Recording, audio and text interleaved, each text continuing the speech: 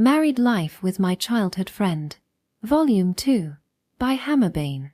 Translated by Yuki Kitsuneko. Audiobook by Masquerade at Masquerade Audiobooks. Prologue. Shukuen. I think I did it. Ha! Yuika's solemn expression caught me off guard, leaving me frozen for a moment. Seriously. You did it, Yuika. Amazing. But soon enough, excitement began to bubble up inside me. I felt like hugging her right then and there, to celebrate the moment. We finally did it. So, how do we deal with this situation now? First, we send the Wyvern squad straight down this route. What? But there's nothing on that path, is there? No, think about it. We always lose when the reinforcements show up late, right? But if we push everything down that path from the beginning, we'll barely make it.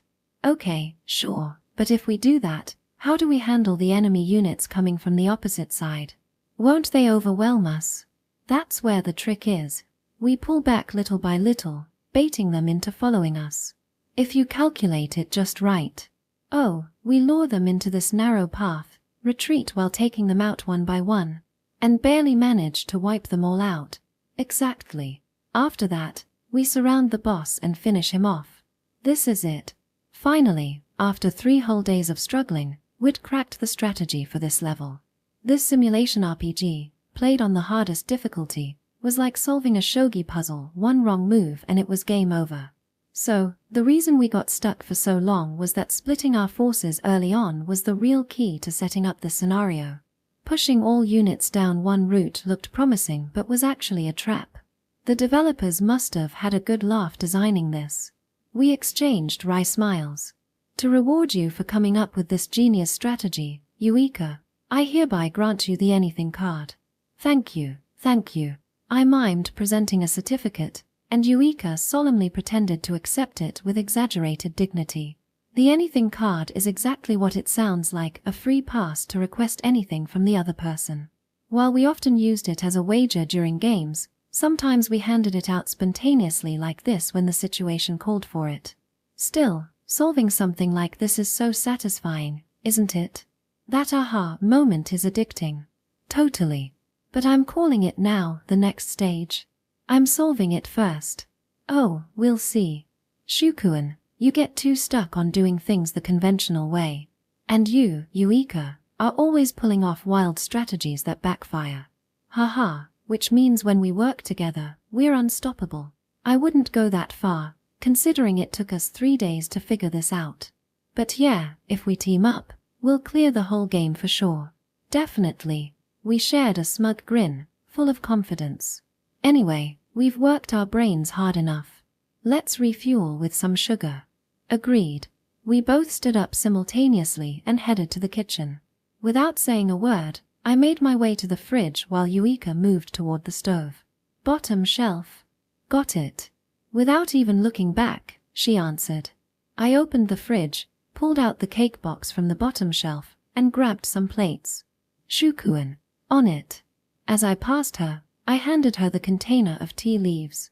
Next, I plated a slice of strawberry shortcake for Yuika and a slice of chocolate cake for myself. While we usually liked the same things, this was one area where our preferences were completely different. It made things easier, no fighting over the last piece. I'll grab the laundry while you finish up here. Thanks. Since making tea would take her a bit longer, I decided to take care of the laundry. This wasn't something we'd formally divided, it just naturally fell into place every time. Section. By the time I returned with the laundry, the tea was ready. Let's eat. We clasped our hands together in thanks and each took a bite of cake. So good. This is exactly what my brain needed after all that thinking. And the tea. It's amazing. I swear, whenever you make it, it tastes completely different. Are you doing something special? Just a little extra care, maybe. I'll teach you sometime. Please do. I feel bad always making you brew it. Fufu, you don't have to worry about that at all. I'm doing this because I want to. As we chatted while eating, the cake disappeared in no time. Alright, let's check if the strategy we came up with actually works. Alright, let's do this. Nodding in agreement, We both wore determined expressions as we resumed the game. Ha! Are you sure about that placement, Shu? Wouldn't it be better to move one space ahead? Nah, given the terrain effects, holding the line here is the best choice. Oh, you've got a point. Wait, seriously? A critical hit here? That's straight into a defeat spiral. Trust the RNG. With this hit rate, there's a chance they'll miss. Yes, they missed. We kept up the lively commentary as we advanced through the game. Hey, no one said the boss had another transformation left. But we can chip away at their health with what we've got left. Hopefully. Oh, move that unit there. Engrossed in the screen, we got increasingly fired up. And finally, yes, our cheers overlapped as we defeated the boss. Nice job. In the end, it was Eureka's strategy that did it. Only because you adjusted to the situation so well, Shu. Sharing smiles, we basked in the victory until I noticed something. ? As I froze, Eureka tilted her head, puzzled. Her face was close. Way too close. While we were pointing at the screen and discussing tactics, Eureka had moved behind me. Before I realized it, she was leaning over me, practically draping herself across my back. What's wrong? At such a close distance that I could feel her breath, Eureka looked utterly unfazed. No, it's nothing. If you say so. Right. Of course. We're just best friends. That's how it is, even after submitting the marriage registration and officially becoming husband and wife. Even with those beautiful, mesmerizing eyes staring at me, even with those soft, cherry-pink lips so close, I can't let myself think anything improper. Get a grip, me. Section. Meanwhile, I was doing my best to keep my expression neutral. No, seriously, how is his face so freaking close? I was losing my mind internally. When did it even get like this? I got so absorbed in the game that I didn't notice how bold I was being. I'm trying so hard to keep from grinning, I'm practically clenching my stomach muscles. Because up close, Shu looks even more handsome than usual. I almost kissed him. On the cheek, sure, but still it was close. That's still in the safe zone, right? He can't know how I feel about him yet. Not now. Shu agreed to this marriage as best friends, nothing more. But if Shu were to make the first move, I wouldn't mind one bit. In fact, in this situation, wouldn't it be fine if he got just a little bold? You know, just a tiny bit of improper thoughts. Wouldn't hurt, right? Chapter 1. What changed? What stayed the same? Can you believe it's already the last day of the semester? It really flew by. On the morning of our final day before summer vacation, I was chopping green onions while Eureka stood beside me, watching over a pot on the stove. Hee hee. A sudden laugh drew my attention, and I glanced over at her. Maybe it felt like it flew by because you had so much fun. Yeah, thanks to someone, it's been more enjoyable than ever. Until last year, school was nothing but a series of monotonous days spent attending classes and avoiding interactions. But now, I have friends Ita and Takahashi-san who I can comfortably hang out with. Just recently, the entire class wished me a happy birthday, and I was able to express my gratitude to them without hesitation. Last year, I would have brushed off such gestures with a cold attitude, if they had even happened. It's all thanks to my best friend who returned from overseas and now stands by my side again. Eureka was the one who bridged those connections with others, and since reuniting with her, I've become noticeably brighter. When I first met her again, thinking she was a childhood friend who'd stayed the same only to find a beautiful woman standing in his place, I had no idea what to expect. Initially, agreeing to this marriage felt like an easy out, a way to avoid marrying a stranger. But now, I can say with confidence that it was the best decision I've ever made. I hope Eureka feels the same way. Hee hee. Eureka let out another soft laugh, this time tinged with a hint of embarrassment. But you know, summer is great because you can always fall back on summer noodles if you can't decide what to eat. Changing the topic so blatantly was probably her way of hiding her embarrassment. I decided not to point it out. They're quick to make, easy to prepare, and perfect for breakfast. Exactly. With the green onions chopped, I reached for some bowls. At the same time, Yuika drained the noodles she'd just boiled. Instead of cooling them, she transferred them directly into the bowls I'd set out. She topped them with bonito flakes and chopped green onions, cracked an egg in the center, and finished with a drizzle of mentsuyu and sesame oil. Tardie. She lifted the finished dish and proudly showed it off to me. Today's special, Kamatama summon, looks great.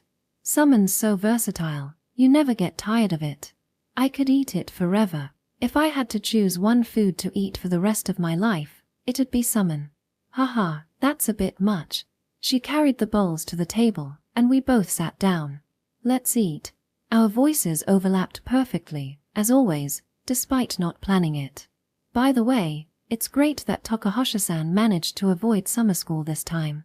Yeah, all those intense study sessions paid off, though Ita, who was supposed to be studying with us, still ended up on the summer school list. Sleeping through study sessions doesn't count as participating, and he made us triple-check that our trip dates didn't overlap with summer school, so he clearly wasn't even trying to avoid it. He's only making things harder for himself later. We chatted about our friends as we slurped our noodles.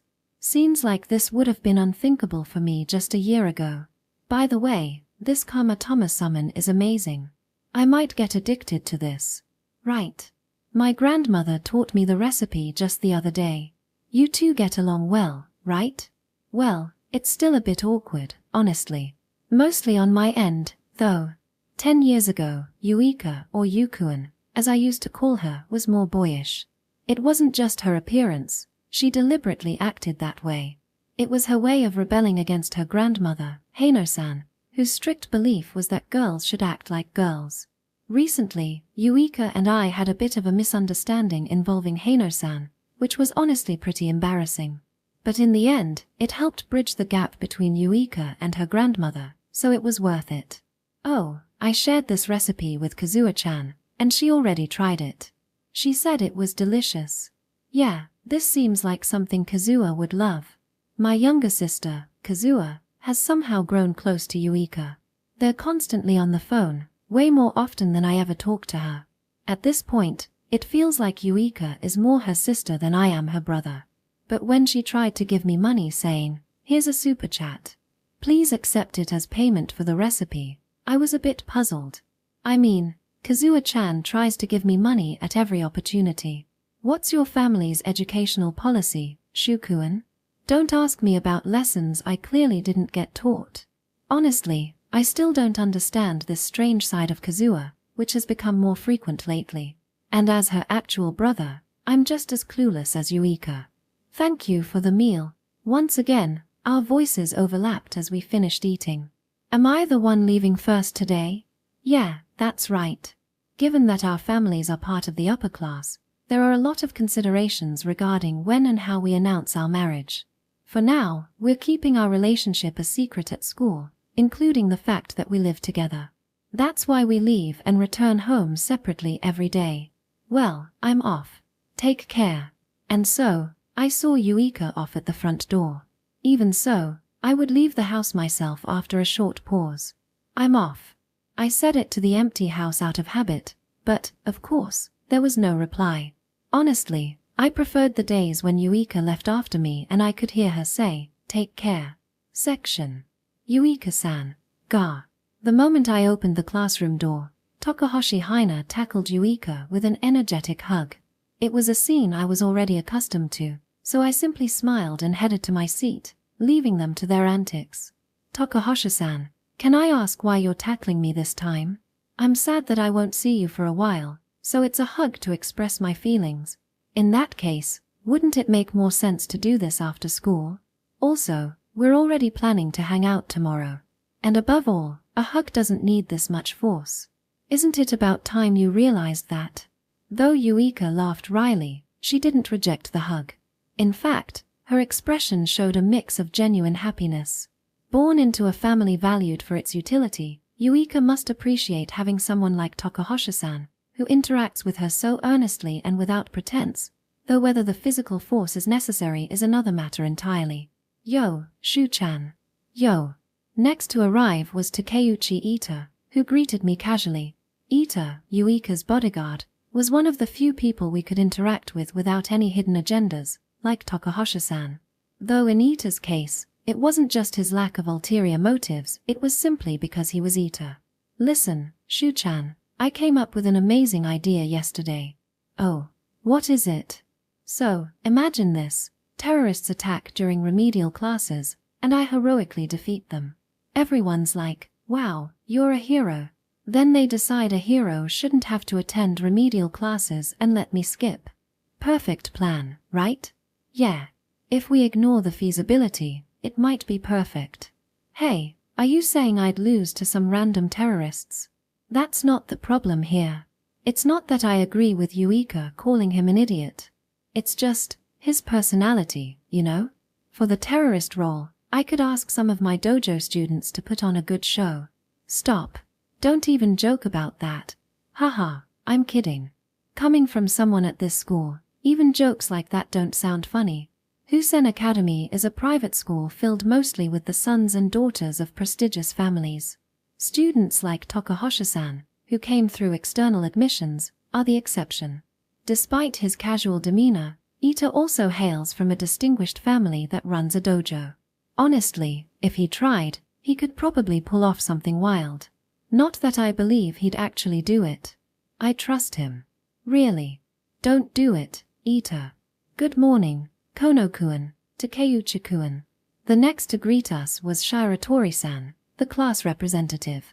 Good morning, Shiratori-san. Morning, Shiratori-chan. You're as cute as ever. Fufu, thank you. I responded politely, while Ita offered a more casual remark. Shiratori-san didn't even flinch at his comment, clearly used to his behavior. By the way, Kono-kun, about your summer courses. Did you already inform the teacher directly? Oh, yeah, I did.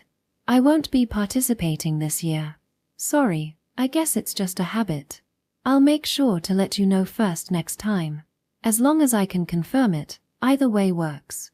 With a smile, Shiratori-san returned to her seat. In the past, my curt responses often made her nervous, but now she could talk to me normally. Thinking back, I genuinely regret how I acted back then.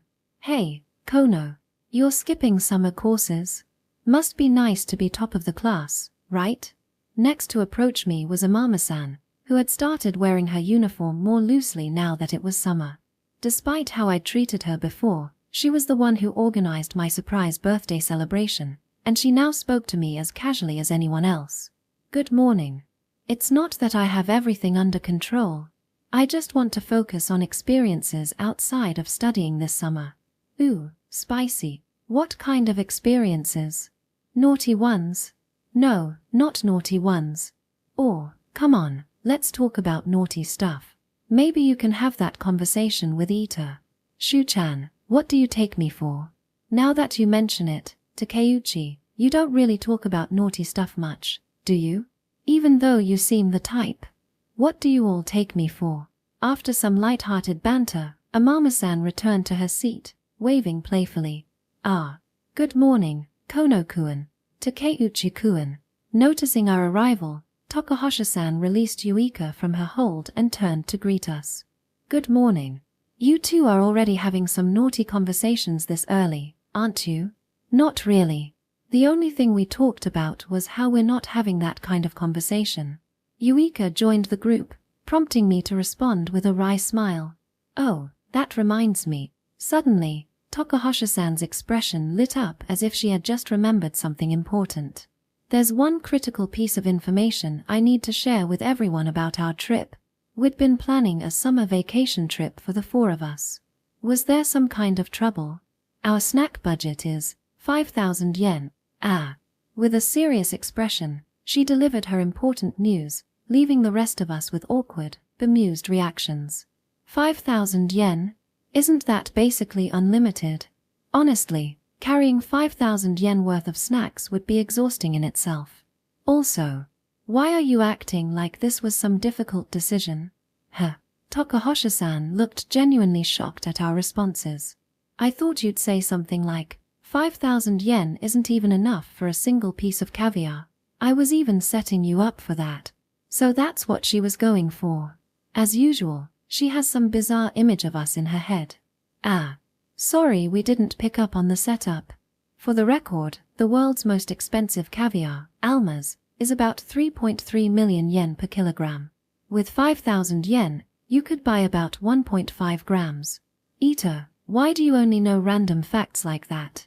And who even eats caviar as a snack? Wait, Kono-kun, you're saying caviar isn't a snack, so it doesn't count toward the budget, is that what you mean? That is absolutely not what I meant. Takahashi-san made a dramatic gesture as if she'd solved some great mystery, so I quickly shut her down. Anyway, that was just a joke. Good. At least she wasn't serious about it, though I'm still unsure where the joke started and ended. So, about the lodge we'll be staying at, I've narrowed it down to 3 options. I wanted to get everyone's opinions. She held out her phone, showing a list of potential lodges. The one closest to the station seems good, doesn't it? Wait a minute. Doesn't that one only have one big shared bedroom? Hehe, I thought a group sleepover might be fun. Foo-foo, it does sound like it could be enjoyable. Yeah, no. That's a terrible idea. As we continued to chat and laugh about our trip plans, I couldn't help but feel a sense of wonder. Talking so openly about things like this with friends. It's amazing how much I've changed. Section. Finally done with school for the term. Back home after the end of term ceremony, Yuika had changed out of her uniform and was now sitting beside me on the living room sofa, her usual spot, wearing a contented smile. I don't hate school or anything, but summer vacation just feels so freeing. Yeah, it really does.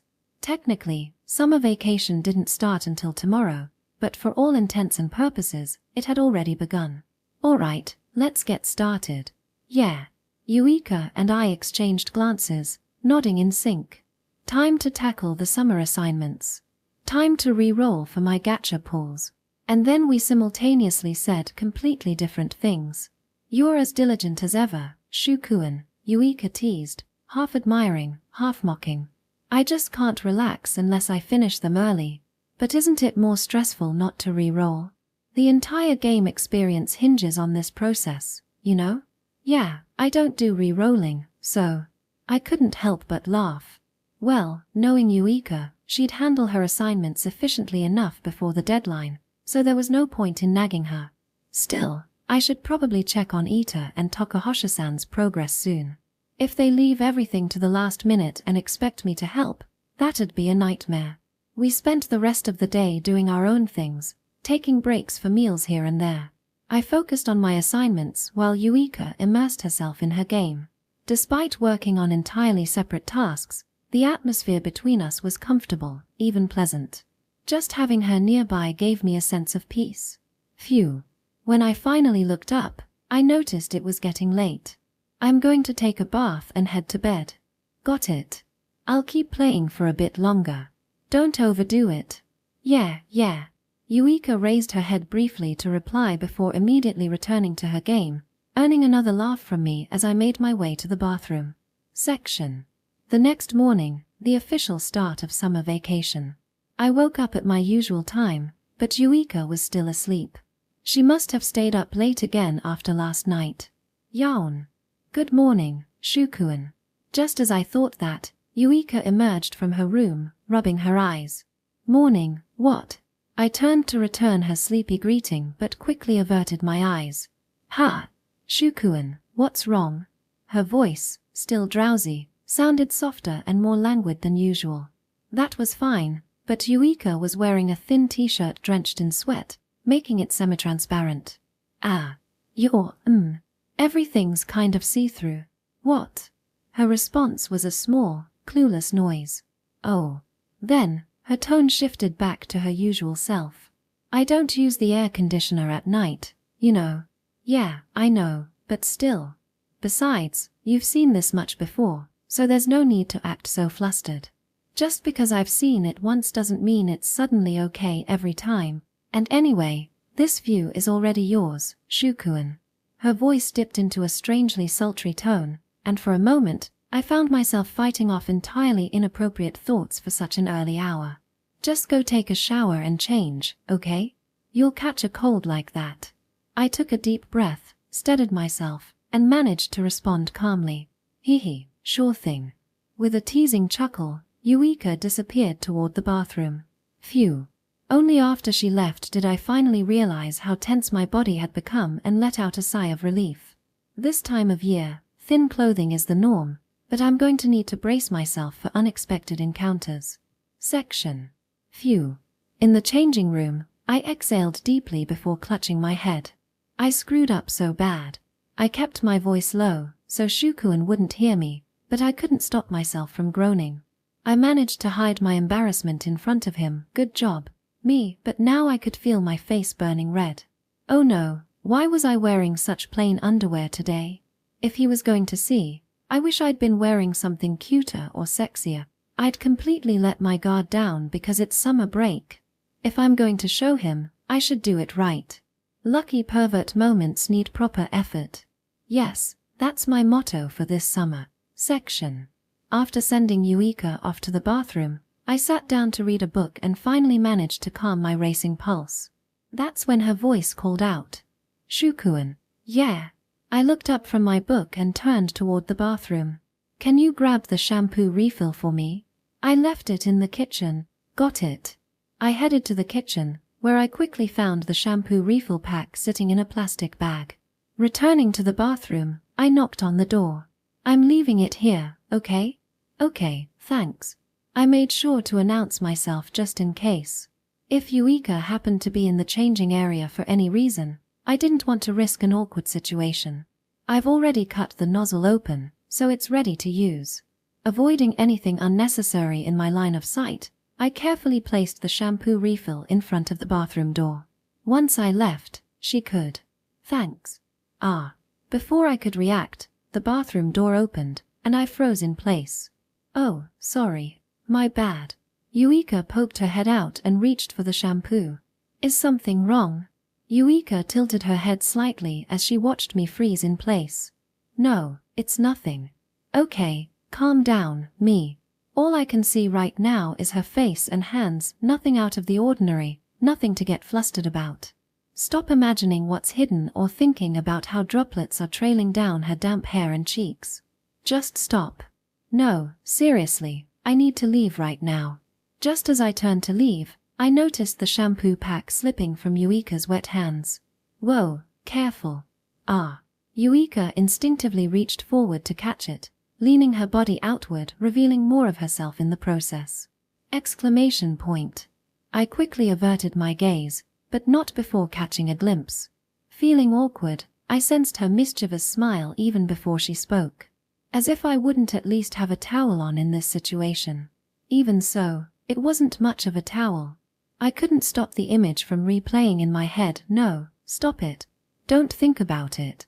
Sorry if I didn't meet your expectations, she teased. I wasn't expecting anything. I blurted, feeling like I was digging myself deeper with every word. Anyway, I'll be going now.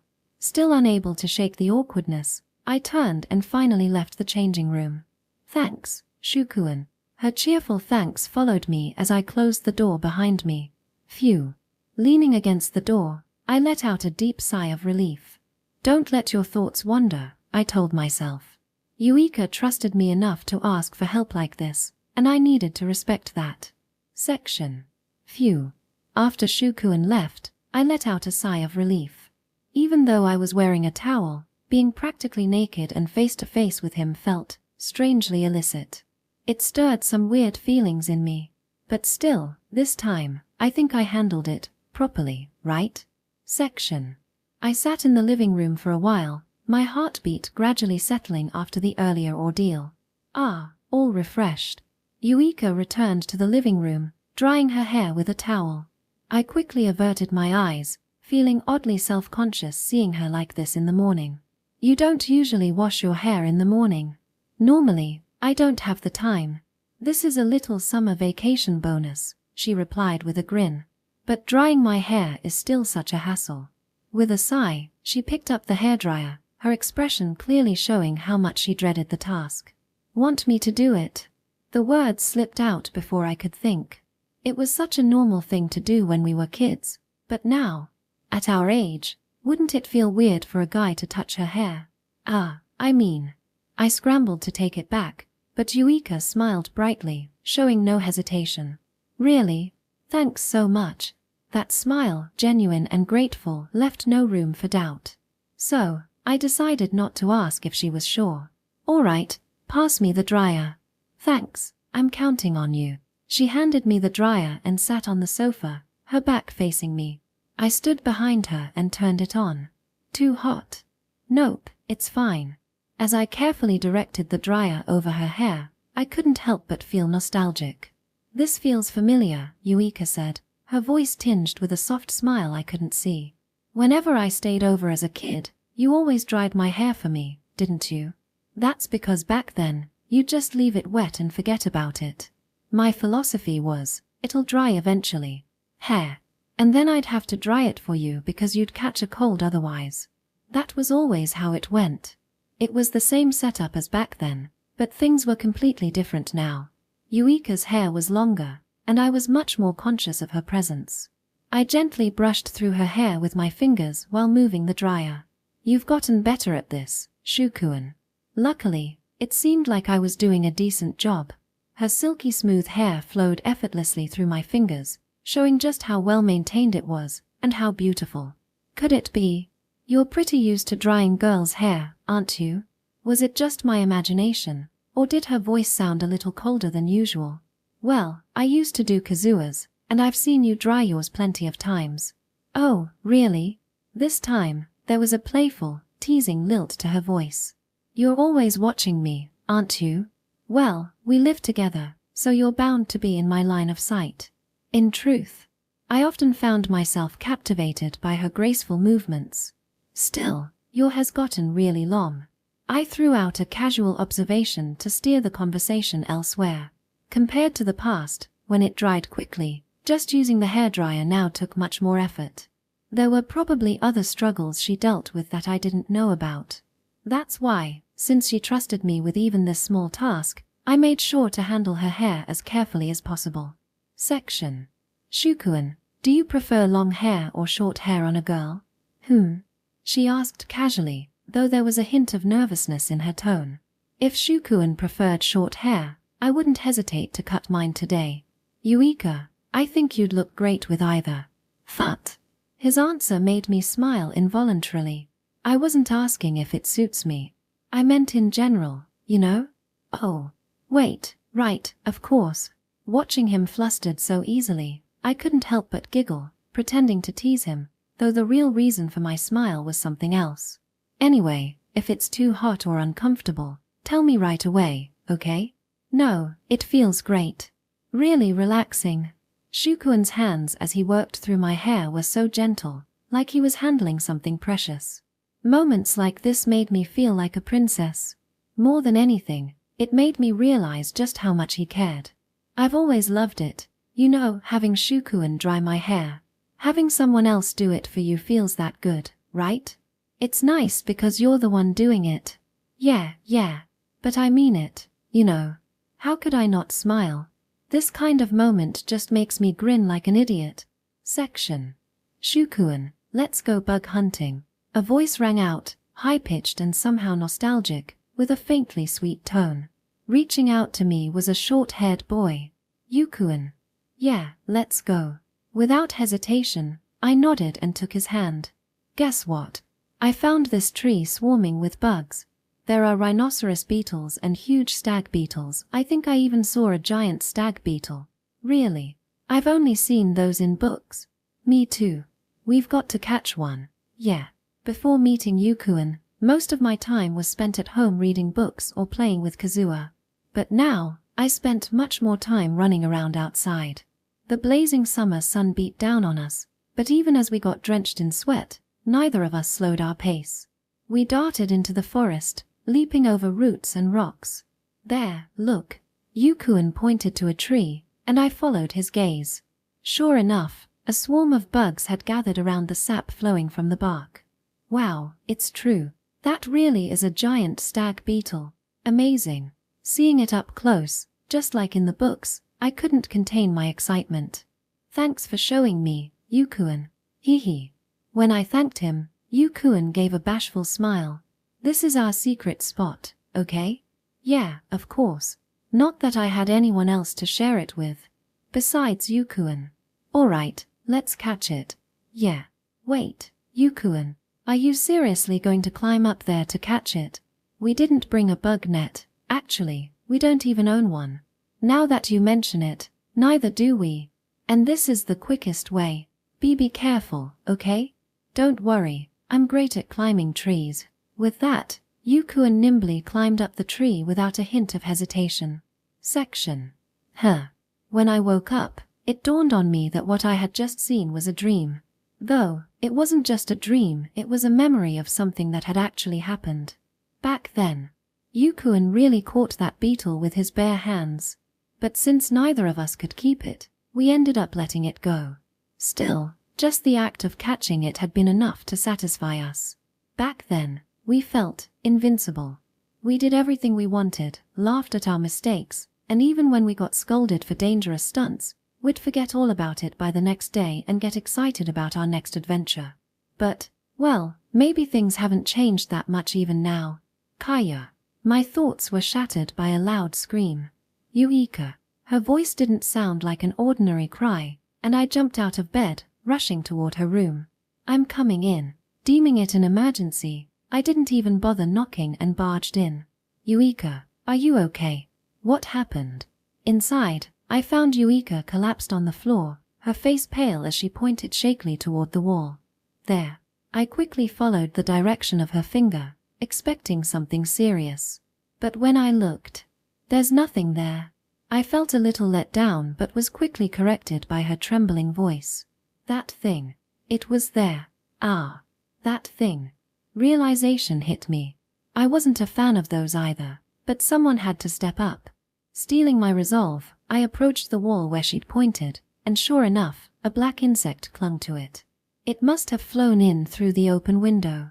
It's just a stag beetle. Relieved, I let out a breath I didn't realize I was holding. Sitting on the wall was what appeared to be a small stag beetle, likely drawn by the lights. Wait, a stag beetle? Eureka blinked, her tear-filled eyes wide as she peeked out from behind me to confirm. Ah, you're right. I only saw it for a second and panicked when I saw something dark. She let out a deep sigh of relief and visibly relaxed. I don't mind stag beetles, but when it's that thing, I completely lose it. I wonder why. Probably the speed. Even when they're not moving, they just give you the creeps. At my comment, Eureka suddenly stopped, her expression shifting as if she just realized something. Wait. Shukuan, you're scared of those too? Isn't it more uncommon to find someone who isn't? Maybe, but you still stepped up to handle it for me. She smiled softly, her expression warm and grateful. Well, someone has to deal with it. Fufu, I see. Thank you, Shukuan. Seeing through my nonchalant tone, Eureka's grin widened as she nodded happily. But if it's just a stag beetle, I can handle it. Without hesitation, she approached the wall, reached out, and swiftly caught the beetle in her hand. Most girls wouldn't even go near a bug, but she seemed perfectly fine with it. Maybe the beetle we let go back then came back to thank us. That one was a giant stag beetle, and besides, we were the ones who caught it in the first place. Fufu, true. Joking with her like this, I realized how naturally we shared these memories. It was comforting, a connection I'd only experienced with family before. All right, off you go. No more sneaking inside. Eureka released the beetle out the window, and it spread its wings, disappearing into the blue sky. You're still a pro at handling beetles. Hey, it's one of those skills you never forget, right? She struck a playful pose, flexing her arm like a kid showing off muscles. Even though she'd grown into a stunning woman, the mischievous smile she flashed reminded me so much of Yukuan that I couldn't help but smile. Section. That night. Oh, let's watch this one. Doesn't it look fun? Tonight was movie night, and I'd left the movie selection to Eureka. Looking at the title Eureka picked from the streaming services list, I couldn't help but let out a hesitant sound. Not your thing. It's not that. But are you sure about this? What do you mean? Eureka tilted her head curiously at my question. That one, it's got a super comedic title and cover, But I heard it's actually a pretty intense horror movie. Oh, really? Ha! She seemed totally unfazed. What's wrong? She asked, chuckling softly at my confusion. I thought you didn't like horror movies, Eureka. Haha, how old is that info? I'm fine with them now. Actually, they might even be my favorite genre. Really? People do change, huh? I found myself reflecting. As a kid, Eureka absolutely couldn't handle anything remotely scary. I still remember how just watching a spooky TV show would have you begging me to go to the bathroom with you, half crying. No digging up embarrassing memories. Her cheeks flushed as she gave my shoulder a light smack. Anyway, let's just watch it already. Yeah. With the mood back to normal, I settled in, and we started the movie. Ha ha ha. This is hilarious. Wait, is this really supposed to be horror? The movie began just as the cover suggested, with a light-hearted, comedic tone that had Eureka laughing non-stop. But as the story progressed, shadowy figures began creeping into the background, and the overall tone grew darker and eerier. Hi. Hearing the faint noise, I glanced over at Eureka. She was staring at the screen with a blank expression. You okay? Noticing my gaze, she turned to me, tilting her head. Yeah, why? No reason. All right then. Shrugging it off, I returned my focus to the movie. Eureka did the same, but her gaze stayed locked on the screen. The tension ramped up. The main character's surroundings grew increasingly oppressive, and then, for just a brief moment, the sinister shadow of a grinning child appeared on screen. Pian. Once again, a strange sound from my side pulled my attention away. I turned to see Eureka still staring at the screen, her expression neutral. I had a hunch but decided to let things play out a little longer. The movie reached a quiet scene, the kind that screamed, "Something's coming." I held my breath, bracing myself for the scare when... Thud. Kaya. Whoa. Something fell behind us, and Eureka screamed at the top of her lungs, nearly making me scream in response. There's something there. Something's there. Something's there-y. Half crying, Eureka buried her face in my arm while pointing shakily behind us. I quickly paused the movie and turned to check the source of the noise. Calm down. It's just a tissue box that fell. Look, it was sitting at the edge of the table. Really? No ghosts? Eureka looked up at me, her teary eyes wide with fear. Honestly, she looked so vulnerable it was kind of adorable. No ghosts. Nope, no ghosts here. Her reaction even had me unconsciously slipping into a gentle, soothing tone, like I was talking to a child. Really?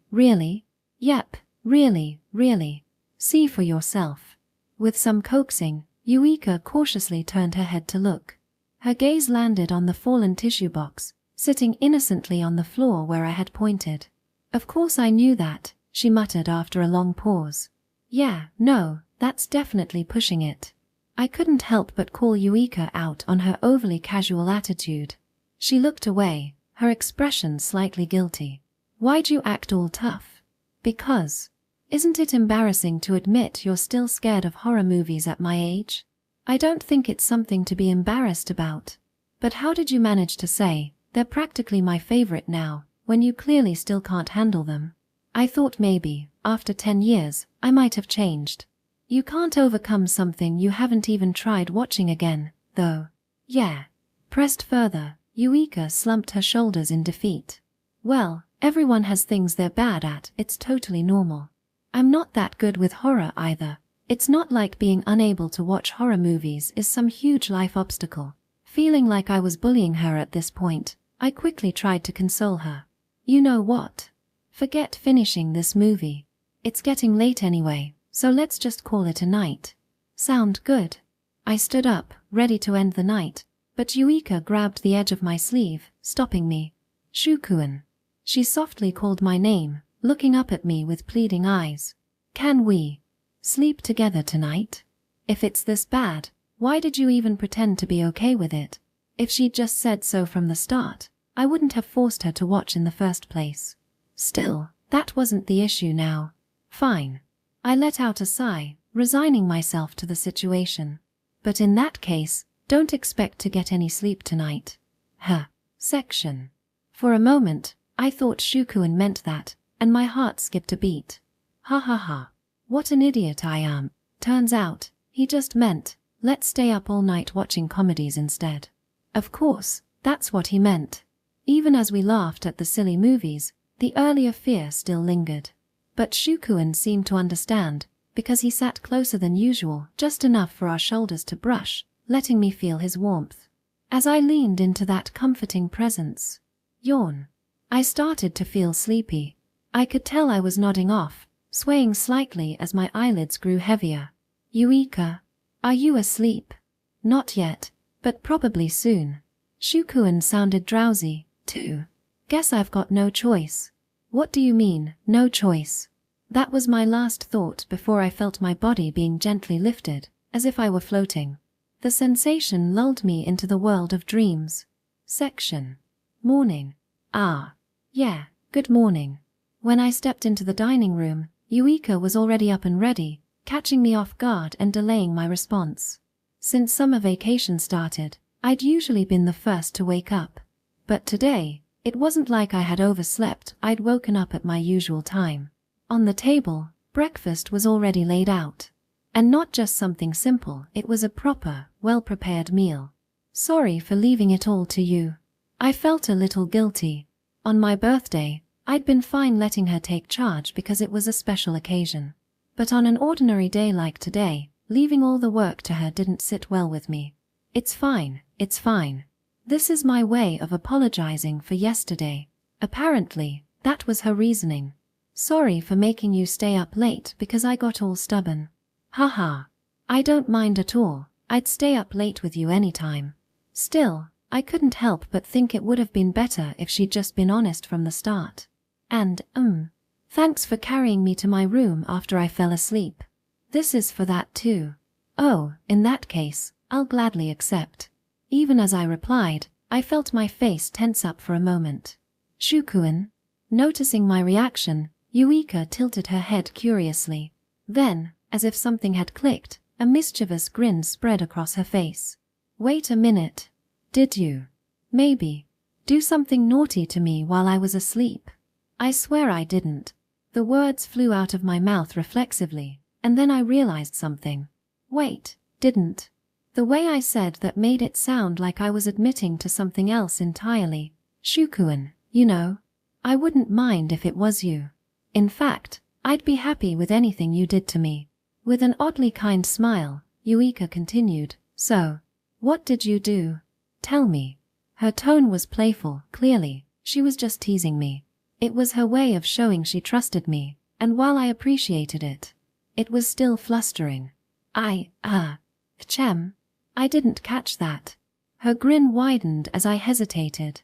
I knew I couldn't avoid answering. May have.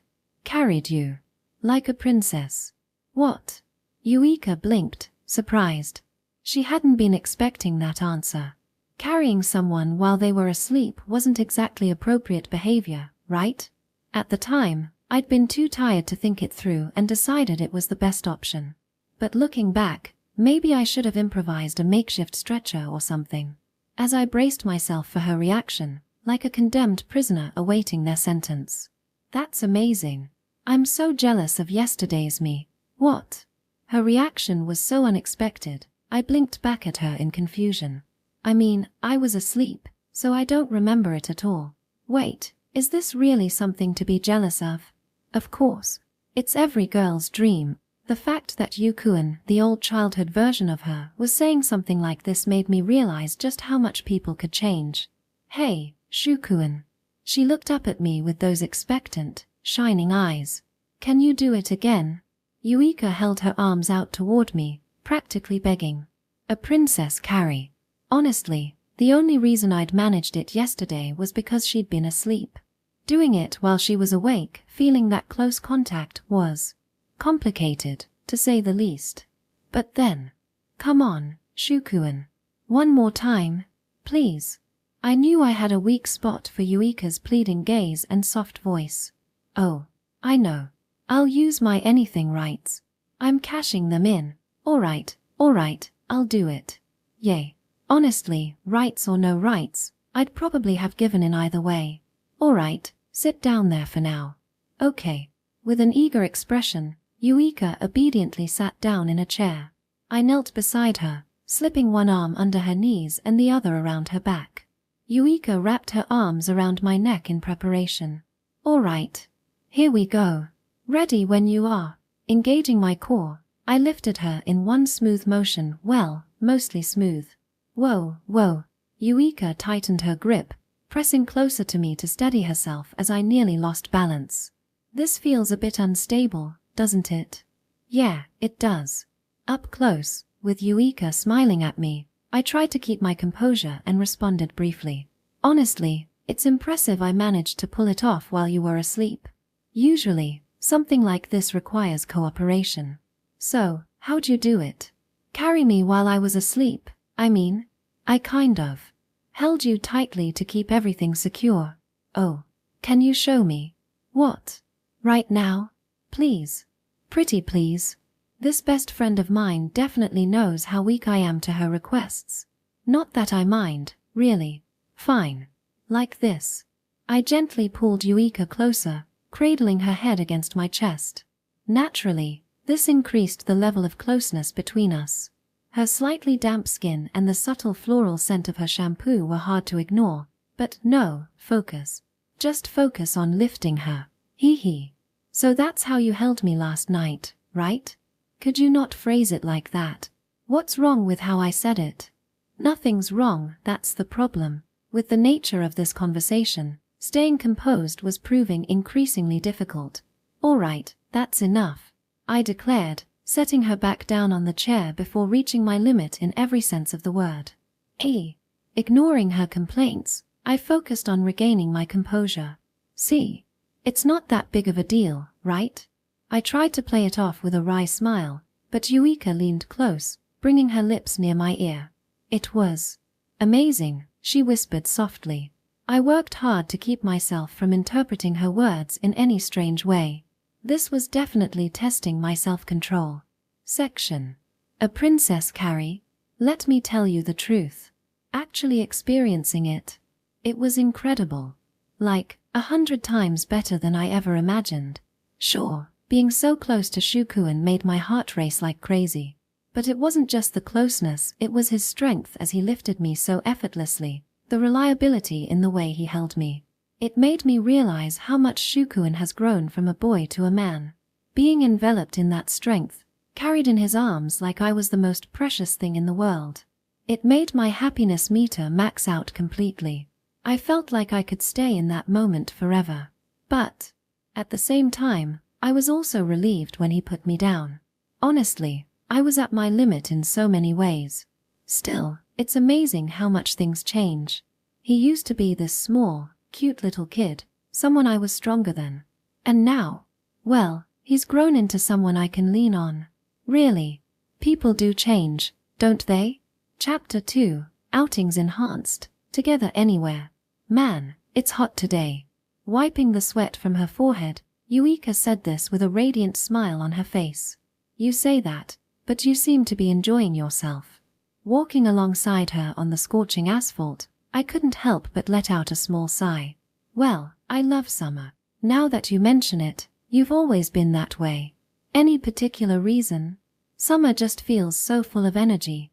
Don't you think it's like the whole world is shouting, I'm alive? Yeah, I kind of get what you mean. Take, for example, the constant hum of cicadas in the background, the sunflowers blooming proudly under the bright sun, or the lush green leaves of the trees lining the streets. Compared to winter, this lively, vibrant scenery felt like a celebration of life's energy. It didn't make the heat any less oppressive, but I could see how it might feel invigorating. I had to admit, Yuika's positive perspective was something I could stand to emulate. Wait, isn't the library that way? She asked as we approached an intersection, noticing that we were heading in different directions. Oh, I didn't mention it. The library moved. Really? I didn't know that. Today's destination was the library. With summer's oppressive heat making it easy to stay cooped up in air-conditioned rooms, we'd decided to make a conscious effort to go outside. The library was a safe choice if someone saw us there together. We could easily brush it off as a chance encounter. After some light chatter along the way, we arrived in front of the new library building. Whoa, it's huge. Not all of it's the library, though. As we stepped inside, a cool breeze greeted us, prompting an involuntary ah from both of us. It's so nice and cool. Yuika narrowed her eyes contentedly, a drop of sweat sliding down her cheek and disappearing into the neckline of her shirt. Feeling like I'd seen something I shouldn't have, I quickly averted my eyes. Chem? What's wrong? And nothing. Look, the library's this way. To distract her and myself, I quickened my pace toward the book section. I love the smell of libraries. Yeah, it's different from a bookstore. It's calming. And the sight of all these books. I just love it. Totally. Seeing rows and rows of books makes you want to dive right in. Whispering in low voices, Yuika and I strolled leisurely through the library together.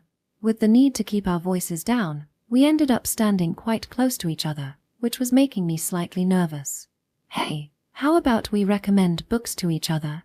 Sounds good to me. I smiled and nodded. Yuika's recommendations would definitely be trustworthy, and I was curious about what she'd pick for me. Let's make it a contest. Whoever finds the better recommendation wins. And how exactly are we supposed to judge that? I chuckled wryly at her playful challenge. Alright then, once you've got your pick, meet me at the sofa by the counter. Got it. We nodded to each other and headed off in opposite directions. Now, what to choose? I already owned most of the books I'd typically recommend, but picking from an unfamiliar genre didn't feel right either. As I wandered aimlessly through the library, just browsing felt oddly fun. After circling the library, I finally spotted a shelf with a promising selection. Reaching for the book I had in mind. Someone else reached for it at the exact same moment, and our hands brushed against each other. So, we both started to apologize but trailed off at the same time. Yuika, Shukuen. Turns out, we'd both been so focused on our thoughts that we didn't notice each other until now. Looks like we ended up in the same place. Yeah. Yuika gave me a sheepish smile, and I responded with a wry grin. Thinking about it, this was almost inevitable. If we trusted each other's taste enough to look forward to recommendations, it made sense that our preferences would overlap. Alright, how about this? Let's specify genres for each other to pick from. Good idea. This time, Yuika nodded at my suggestion. I think I'm in the mood for a mystery. Got it. For me.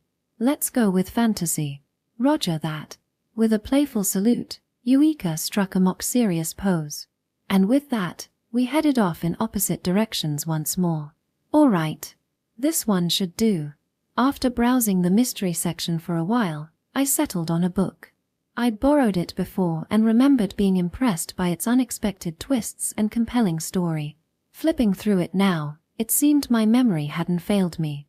Satisfied with my choice, I nodded to myself and started toward the meeting spot, the sofa near the counter.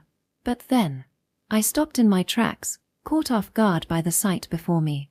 Yuika was selecting a book. That was all. Just Yuika, standing there, picking a book. But the way the light from the window framed her figure, her expression focused as her eyes scanned the pages, it was captivating, almost like a painting. Before I realized it, I found myself staring. Sensing my gaze, Yuika glanced up and tilted her head in curiosity. Then, still holding the book in her hand, she walked over to me. Why are you just standing there like that? Smiling teasingly, Yuika leaned in close and whispered. I tried to steady my nerves by taking a slightly deeper breath. Was that the scent of her perfume? It had a subtle, sweet freshness to it that only made me feel more flustered. No, I was just wondering if that's the book you're recommending. Of course, I couldn't say what I was really thinking, so I dodged the question with a half-truth. Oh, really? Yuika fixed her gaze on me, and it felt like she could see straight into my soul. Section. Something about Shukuen feels off. He's definitely hiding something. Why would he stop and space out like that? Maybe. Could it be that he was mesmerized by me? Hey, just kidding. I'm not that full of myself. So, this is my recommendation, I said, holding up the book. It's a bit on the long side, but the writing style is light and witty. I think you'll breeze right through it, Shukuen. It's classic fantasy, but with lots of comedic twists. Well, now I'm looking forward to it. As I leaned in to whisper my explanation, it meant Shukuen leaned in close too, whispering in return. Is that your pick? Yeah. But the content? You'll just have to read to find out. Hey, you remembered that I like reading mysteries with no prior hints. Of course. Every time Shukuen's voice tickled my ear, I felt a strange, pleasant shiver run down my spine. It was hard to even focus on the conversation. Maybe it's because of the heat or the sweat glistening on his skin, but his scent felt sharper than usual, making it even harder to keep my composure. It was like my senses were betraying me. Everything about him felt overwhelmingly distracting. Section. After exchanging recommendations, we borrowed the books and headed home. As soon as we got back, we settled side by side on the living room sofa and began reading. The sound of flipping pages and the faint buzz of the city outside, filtered through the screen door, created the perfect atmosphere for concentration. Ah! From beside me came the sound of a book snapping shut and a satisfied sigh. Just that was enough to tell me that Yuika had enjoyed my recommendation. Of course, I was thoroughly enjoying the book she'd suggested. It was a solid fantasy with witty banter between the characters that made me laugh out loud. Yet it also had its serious moments, with thrilling, intense scenes. As expected of Yuika, her choice was spot on. Though, it was quite thick, so I still had a ways to go before finishing it. Fwa. Yuika, who'd been fiddling with her phone for a while, let out a small yawn and began nodding off. Out of the corner of my eye, I saw her head slowly dipping forward. Whoa, careful. She nearly toppled to the other side, but I quickly reached out to steady her, slipping an arm around her shoulder. Stirring slightly, Yuika then tilted in the opposite direction, her head gently coming to rest on my shoulder. It was safer this way, so I let her stay like that, though the close proximity made me a bit tense. As I gazed at her sleeping face, a quiet laugh escaped me. Her features were, of course, those of a beautiful young woman. But while she was asleep, her expression was so innocent and childlike it reminded me of Yukuen from our younger days. Looking at her like this, I didn't feel quite as nervous anymore. Section. Snap. The sound of a book closing nearby stirred me from my sleep. Fnaya. Letting out a strange noise, I opened my eyes and realized I'd dozed off. But this wasn't my bed. Where was I? Good morning. Ha! A familiar voice, closer than I expected, caught my attention. I turned toward it and froze. What? Shukuen's face was right there, causing me to let out another odd sound as I jerked backward. Whoa, careful. Just as I was about to slip off the sofa, Shukuen caught me by the shoulder and steadied me. Thank you. I appreciated it, but waking up to this kind of closeness right off the bat was way too much for my heart to handle. Wait. Did I fall asleep leaning on him? Sorry. My shoulder must have been in your way. No, not at all. Actually. Shukuen grinned mischievously. Getting to see such a cute sleeping face up close was a treat. What? Shukuen usually lands critical hits unintentionally, but this time, he was clearly aiming for one. Wait. Did I talk in my sleep? Was there drool? I just told myself to be more careful, and now this. Section. Today's outing was a trip to a shopping mall a bit farther away. Hey, how about this? It suits you. Yuika held up a piece of hiking gear to her body, showing it to me with an expectant look. I smiled as I responded honestly. It really did suit her. But still. Isn't it a bit too heavy-duty? We're just doing a casual hike, not scaling a mountain. No way. You can't take hiking lightly. You have to be prepared for anything. Well, I can't argue with that. We were here to shop for an upcoming trip with Ita and Takahashi-san. Yuika, clearly excited about the trip, was even more enthusiastic than usual. Oh, and we'll need hats too, right? Which one do you think is better, this one or this one? For your hair color, I think this one would look great. Alright, then I'll go with this. Oh, how about this? Why don't you get the same hat in a different color? We can do matching outfits. Well, this design is subtle enough that we could just say it's a coincidence if anyone asks. Then it's decided. Can we check out backpacks next? I just realized I don't have one. Got it. And honestly, I needed to keep that mindset for myself as well. After all, the last time I went on a trip with anyone outside of my family was during the school trips in elementary and junior high. Back then, I tried to keep as low a profile as possible, staying out of my group's way. But now, going on a trip with friends was something I hadn't even dared to imagine. Apparently, I was looking forward to it more than I realized. Section. Hee. Chem. What's so funny? Shukuin gave me a puzzled look as I giggled to myself. Oh, nothing. That's the classic definitely something kind of answer. Well then, let's call it a maiden secret. Haha, fair enough. The real reason I laughed. I just felt incredibly happy. Today, Shukuin was clearly giddy with excitement, and it was adorable. Most of all, I could tell that part of the reason for his mood was how much he was looking forward to this trip with friends. Knowing that just made me happier. And then, section. Chem. Yuika suddenly stiffened, her expression freezing, before she swiftly ducked into the space beneath a display shelf. What's going on? I wondered until I heard the answer. Oh, Kono-kun, Takahashi-san called out, cheerful as always. So, Kono-kun is preparing for the trip too, right? Yeah, that's right. You too. Of course. Apparently, Yuika had spotted Takahashi-san first and was reflexively hidden. Good call.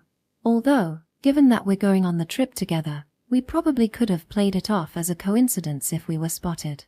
After all, Takahashi-san and I had just bumped into each other like this by chance. Still, since Yuika was hiding now, getting caught would make things unnecessarily complicated. By the way, Takahashi-san, can I ask your opinion on something? Oh, seeking the wisdom of a commoner, are we? Not exactly. I'm just wondering what's the ideal size for a backpack. The ones here range a lot in size, and I'm a bit lost. Ah, that's easy.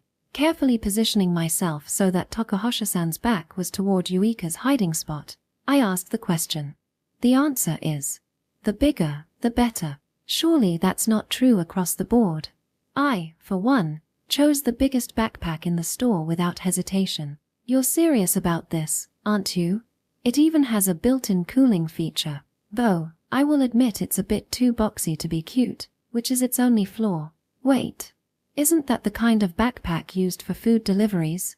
While the conversation meandered, I managed to keep Takahashi-san's attention away from Yuika. With any luck, she wouldn't suddenly turn around. Oh, that reminds me. And then she turned around. Speaking of hiking, sunglasses are a must. The higher the altitude, the stronger the UV rays. Plus, you'll need them to combat the glare off snowy surfaces. She walked straight toward the shelf where Yuika was hiding. We're going to a gentle summer hike, not scaling snowy peaks. On the bright side, the angle at which Takahashi-san approached made it less likely she'd spot Yuika. As I glanced to check on Yuika, however, I couldn't hold back a laugh. Yuika had put on a pair of sunglasses from the display and was mimicking Soto-sensei, our civics teacher, by adjusting them in the same exaggerated manner he often did. The resemblance was uncanny, and I couldn't help but chuckle. What's so funny, Kono-kun? Takahashi-san looked at me curiously, while Yuika shot me a mischievous grin. Oh, sometimes you just feel like laughing out loud. Ah, so there are moments when even someone like Kono-kun can't hold back a high-class laugh? Something like that, yeah. I wasn't sure what someone like Kono-kun meant, but I decided to roll with it. Is that so? Makes sense. Thankfully, Takahashi-san accepted my excuse without further question. This time, her strange perception of me worked in my favor. As expected of Kono-kun, ranked first in the most likely to laugh grandly for no reason category, I ranked first in that kind of ranking. Well, technically, it only existed in my imagination until today. But after seeing your performance, I officially created the people most likely to laugh grandly ranking, and you debuted at the top. Congratulations, Kono-kun. Thanks, I guess. Oh, Did I hear another laugh just now? Was it trying to escape? Is grand laughing like sneezing for upper-class people? Ah, sure, something like that. Fascinating. The physiology of the elite is so mysterious. Sorry, everyone at school. I might be spreading new misunderstandings about myself as we speak. But I've been desperately holding back laughter while Yuika keeps doing ridiculously accurate impressions of our teachers. Let it be known that the true culprit here is none other than Karasuma Yuika. Well then, I'll leave you to your high-class laughter, Kono-kun. I wouldn't want to intrude. See you on the trip. I barely resisted the urge to retort, "You're welcome to interrupt." Instead, I smiled and waved her off. Yeah, I'm looking forward to it. Me too. With a cheerful wave, Takahashi-san walked away. It seemed she had no real purpose in this section and had just stopped to greet me. Phew. After watching her disappear into the distance, I let out a long sigh. Hehe, looks like we dodged a bullet, Yuika said as she emerged from hiding, a mischievous smile on her face. Do you want to get caught or not? Make up your mind. Honestly, if it had been anyone but Takahashi-san, your hiding spot would have been completely obvious. Well, I panicked and hid at first, but honestly, I wouldn't mind if Takahashi-san found out. Yeah, I guess I wouldn't either. Despite her carefree tone, I knew Yuika had thought this through. Takahashi-san wasn't the type to gossip or spill secrets. If anything, she'd just accept it with her usual "oh, so that's how it is for the upper class" attitude. Anyway, we weren't discovered this time, so let's leave it for now. You mean leave the store? What if we bump into her again? Well, in that case, it is what it is. But since we don't want to interrupt her shopping, let's finish up here and move on to the other part of our travel prep. The other part, preparing for the trip that was just for us. Let's go check out swimwear section. What do you think? Which one suits me better? Yuika held up 2 swimsuits, one in each hand. On her right was a sleek 2-piece tankini, and on her left was a cute 1-piece swimsuit. Both would suit her, but given how mature she looked, the tankini seemed more fitting. Still, when I pictured myself seeing her in it, my thoughts leaned in a safer direction. This one, I said, pointing to the 1-piece. Oh, really? Interesting choice, she said with a sly smile. And then, to my surprise, she returned the 1-piece to the rack and headed for the fitting room with the tankini in hand. Wait. Why ask my opinion, then? Section. When I held up both swimsuits earlier, I saw how Shukuin's eyes were instinctively drawn to the tankini in my right hand. So, he likes the bolder look. He could have just said so. He's so not honest sometimes. Section. While waiting outside the fitting room, I found myself uncharacteristically restless. I've seen Yuika in revealing clothes before, sure, but those moments were fleeting, or dimly lit, or I looked away. This time, I was going to see her clearly, and that thought was distracting. Deep breath. Stay calm. Tada. Right then, the curtain opened. And I made a rookie mistake. Hey, look. Does it suit me? Because of the slight platform in the fitting room, the usual height difference between us had been flipped. Out of habit, I looked where her face normally would be and found myself staring directly at her cleavage instead. Yuika really does hide her figure well in clothes, right? Foo-foo. Shukuin, you're such a perv. Without looking, I knew she was smirking at me with that teasing grin of hers. Sorry. Realizing my mistake, I quickly apologized and stepped back. You don't have to apologize, you know? I mean, I'm the one who asked you to look. Yeah, but still, that was rude of me. Anyway, what do you think of the swimsuit? I forced myself to refocus and glanced at Yuika again, now standing in the sleek black and white tankini. Yeah, it looks great on you.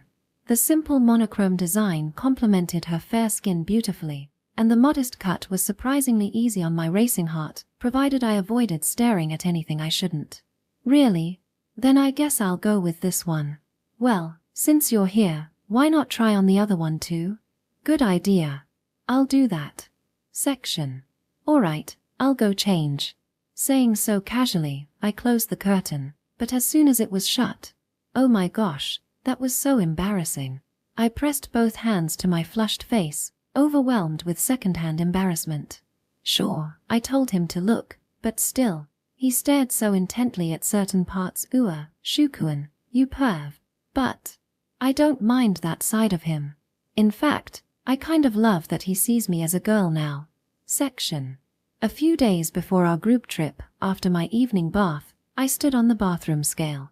What? Seeing the numbers, I couldn't suppress my small yelp. This isn't good. And thus, I resolved to make a change. Section. I've decided to start dieting. Wait, isn't that supposed to be my line? Hearing Shukuen's declaration, I couldn't help but laugh a little. I mean, I don't want to gain weight either, but isn't this kind of role reversal a bit unusual? Alright, but for the record, you don't look like you've gained weight at all. The numbers don't lie. It's clear as day. Yep, that's so like you. Shukuen's serious tone made me chuckle again. So, you've gained a little weight, haven't you? Why do you look happy about that? Yeah, I guess I'm a little happy. Eureka, are you into chubby guys? Haha, no, that's not it. Of course, I'd still love him even if he gained a ton of weight. It just means you've been enjoying my cooking, doesn't it? Haha, I guess so. When I smiled, Shukuen smiled back. Still, keep the meal portions the same, alright? So you'll just exercise more? Starting tomorrow morning, I'll begin jogging. Oh, can I join you? Of course. I'd love the company. Hee hee. Jogging together? Doesn't that sound super married couple-ish? Section. And so, the next morning, Eureka and I went jogging in matching tracksuits along an empty road. Jogging at sunrise feels so refreshing. Yeah, it really wakes you up. Oh, I didn't know there was a used bookstore here. I always turn the corner before reaching this street. Yeah, even in familiar neighborhoods, there are plenty of places you never explore. Jogging while chatting like this felt like no chore at all. Spending a laid-back day at home is nice, but being out and active with Eureka made everything more enjoyable. Around that corner. Oh, a kitty. Alright, go right. My words were cut off by Eureka's excited voice. On the left side of the intersection, the direction Eureka was pointing, a chubby calico cat sat perched on a wall. Its eyes were almost closed, clearly enjoying a relaxed sunbath. Kitty, kitty, kitty kitty cat-chan.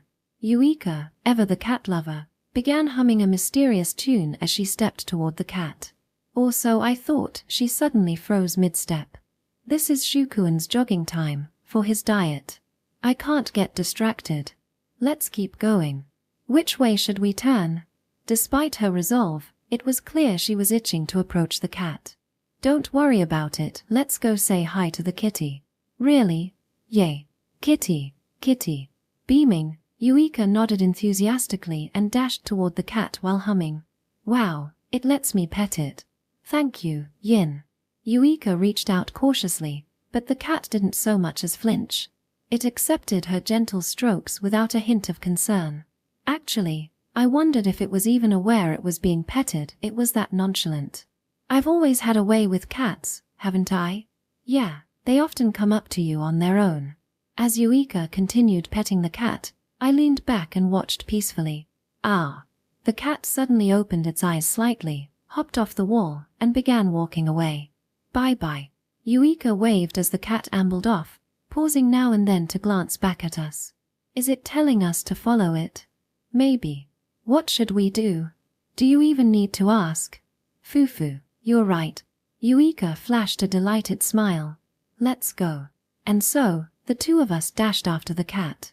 With such an intriguing development, there was no way we'd pass it up.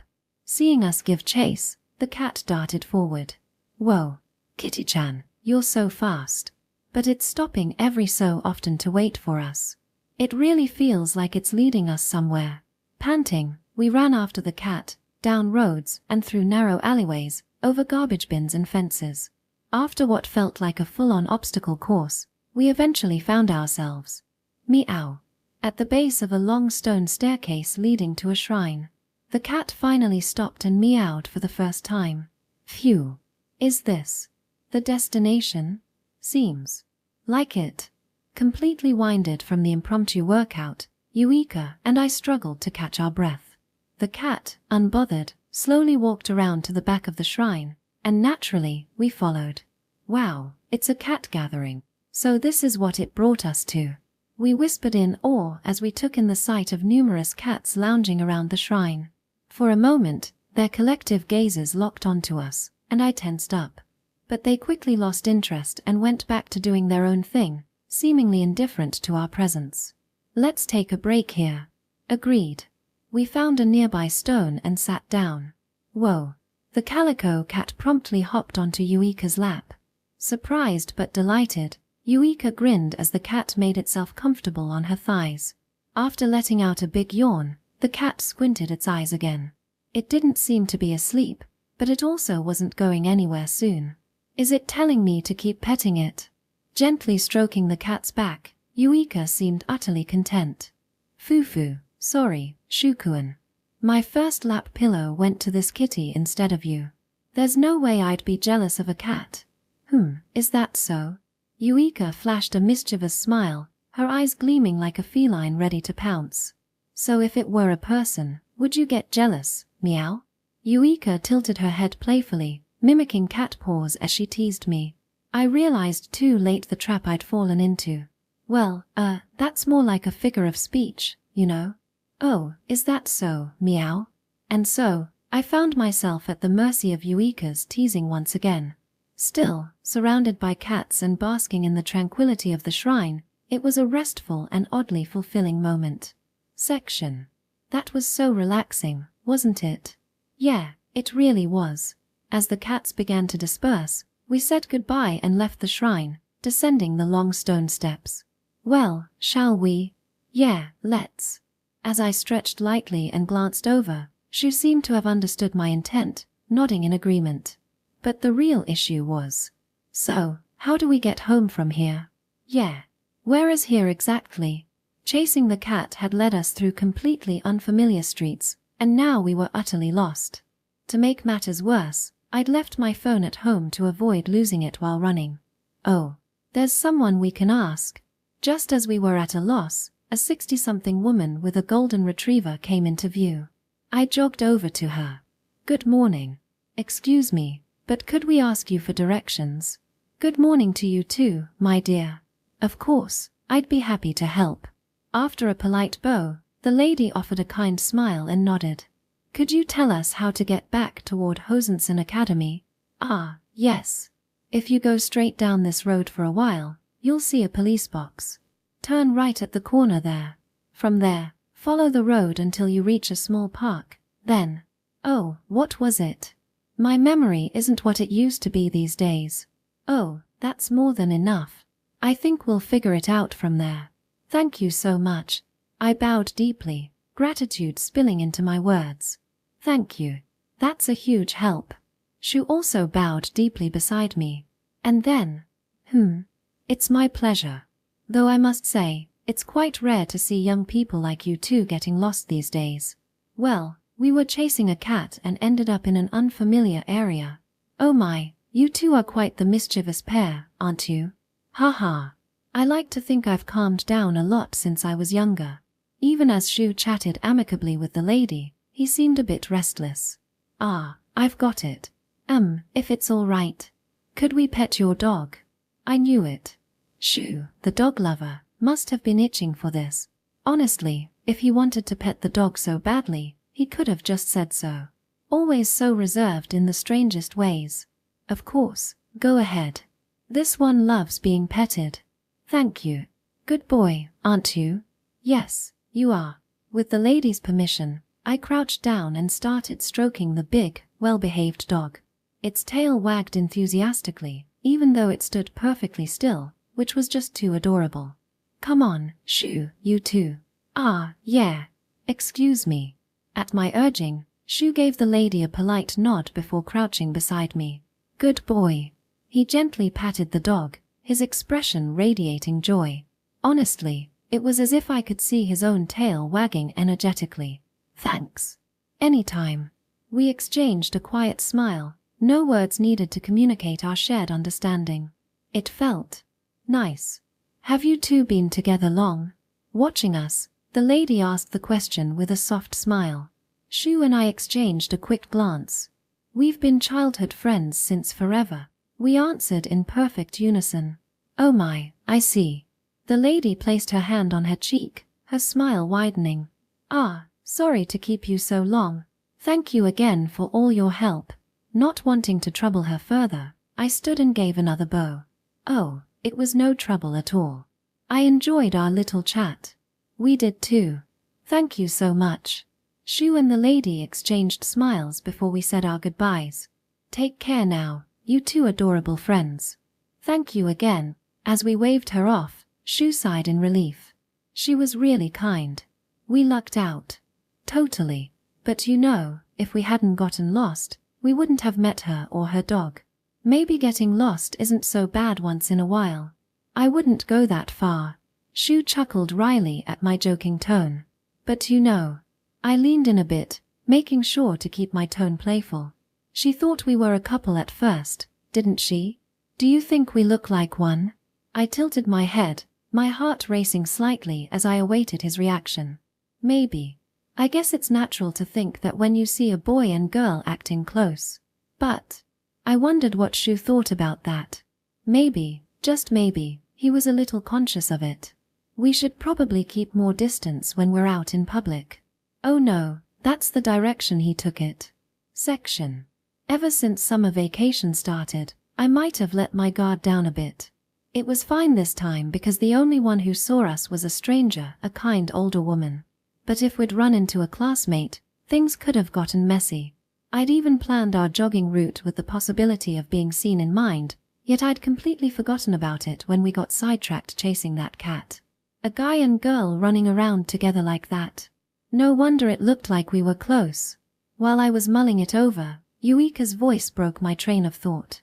Hey, Shukuin. Does it bother you? What? Being mistaken for my boyfriend, she continued, her tone quiet yet deliberate.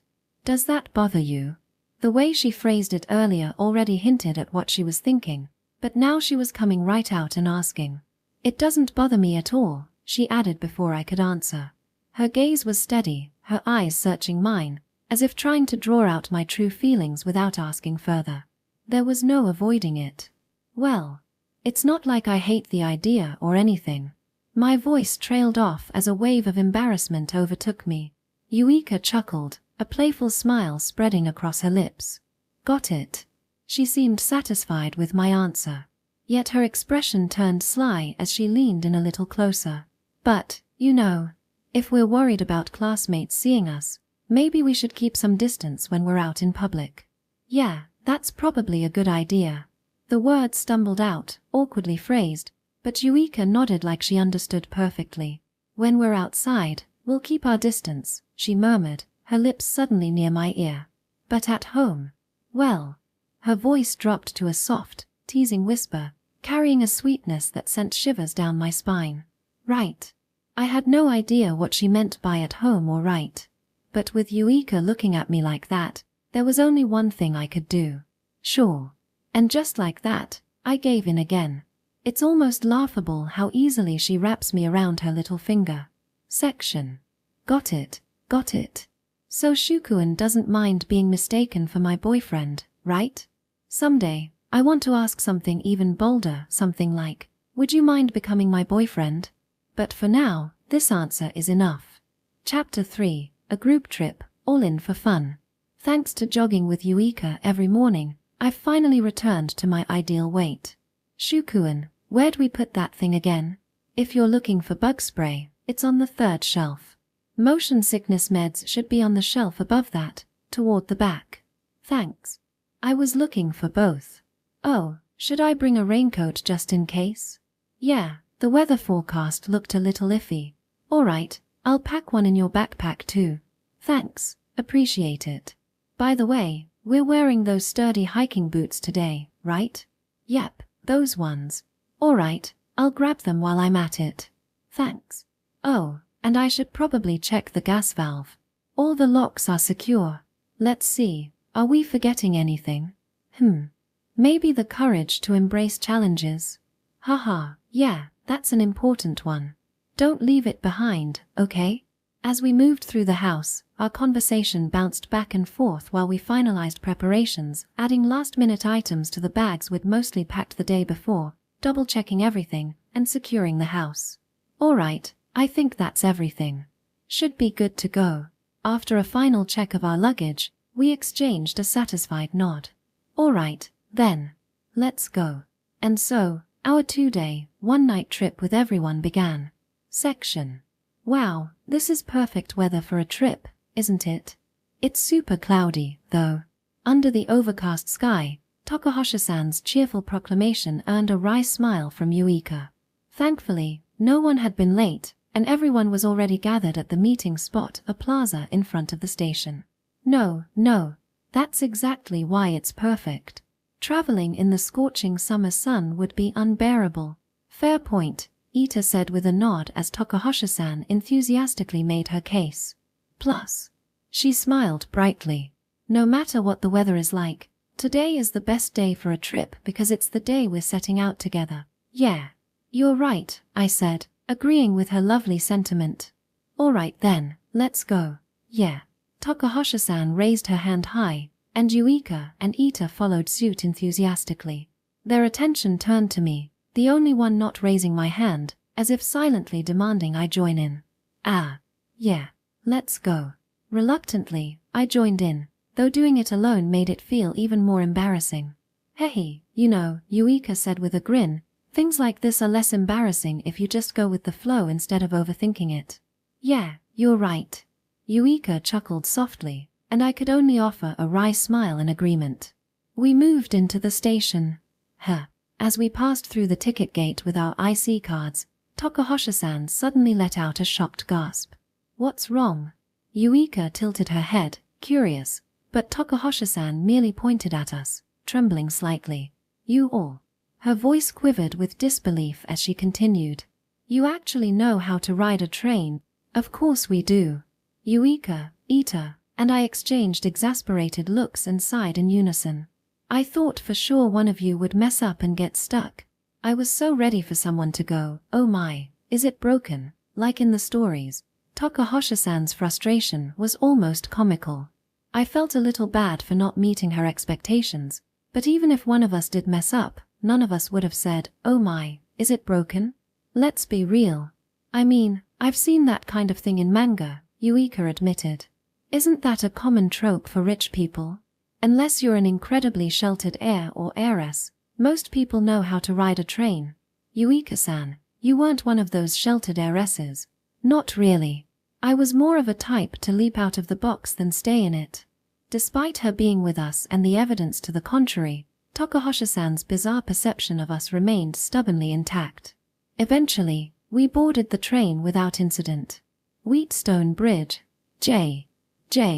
Judgment. As expected of Yuika-chan, perfect pronunciation.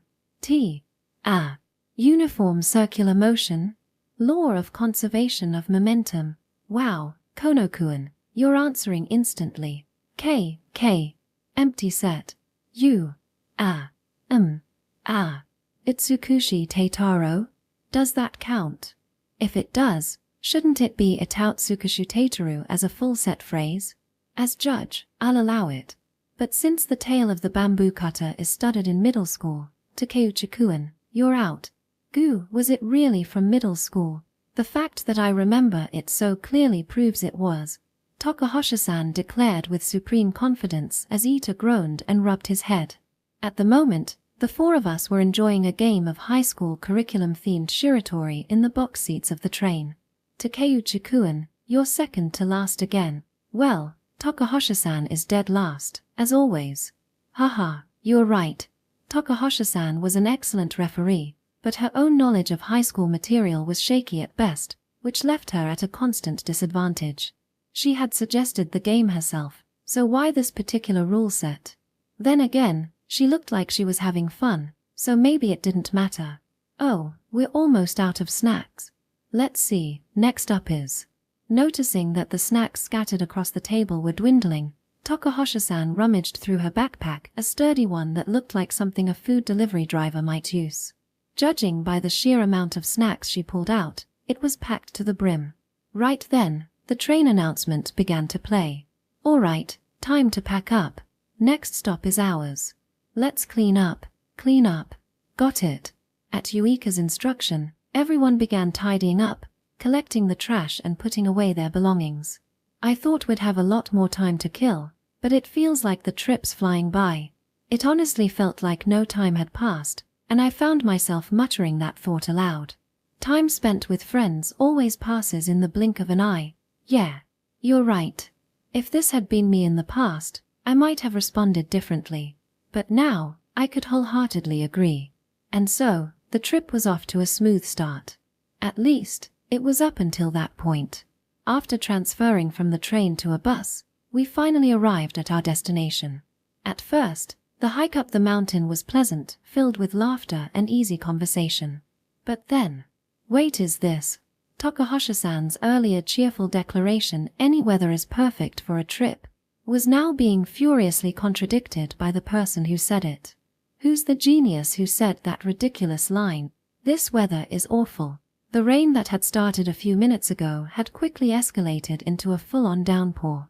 Thankfully, we were near the lodge where we'd be staying, and the group was reasonably athletic, so no one had collapsed yet.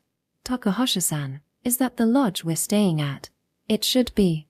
With her confirmation, we pushed on for a final sprint toward the building. Can we get the keys ready? The front door should already be unlocked. Wait, who leaves a door unlocked in this day and age? Though dubious about the apparent lack of security, I was the first to reach the door. I grabbed the doorknob and twisted. It wasn't locked, just as Takahashi-san said. The door opened easily. And then, "Welcome, everyone. We've been expecting you." What the? The surprise in my voice came from two things. First, I hadn't expected anyone to be inside. Second, and far more shocking, was the person greeting us. A girl in a maid outfit. A girl who, for some reason, happened to be Kazuha. "What are you doing here?" It was my sister, Kono Kazuha. The question spilled from my lips, entirely instinctive. I came to archive this moment into the gallery of my heart, as it is a limited-time event. What? I had heard every word, but her response made no sense. I said I was invited by Hina-senpai. Oh, I see.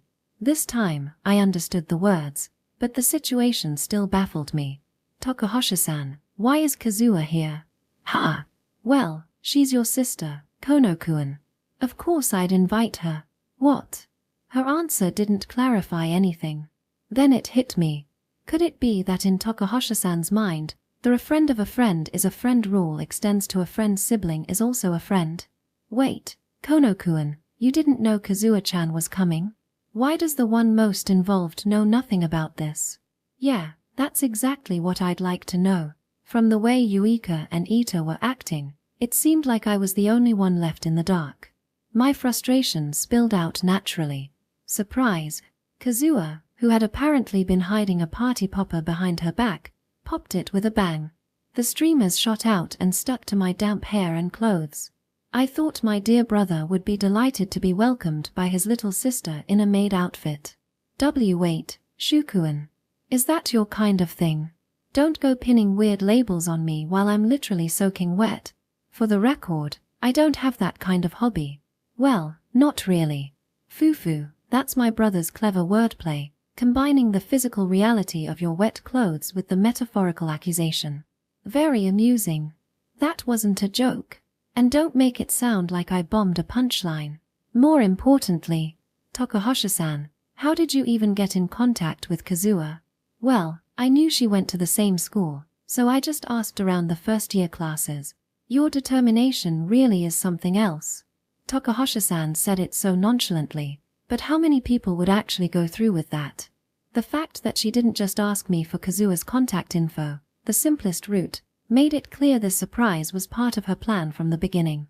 The maid outfit, though, that was definitely Kazuha's idea. Brother. Kazuha's voice suddenly drew my attention. Her expression shifted, becoming more serious. I apologize for coming here without notifying you in advance. If I'm in the way, I'll leave immediately. Her face seemed calm, but her eyes wavered with uncertainty. I couldn't help but sigh lightly. There's no way I'd think of you as a nuisance. My expression likely held a mix of exasperation and a faint smile. If everyone's okay with it, then it's fine by me. Let's have fun together. Brother. Kazua's eyes widened slightly in surprise. So this is what they call raising a flag for the sister route? It's not that, and I'm cutting this off right now. I wasn't entirely sure what she meant, but it felt like something I needed to firmly deny.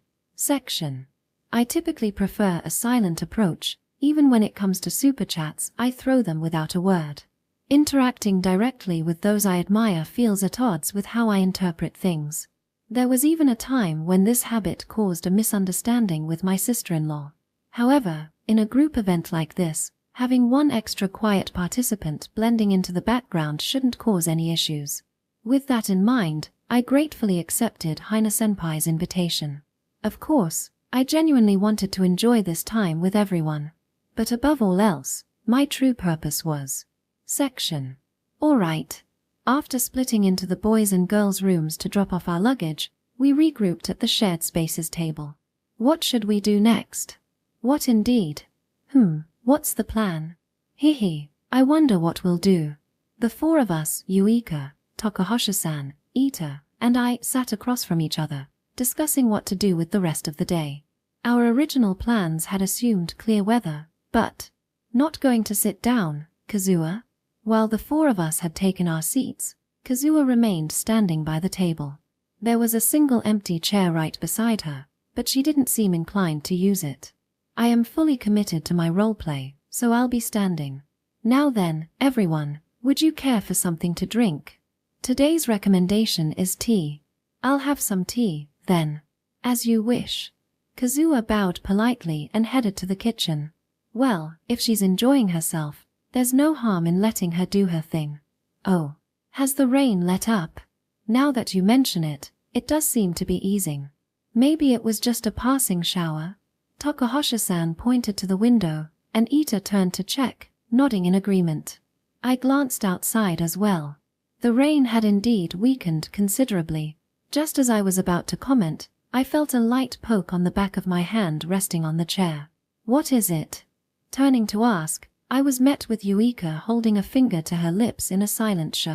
It seemed like she wanted me to play along and not react. I turned my attention back to the others. If it stays like this, we might still be able to have our barbecue for lunch. Yeah, I'm glad it looks like we won't have to skip a meal. Of course, I had a backup plan ready. In this modern era, we can order pizza, sushi, or even gapao rice with just a phone call. I don't think any delivery service is going to come this far into the mountains. Wait, what? Are delivery zones still a thing? I thought we'd transcended that with modern technology. I wouldn't know, I've never ordered delivery myself. Well, at least it seems like the weather's improving. Haha, it really does. Worst case scenario, we can always cook indoors. That's why I specifically chose a lodge with a fully equipped kitchen. So there was a proper backup plan in place after all. As Takahashi-san and Ita turned back to the table, I felt a soft tickle on my hand again. Thut. I couldn't help but let out a small laugh. Kono-kun, what's so funny? Oh, is it that urge to laugh maniacally? Don't hold back. Go ahead and laugh to your heart's content, we won't mind, right? That's not it. Or something like that. If it's coming, let it out. No one's judging. Well, I'm definitely judging the phrase urge to laugh maniacally, Ita muttered with a bemused expression. Meanwhile, Yuika kept poking and lightly brushing her fingers against my hand under the table, maintaining a completely innocent face the entire time. So that's the game? Understanding the rules, I started retaliating, subtly poking and brushing my hand against hers, careful not to get caught. Alright, let's start lunch as soon as the rain stops. Sounds good. Yuika-san, your face is a little red. Are you okay? Really? Maybe it's just the heat. Now that you mention it, I thought it was a bit warm too. Ita, could you grab the remote for the AC? I'll adjust the temperature from here. All the while, Yuika and I continued our covert hand game. Suddenly, I felt a strange sensation, a presence, almost like someone was watching us. I turned to look behind me. There was Kazuha, silently preparing tea with her back turned. Was it just my imagination? Section E. Excuse me. This is extremely indecent. The way their fingers intertwined in secret, hidden from everyone else, it was practically hand-holding. No, hand X. Is this allowed? Won't this get flagged? Will we be banned? Ha. I had anticipated that my sister-in-law would find some way to strike during this trip, but this is beyond expectations. She's too bold. She's so indecent. This stream. Yes, this is truly a legendary stream. A certified God-tier episode. I must covertly observe and record every detail in the hard drive of my heart, ensuring nothing is left out. Section. Fire's ready. All the ingredients are prepped. The boys and girls had split up to handle different tasks, and both teams had finished almost simultaneously. All right, let's get grilling. At Takahashi-san's cheerful command, we all began placing meat and vegetables onto the barbecue grill. It's so good. I can taste the quality in this meat. Takahashi-san beamed happily, savoring every bite. For this trip, Takahashi-san had taken on the role of the organizer, handling the logistics, while the rest of us contributed by preparing the food supplies. The high-quality meat was courtesy of Ita. This one's ready, Hina-senpai. Ita-senpai, that one could use a bit more time on the grill. Oh, and brother, your favorite pumpkin is done. Overseeing the barbecue like a pro was Kazuha, still dressed in her maid outfit as she expertly managed the grill. Kazuha-chan, you don't have to do all that just because you're in a maid outfit. It's fine. This is just my hobby. Kazuha responded to Takahashi-san without pausing in her work. She's always liked being in charge at BBQs, I added. Indeed. Without stopping her hands, Kazuha nodded at me. You may refer to me as the barbecue overseer. Not barbecue magistrate. Yuika quipped with a half-smile. It would be presumptuous of someone like me to claim such a title. Who exactly are you being humble for? Yuika shook her head with an amused smile, grabbing a piece of freshly grilled meat with her chopsticks. Still, Kazuha-chan, you should eat too. Here, say ah. Ah. Kazuha obediently opened her mouth and took the meat Yuika offered, chewing it thoughtfully before swallowing. Thank you, sister-in-law. You're welcome. The two exchanged warm smiles. Sister-in-law? Takahashi-san's puzzled voice cut through the air, making Yuika and me freeze momentarily. Pardon me.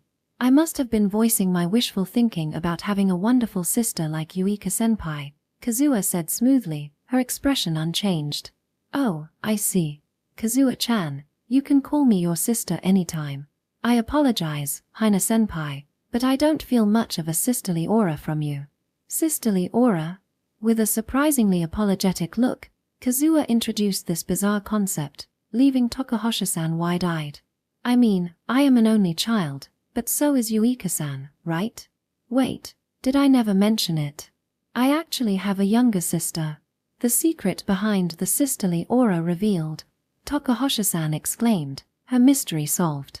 My sister will be transferring to our school in the second semester, so I'll introduce her then. She'll be in the same year as Kazuha-chan. In the second semester? Oh, right. You used to live abroad, didn't you, Yuika-san? Is your sister transferring after graduating there? Yep. Her graduation ceremony's already over, but we decided she'd stay abroad until our summer break was done. She'll be back in time for the second term. Yuika's younger sister, Karasuma Cannon. I've known of her, but we've never met, not as kids and not even during the family's formal meetings. We didn't want to ask her to come back just for that, as it would have eaten into her final days abroad. Being Yuika's sister, she's bound to be incredibly cute. I can't wait to meet her. Brother. Lost in thought, I turned to find Kazuha giving me a piercing glare. While your own sister sits right next to you, you're daydreaming about someone else's sister. That seems a bit unfaithful, doesn't it? Haha, my bad. I apologized, patting her head. Kazuha's face brightened into a satisfied, if subtle, expression. You're especially brotherly today, brother. I debated between a short skirt maid outfit and this classic long one, but I'm glad I chose this. Even if the first part's true, the second part has nothing to do with it. It was worth wearing full bloomers, too. That's not information I needed to know. Oh, brother, of course, I wouldn't show you here. But perhaps we could move to the bushes over there. Stop right there. Is your conversation function bugging out? I couldn't help but retort, watching Kazuha press her hand to her slightly flushed cheek. Just then, I felt a tap on my shoulder. Don't worry, Kono-kun. We understand perfectly. I turned to find Tokuhosha-san smiling warmly, too warmly. Well, I'd assume everyone knows this is just a joke, but no matter what hobbies you might have, Kono-kun, I'd never judge you for them. I'm literally denying it myself, though. At least I hoped she was joking. She was joking. Right. As the group's attention shifted back to the barbecue, Yuika sidled up to me with a sly smile. Oh no, she's plotting something again, isn't she? Say, do you like maids? Goo. Her whispered question caught me completely off guard, making me choke. Kono-kun, are you okay? Yeah, sorry, a bit of meat went down the wrong way. Oh no, here, have some water. Yuika smoothly stepped back just as Tokuhosha-san turned around, handing me a glass of water with a perfectly innocent expression. Thanks. I glared at Yuika as I took the glass. She met my gaze with a mischievous glint in her eye. You sure you're okay? Yeah, I'm fine now. Thanks, Tokuhosha-san. Glad to hear it. With a cheerful smile, she returned to the barbecue. Didn't I tell you it's just a misunderstanding? I whispered, turning back to Yuika. Really? Because the way you were looking at Kazuha today seemed a little indecent to me. There's no way I'd look at my sister like that, no matter what she's wearing. Oh, then what if I wore a maid outfit? I froze. Against my better judgment, I imagined Yuika in a maid uniform, demure, elegant, and serving tea with a refined smile. Fat. Yuika's knowing smirk told me my thoughts were plain as day. I'll wear one for you next time, master. Goo. Her whisper sent a shiver down my spine. I could only nod weakly, feeling my face grow hot. Yeah, I'm definitely blushing right now. Thank goodness no one's noticing. Section. This is too much. Secret whispers in front of everyone else. That's already 50,000 points of emotional brilliance on a scale of 100. The closeness of their childhood dynamic, now with the maturity of adulthood. Perfect. Imagining Yuika once tomboyish in a maid outfit and getting flustered. Even better. And that immediate denial masking true feelings. Chef's kiss. The way she teases him into blushing adds another 800 million emotional point. The look on brother's face just now? I'll be saving that to my heart's cute faces folder forever. Section. After the barbecue, we explored a nearby athletic course, played in the river, and wandered the surrounding area. Before we knew it, the sun was setting. After enjoying the delicious curry we cooked together, we settled into some casual chatter. Why don't we spice things up with a test of courage, senpai? Kazuha suggested, raising her hand nonchalantly. I checked earlier, and the forest behind us is just dim enough to be perfect for it. Ooh. A test of courage. That's a summer classic, we almost missed it. Tokuhosha-san was immediately on board. But, Ita and I exchanged a glance, both turning toward Yuika. It seemed Ita also knew about Yuika's dislike of scary things. Ha! You two don't seem too excited. Wait, don't tell me you're scared. Yuika teased with a grin. Both of us groaned again, unsure how to respond to her provocation. Well, if Yuika's okay with it, I don't mind, Ita finally said. Same here. I'm fine if she is. With Yuika pushing for it, we had no choice but to reluctantly agree. In that case, senpai, please pair up into teams of 2. I'll play the role of the one doing the scaring. Wait, that's no fun for you, Kazuha-chan. You don't have to take on the scary role. Tokuhosha-san protested. That's not the case, Hina-senpai. Once again, Kazuha refused Tokuhosha-san's concern with a resolute shake of her head. I have always firmly believed this, she declared with utmost seriousness, taking a deep breath. The one scaring others holds the true essence of a test of courage. The one scaring others holds the true essence. The rest of the group echoed in puzzled unison, while I sighed internally. This was a belief Kazuha had expressed many times before. Those being scared know that something is going to happen, so they can mentally prepare themselves. By talking with their partner and constantly moving, they can distract themselves to some extent, she explained with an air of authority. But the one doing the scaring must wait alone in the dark, not knowing when the next target will arrive. They're left to endure the sudden noises in the stillness, the oddly warm gusts of air, the creeping suspicion that something might appear or that it's already there. Hi! A faint sound escaped somewhere. Glancing sideways, I noticed Yuika's face had turned pale. Carefully, so no one else noticed, I placed a reassuring hand on her back. Her color seemed to return slightly. Kazuha-chan, that's exactly why we can't let you take on the scaring role. Yuika stammered, attempting to dissuade her. This is perfect. Wait, what? Kazuha's expression had shifted to one of blissful exhilaration, leaving Yuika to recoil slightly. This is the ultimate immersive attraction, one that no VR experience can ever replicate, the pure thrill of reality. And only the scare gets to experience this in its fullest, with completely randomized encounters. I see.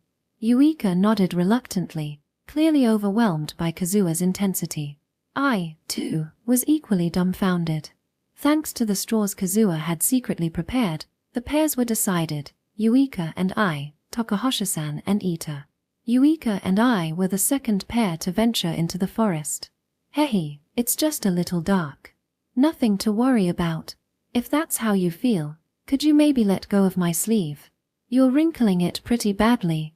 Wait, are you planning to leave me behind if I let go? Of course not. Yuika's feigned confidence crumbled into teary-eyed vulnerability, and I couldn't help but chuckle softly. When it's just the two of us, you don't have to act so tough, you know? But I don't want you to think I'm uncool. Isn't it a bit late for that? You meanie. She lightly tapped my back with her fist, completely devoid of force. Honestly, this side of Yuika was pretty cute. It's fine. No matter what happens, I'll protect you, Yuika. Shukuin. My words, driven by a protective instinct, caused her to look up at me with glistening eyes. Okay. Her small nod and softened expression told me her fear had eased a little. It felt like I'd said something embarrassingly over the top, but if it helped Yuika feel better, I didn't mind at all. Section. This is too much. A normally composed woman acting so childishly. It's practically indecent. Holding on to his sleeve like that. That's not just an innocent gesture, it's a metaphor for their bond. And their final exchange? Totally pillow talk. If this were the adult version, I'm certain this would have led to a full-on love scene. Don't worry, I haven't actually played adult games, but I know how they go. Suddenly, I heard Shukuin's startled voice. Whoa. I'd been so caught up in my own excitement that I'd forgotten to hide. My bad.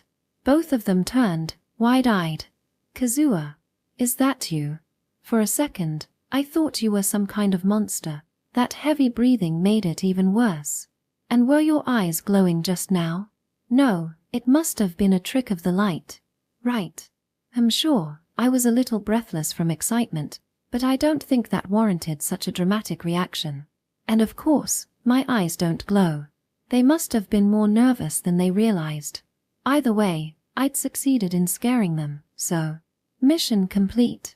Oh, and Shukuin's flustered face from earlier. I'll save that to my heart's blushing brother folder. Section. The test of courage ended without further incident, and we regrouped in front of the lodge with Takahashi-san, Ita, and Kazuha, who had somehow returned ahead of us. Well, that wasn't so bad for a test of courage, right? Yeah, sure, okay. Yuika clung stubbornly to her stance, clutching my now wrinkled shirt hem. I let out a half-smile as I glanced down at the fabric. Just then, Ita placed a hand on my shoulder, his expression sympathetic.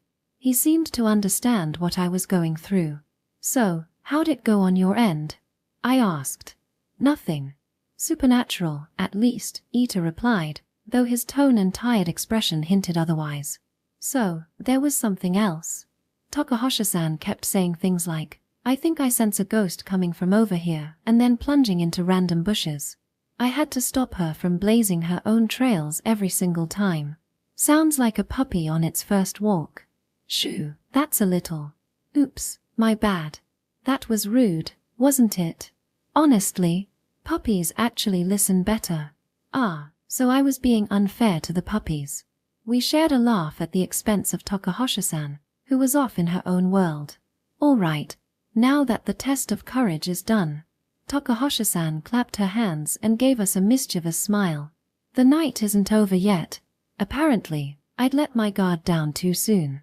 Summer isn't summer without this. From her ever-resourceful backpack, she pulled out fireworks.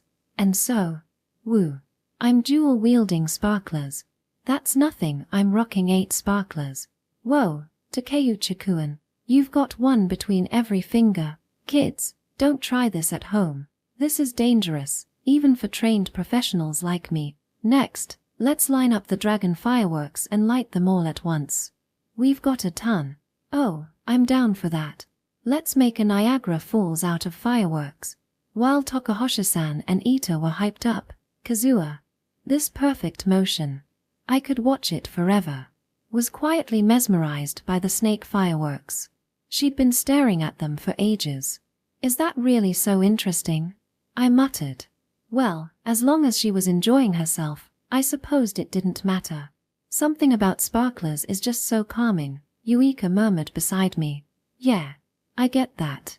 We were both quietly watching our sparklers burn, probably just as captivated as Kazuha was with hers. Pass me some flame. Using sparklers to light more sparklers feels oddly improper, doesn't it? Yuika brought her unlit sparkler close to mine. Oh, they fuse. The 2 sparklers touched, and suddenly the flame burned twice as bright and wild. They became one. It's big and intense. The exaggerated brightness made us chuckle together. But as I held the sparklers steady, wary of jostling them too much and causing the flame to fall, the proximity of our hands made me a bit nervous. Section. This is so indecent. The way their sparklers became one. Their comments about it being big and intense. That's not even innuendo anymore, it's straight up lewd. Shouldn't we bleep this out? Are we sure this can be broadcast live without any repercussions? By live, of course, I mean the live stream, don't get any funny ideas. Section. After the fireworks, we each took turns using the lodge's shower. 8 of hearts, 2 doubles, revolution. And I'm out. Kazuha, there was literally no need to pull a revolution there. Why did you mess up the game at the very end? Because I enjoy stories where a loyal butler continues to serve his fallen mistress, torn between guilt over her misfortune and joy that he can stay by her side. Meanwhile, the butler himself harbors feelings far more intense than the mistress realizes, hidden beneath the guise of duty. What? Ita's bewildered look said it all, and honestly, I wasn't far behind. Is that really a valid reason? Ah, sorry. You're right. Of course, I love the idea of a fallen noble and their maid too. Even better if the maid is older. That's not what I'm asking. Thanks to this revolution, the world must be brimming with fallen couples now. Hehe, just imagining it makes me happy. You sound like a god throwing the world into chaos just for fun. Haha. Thank you, Kazuha-chan. Thanks to you, we commoners finally have our time to shine. Double 4s. This completely turns the tables in my favor. Too bad, double 3s make it my turn. What? The weakest card is suddenly the strongest after the revolution. Sorry, Ita, but I'm playing double jokers. What? Yuika-chan, what a luxurious move. You've got to save the trump card for last, right? Alright, single 7, I win. And with that, we wrapped up another round of Daifugo. Since we all had different playstyles, every match turned into an intense battle. As this round ended, it's already this late. I glanced at the clock to find it was already well past what could be considered midnight. Guess we should call it a night. Yuika, who had also noticed the time, suggested wrapping things up. I suppose there's no helping it. Yeah, we've got tomorrow ahead of us. I'll clean up the cards, senpai. Although everyone seemed reluctant, we began packing up and exchanged good nights before parting ways. Afterward, Ita and I returned to the boys' room. Shu-chan, what time do we need to wake up tomorrow? Breakfast is at 9, so just wake up whenever works for you. Got it. ZZZ. Ita flopped onto the bed and was out like a light within seconds. I lay down on my own bed but, after a while, I can't sleep. I was tired, sure, but my mind just wouldn't shut off. Maybe some fresh air will help. I stepped out onto the balcony and, at the same time, the window of the next room slid open, and Yuika peeked out. We both froze, staring at each other in surprise. Shukuin, can't sleep either? You too, Yuika? Yeah. I don't know. Maybe today was just so much fun that going to sleep feels like a waste. Ah. Yeah, I get that. Yuika's words struck a chord with me. They made sense. Takahashi-san and Kazuha-chan fell asleep right away, though. Ita too. We smiled softly at each other, speaking in hushed voices to avoid waking anyone else. Chatting across the balcony like this felt a little different from our usual conversations at home. It was kind of nice, almost ticklish in an inexplicable way. Today was so much fun. Yeah, it really was. My honest response made Yuika's smile deepen, radiating happiness. But man, we really panicked when we realized we messed up the train transfer times. For real. I thought we'd have plenty of time to pick out our bento, but it turned into a grab-and-go dash to the register. Still, swapping them around worked out. Everything tasted so good. Well, yeah, it's rare to get a bad station bento. Though honestly, I thought Takahashi-san's natto cheese toast was a guaranteed disaster. But it turned out to be the best one. You've got to respect her for taking risks like that in the middle of chaos. As we reminisced about the day's events, Yuika suddenly looked up and gasped softly. Wow. Following her gaze, I found myself speechless as well. Whoa. The night sky was stunning, a blanket of stars scattered across the heavens. I couldn't help but sigh in awe. So many stars. It's nothing like what we see at home. We exchanged glances, sharing our amazement, before silently turning back to the breathtaking view. For a while, neither of us said a word, letting the quiet night settle around us. It was peaceful, calming, and strangely perfect. Yawn. Our yawns overlapped, pulling us back into the moment. The rhythm of being just us again felt oddly grounding. Good night, Shukuin. Yeah. Good night, Yuika. We exchanged our second good night of the evening and went back to our rooms. As I lay down on the bed this time, the exhaustion of the day finally caught up with me. Before I knew it, I was drifting off into a deep, peaceful sleep. Section. My OTP gazes at the night sky. Oh, the bliss of a dying fangirl. Syllable count doesn't fit, but who cares? Ah, the sheer emotion fills my entire being. Just when I thought the episode had ended, they hit me with a surprise C-part to obliterate me emotionally. Thank you. Bless you. Of course, I couldn't quite catch what they were saying, but still, perhaps because it was just the two of them, the atmosphere was so different from when they're with everyone else or even back at home. It was casual yet sweet, relaxed yet intimate. Was that what their private world always feels like? It's like watching a couple forget to end their live stream, only to realize they're even more lovey-dovey off camera. My heart can't take it, but at the same time, I can't get enough. Absolute perfection. This content. Chef's kiss. It's truly fueling my soul right now. Section. The next day, day 2 of the trip. After a hearty breakfast, we started our descent and moved on to the main event for today, sightseeing around the area. We had a rough itinerary planned out beforehand, but look at that cute little shop. Hey, can we stop by for a bit? Takahashi-san's request led us to a charming detour at a quaint little boutique. Whoa, skewers. How about some meat? Oh, and those local burgers look amazing too. Ita chimed in with his own suggestion, sparking an impromptu food crawl. Brother, Yuika-senpai, stand right there facing each other. Yes, this is a very suggestive and excellent composition. Truly, Preserving not only memories but records is paramount. One of Ichika's many cryptic requests led to us posing for photos as she snapped away. Ah, this ramen shop has such a huge line. I should have made a reservation. Establishments like this rarely accept reservations, I imagine. What do we do? Should we find another place? The line seems to be moving quickly. Hunting for another place might end up taking longer. Ah, I'm so sorry for holding everyone up. It's not your fault, Takahashi-san. Come on, let's line up.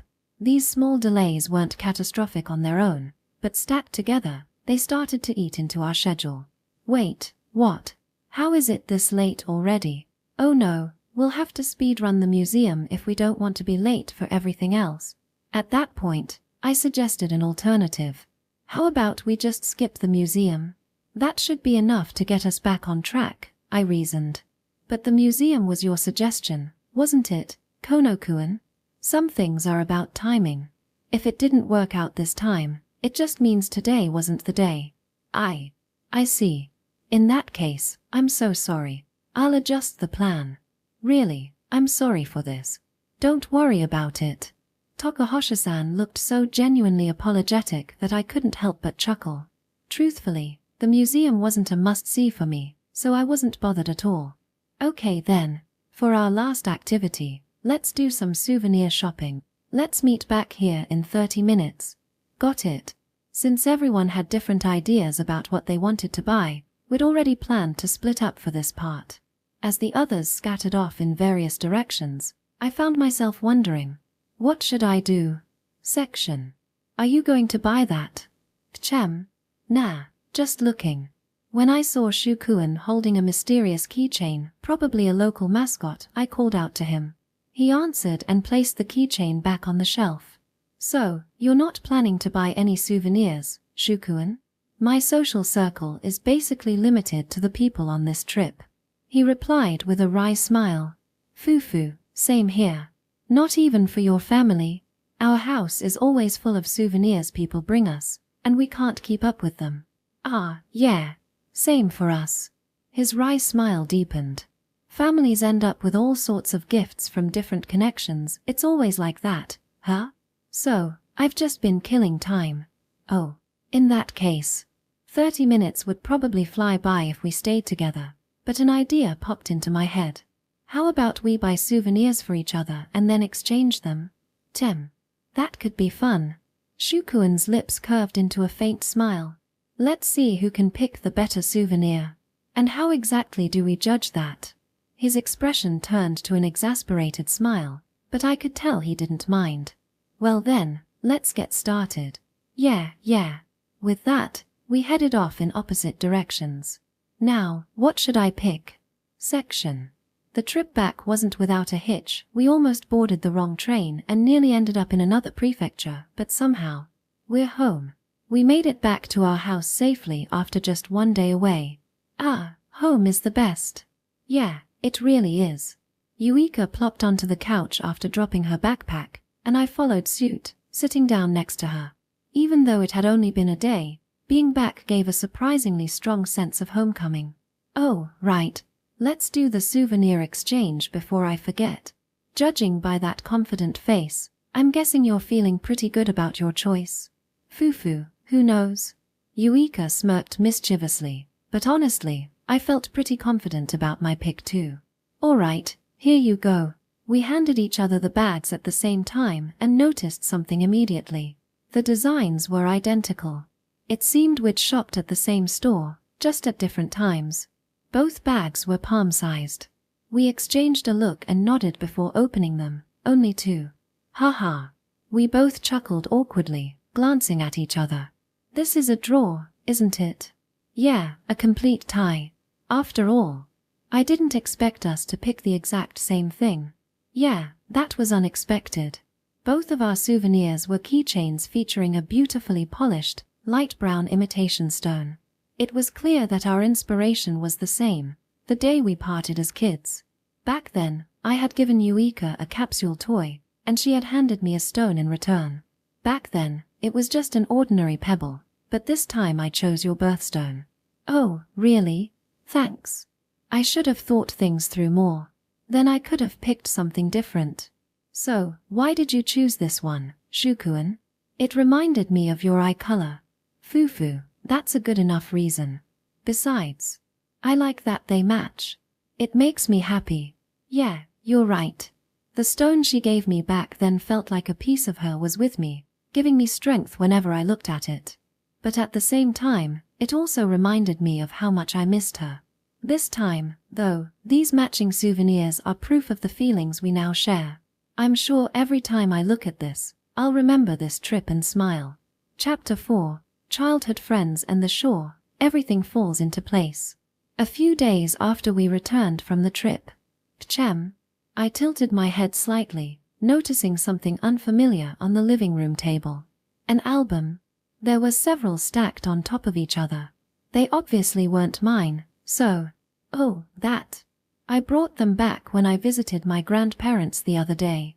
Yuika answered from behind me as she emerged from her room. Grandma said, we don't need these here, so take them with you. Can you believe that? Zero interest in reminiscing about her grandchild's childhood. Haha. Her exaggerated complaint made me chuckle. Mind if I take a look? What? Isn't that kind of embarrassing? Yuika feigned reluctance but didn't seem all that serious. If you really didn't want anyone to see them, you wouldn't have left them out in plain sight. Foo, you caught me. She grinned mischievously, sticking out her tongue. Let's look together. I haven't actually checked the inside yet. Her voice was lively as she plopped down on the sofa and patted the seat beside her. Following her invitation, I took my usual spot next to her. All right, let's see. Oh, look. A baby photo. The first page was filled with pictures of newborn Yuika, probably from right after she was born. There was baby Yuika sleeping in a hospital bed, baby Yuika being held by her mom, and baby Yuika crying. Each one was adorable. The word slipped out before I could stop myself. She was so round and cherubic, simply adorable, and despite being so tiny, there was still something distinctly Yuika about her even back then. Ahaha, this is a little embarrassing. Don't stare too much at the crying ones. No, even these are super cute. Come on, those are totally unflattering. They're not at all. We went back and forth like this, laughing as we turned the pages. There were so many photos, but the variety of moments captured kept it endlessly interesting. Oh, look. Yuika's standing. It's more like standing while holding onto something. 6 months and 16 days old? Is that early or late? Beats me. I have no idea when I started standing either. Wait, don't look at that one. It's just a childhood bedwetting photo. That's exactly why it's embarrassing. All right. Let's move on. Oh, here I'm just playing with blocks. You can really see how you gradually figured out how to stack things. At first, you're just holding or licking them, but by here, you're actually stacking them like proper blocks. You're right. Look at me, growing up day by day. And hey, back then you were wearing normal girls' clothes. Makes sense, though. Well, yeah, I wasn't old enough to pick my own outfits. Oh, but it looks like the photos are getting rowdier. Here you are jumping off a swing. Wow, I've loved swings since I was little. And in the next photo, you're crying your eyes out. Grandma probably scolded me. That part's not in the picture, though. Even that pattern started young, right? Yeah, I guess I've always been like that. By the way, something's been bothering me. I paused mid-page and turned to look at the current Yuika. Who took these photos? Probably my mom or dad, right? But there are tons of photos with both of them in the shot. It doesn't seem like they used a timer either. That's true. Then maybe to Kakura-san? She's been working as a housekeeper for 10 years now, hasn't she?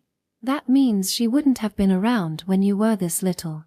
Then maybe the previous housekeeper. Oh. Yuika's brows furrowed as she trailed off. Suddenly, she seemed to realize something and brushed her fingers across the handwriting on the album.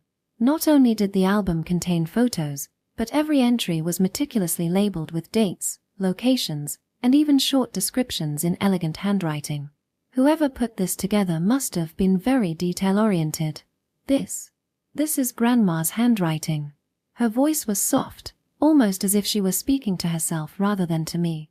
"Then maybe it was your grandma who took these photos?" "I think you're right." Yuika's eyes widened slightly as a memory seemed to resurface. "Now that I think about it, I do remember her taking tons of photos when I was little and still living there. So my hunch had been correct. Back then, I thought she was keeping these albums as some kind of surveillance record. But now, Yuika must have realized it too. While the albums were meticulously detailed, they were far from sterile or impersonal. They really put so much into making these, right? Each page radiated a profound love and care that couldn't be mistaken for anything else. "We've learned something new about your grandma, haven't we?" "Yeah." Yuika nodded slightly, her expression a mix of mild surprise and deep joy. "Maybe the reason she told you to take these albums home is that she's already saved everything in her heart. Look closely, some of these pages look like they've been flipped through over and over." When seen from that perspective, her earlier words suddenly made perfect sense. "Grandma." Yuika placed a hand over her chest and lowered her gaze slightly, murmuring softly, "Though, I don't know if she's really that sentimental." When she raised her head again, there was a sheepish smile on her face. It was likely just her way of masking her embarrassment, though. After all, she still looked genuinely happy. "Well, anyway, let's keep going." Perhaps she felt self-conscious under my affectionate gaze because she clapped her hands together and returned to flipping through the album. "Oh, look. This is when I chopped my hair short. Was that your rebellious phase starting?" I wasn't planning to linger on the previous topic, so I returned my focus to the album. "You're starting to look more and more like the Yuku I know. And my clothes are starting to look more boyish too. Thinking back, it's surprising Mom and Dad let me dress like this, considering Grandma's strict ideas. Maybe they acted as a buffer for you." "Probably." With that, we closed yet another album, one of several we'd gone through. "Only one left, right?" "Yeah." Yuika's reluctance to move on was obvious. For her, this had been a journey to reconnect with her bond with Kanoko-san. After gently running her hand over the cover, she began flipping through the final album. "Oh, looks like time suddenly speeds up around here. The dates on the photos start skipping around a lot compared to before. Maybe Grandma got bored." Yuika joked lightly, but I could tell she already knew the real reason, just as I did. "It's around the time we met." "Yeah, I was always out playing with Shukuen, so I hardly spent any time at home." The fact that the record didn't stop entirely showed how Kanoko-san hadn't let those rare moments slip by. "That's what I was thinking when Yuika suddenly spoke up. There aren't any pictures with you, Shukuen." Her tone was quieter, and she looked just a little sad. "Yeah, I don't remember ever having one taken either." I decided to steer the mood with a joke. "Maybe I should bring over my albums next time. I think there are a bunch back at my parents' house." "Ahaha, I'd love to see them." She sounded genuinely enthusiastic, but I knew that wasn't the real issue here. I understood because I felt the same way. Baby Shukuen must have been adorable. I mean, even when we met, you were still super cute. Could you stop calling me cute, please? "Oh, but you're still cute now, so don't worry." What does still even mean? I was sure there were plenty of photos of me as a kid. The camera Kazuha uses now originally belonged to Grandpa, and I remember him taking lots of pictures of me growing up. But I couldn't recall a single photo of Yuika and me together from back then. Those days we spent together, so rich and vivid, existed only in our memories. But, you know, if we start making an album now, even so, it'll probably end up filled with nothing but photos of the two of us. Yuika's eyes widened at my words. "Yeah, you're right. Let's make an album full of pictures of us together." That album would surely surpass the number of these in no time. It would grow and grow, with countless volumes stacking up over the years. "Next time, let's go pick one out together." Nowadays, most people save everything digitally, but seeing albums like these makes me want to have something physical too. And from now on, as we start building it together, let's take lots of photos.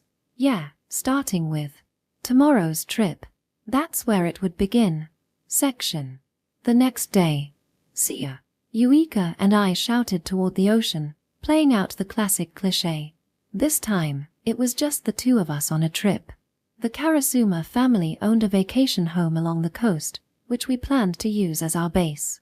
The beach was said to be frequented mostly by nearby villa owners, and sure enough, the shoreline was sparsely populated. The chances of running into someone we knew seemed slim. All right, we're here. Say cheese. Yuika snapped a photo with her digital camera, capturing the two of us against the sparkling sea. True to our promise, we'd been taking photos at every opportunity, and even just the ones from the journey here had already piled up. This spot looks good. Perfect. Once the photo session ended, we picked a spot and set up the parasol. Yuika spread out a leisure mat underneath, weighing down the edges with some conveniently sized stones. Okay, let's change and meet back here. Got it. With our spot secured, we parted ways and headed to the changing rooms. A few minutes later, I returned to the parasol in my swim trunks, waiting for Yuika. She hadn't told me which swimsuit she'd bought, calling it a surprise for the day. Well, no matter which one it was, I'd mentally prepared myself.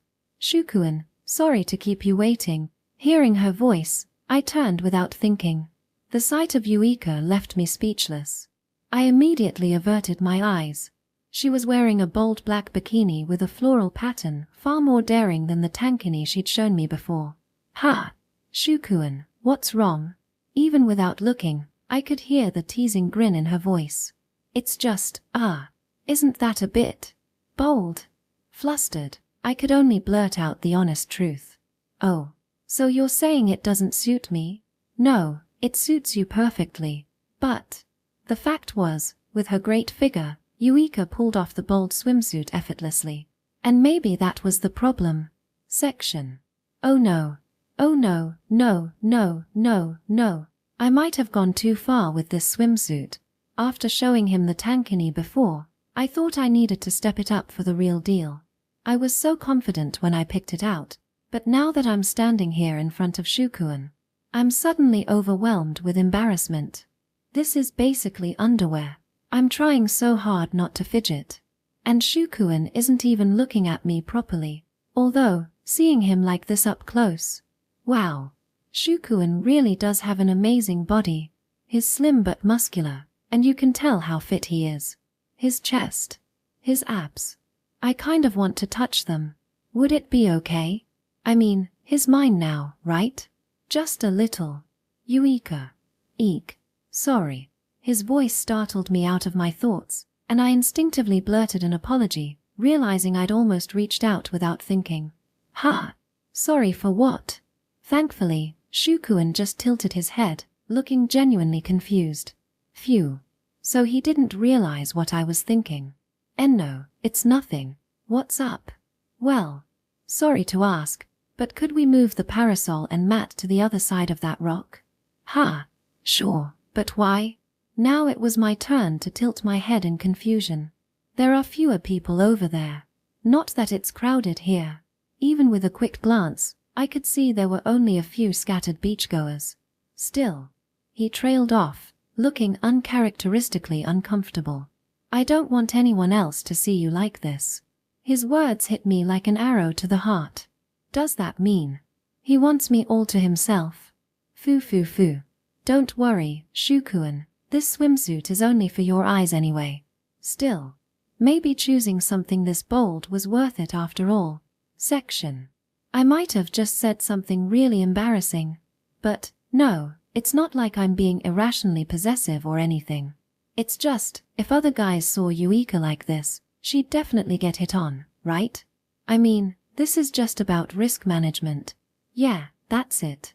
It's totally reasonable to suggest moving to a more secluded spot for safety reasons. Not because I want to keep her all to myself or anything. Who am I even trying to convince here? Avoiding looking directly at Yuika, I moved the parasol and mat to a quieter area. Hoping to cool my head, I thought about taking a swim when, Shukuen, can you put sunscreen on my back? Yuika pulled a small bottle from her bag and handed it to me. Sunscreen? Sunscreen, huh? Okay, sure. Trying my best to keep my composure, I accepted the bottle. Calm down. I've already wiped Eureka's sweat off her entire body before, but that was with a towel. This time, it's bare hands. Bare hands. Is this allowed? Is there some kind of it's okay if there's sunscreen rule? Thanks. Blissfully unaware of my inner turmoil, Eureka lay face down on the mat under the parasol. I have to use my hands, right? Foo-foo, of course. Her amused voice came from over her shoulder, as if finding my hesitation funny. Right. This is just sunscreen. Friends do this for each other all the time. Probably. Maybe. I guess. All right, here goes. Wait. Shouldn't you undo the strap first? It'd be hard to apply it properly otherwise. The strap? Wait, you mean your swimsuits? What else would I mean? I mean, shouldn't you do that yourself? Oh, come on, just do it. I already found the perfect position, and I don't want to move. Her voice had a playful, almost spoiled tone as she rested her head on her arms. Well, untying a strap is a small thing compared to applying sunscreen. Okay. I'm untying it. Go ahead. My slightly trembling fingers reached for the knot of her swimsuit. A gentle tug, and the knot came loose with surprising ease. Is this really secure enough protection? I moved the strap aside, and even though it was just one thin piece of fabric, the sight of her fully exposed back stirred an odd sense of guilt. Her back was smooth, perfectly toned, and without a single blemish. I shook myself out of it. This wasn't the time to admire her. I had a job to do. Focus. I need to protect her from UV damage. All right, starting now. Got it. As I poured some sunscreen into my hand, I was sure my face betrayed my nerves. Spreading it across my palms, I placed my hands gently on Eureka's back. Sorry. Her soft sound made me reflexively pull my hands back. It's fine. I just got a little ticklish, that's all. Keep going. Oh. Okay. Reassured, I resumed applying the sunscreen. Slowly, I worked it over her back. Yeah, that feels good there. Her voice was soft but persistent as I continued rubbing the sunscreen in. I tried to block out all thoughts, focusing only on completing the task. The Heart Sutra. Avalokiteshvara Bodhisattva, practicing deep prajnaparamita, clearly saw emptiness of all the 5 conditions, thus overcoming all suffering. Somehow, reciting the sutra in my head kept me sane as I finished applying the sunscreen. All done. Thanks, Shukuan. You're really good at this. Her slightly labored breathing and sultry smile caught me off guard. No, it's definitely not her, it's my dirty mind. But at least the mission was complete. Next, can you do my face too? Your face. Apparently, my trials weren't over. Come on, I forgot my hand mirror in the changing room. If I try to do it myself, it'll be uneven. Then why not go back and get the mirror? Don't be like that. Please. Pretty please. Fine. With a small sigh, I gave in. I really was weak when it came to her requests. Thanks. Here you go. Eureka tilted her face upward, eyes closed and lips slightly parted. I knew she was just making it easier for me to apply the sunscreen, and yet, my gaze unconsciously fell to her lips. What's wrong? No, it's nothing. Let's get started. And once again, I started reciting the Heart Sutra in my head to keep myself calm. Section. Shukuan's hand gently touched my cheek. His movements were so careful that it tickled a little, but that only made me happier, proof that he was treating me with such care. His hand moved from my cheek to my forehead, then to my chin. Since my eyes were closed, I couldn't predict where he'd touch next, and the anticipation made my heart race. But, Shukuan, since I'm already making this kiss-ready face, couldn't you just kiss me while you're at it? Just kidding. Section. After completing the sunscreen mission without further incident, I found myself cheering in triumph. All right, that's my win. So frustrating. I couldn't catch up at the end. We had raced to an island we'd set as the goal, and while I celebrated, Eureka pouted in mock disappointment.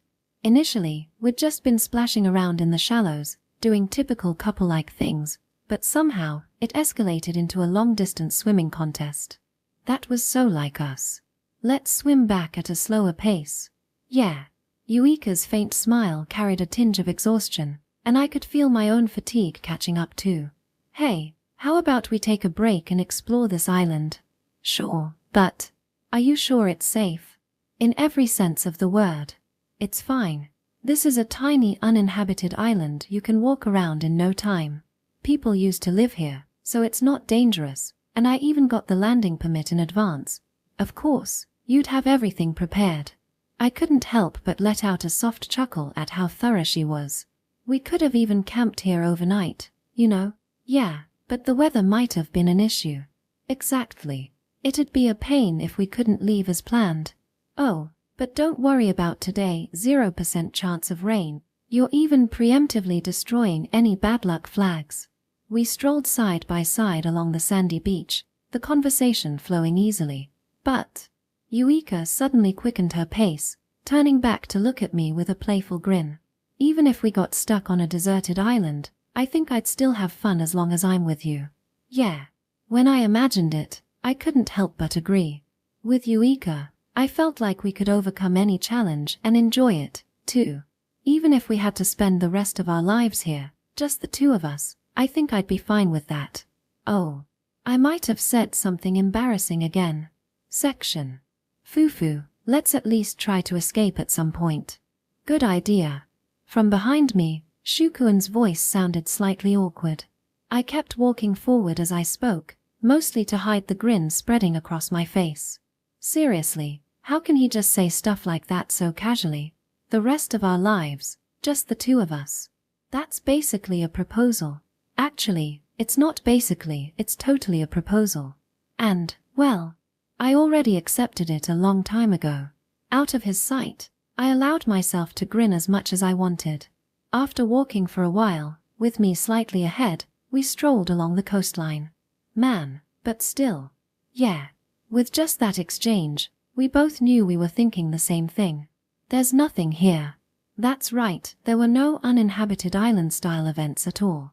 Sure, real life isn't an adventure novel, but still. I'd hoped for at least some exciting scenery or some bizarre debris washed ashore. As it was, it didn't feel much different from exploring a regular beach. So, we're about halfway around the island. Why don't we cut through the interior? I gestured toward a forested path in the island's center that looked like it had been used back when people lived here. Is it safe? You're barefoot. Shukuin's concern was perfectly valid, but Todder. I triumphantly pulled out 2 pairs of sandals from the waterproof bag I'd been carrying. You really thought of everything, huh? Just in case. Shukuin looked half impressed, half exasperated as I stood proudly. Then, his eyes darted away, and it hit me I was still in my swimsuit. Oh no, I totally forgot. All right, this should do it, right? Okay, with everything prepared like this, let's go. My attempt to cover my embarrassment with a triumphant grin seemed to work, as Shukuin nodded in agreement. With our sandals on, we eagerly headed toward the forest. Walking through a forest in swimsuits feels kind of fresh, doesn't it? It's cooler than the beach, and it feels pretty nice.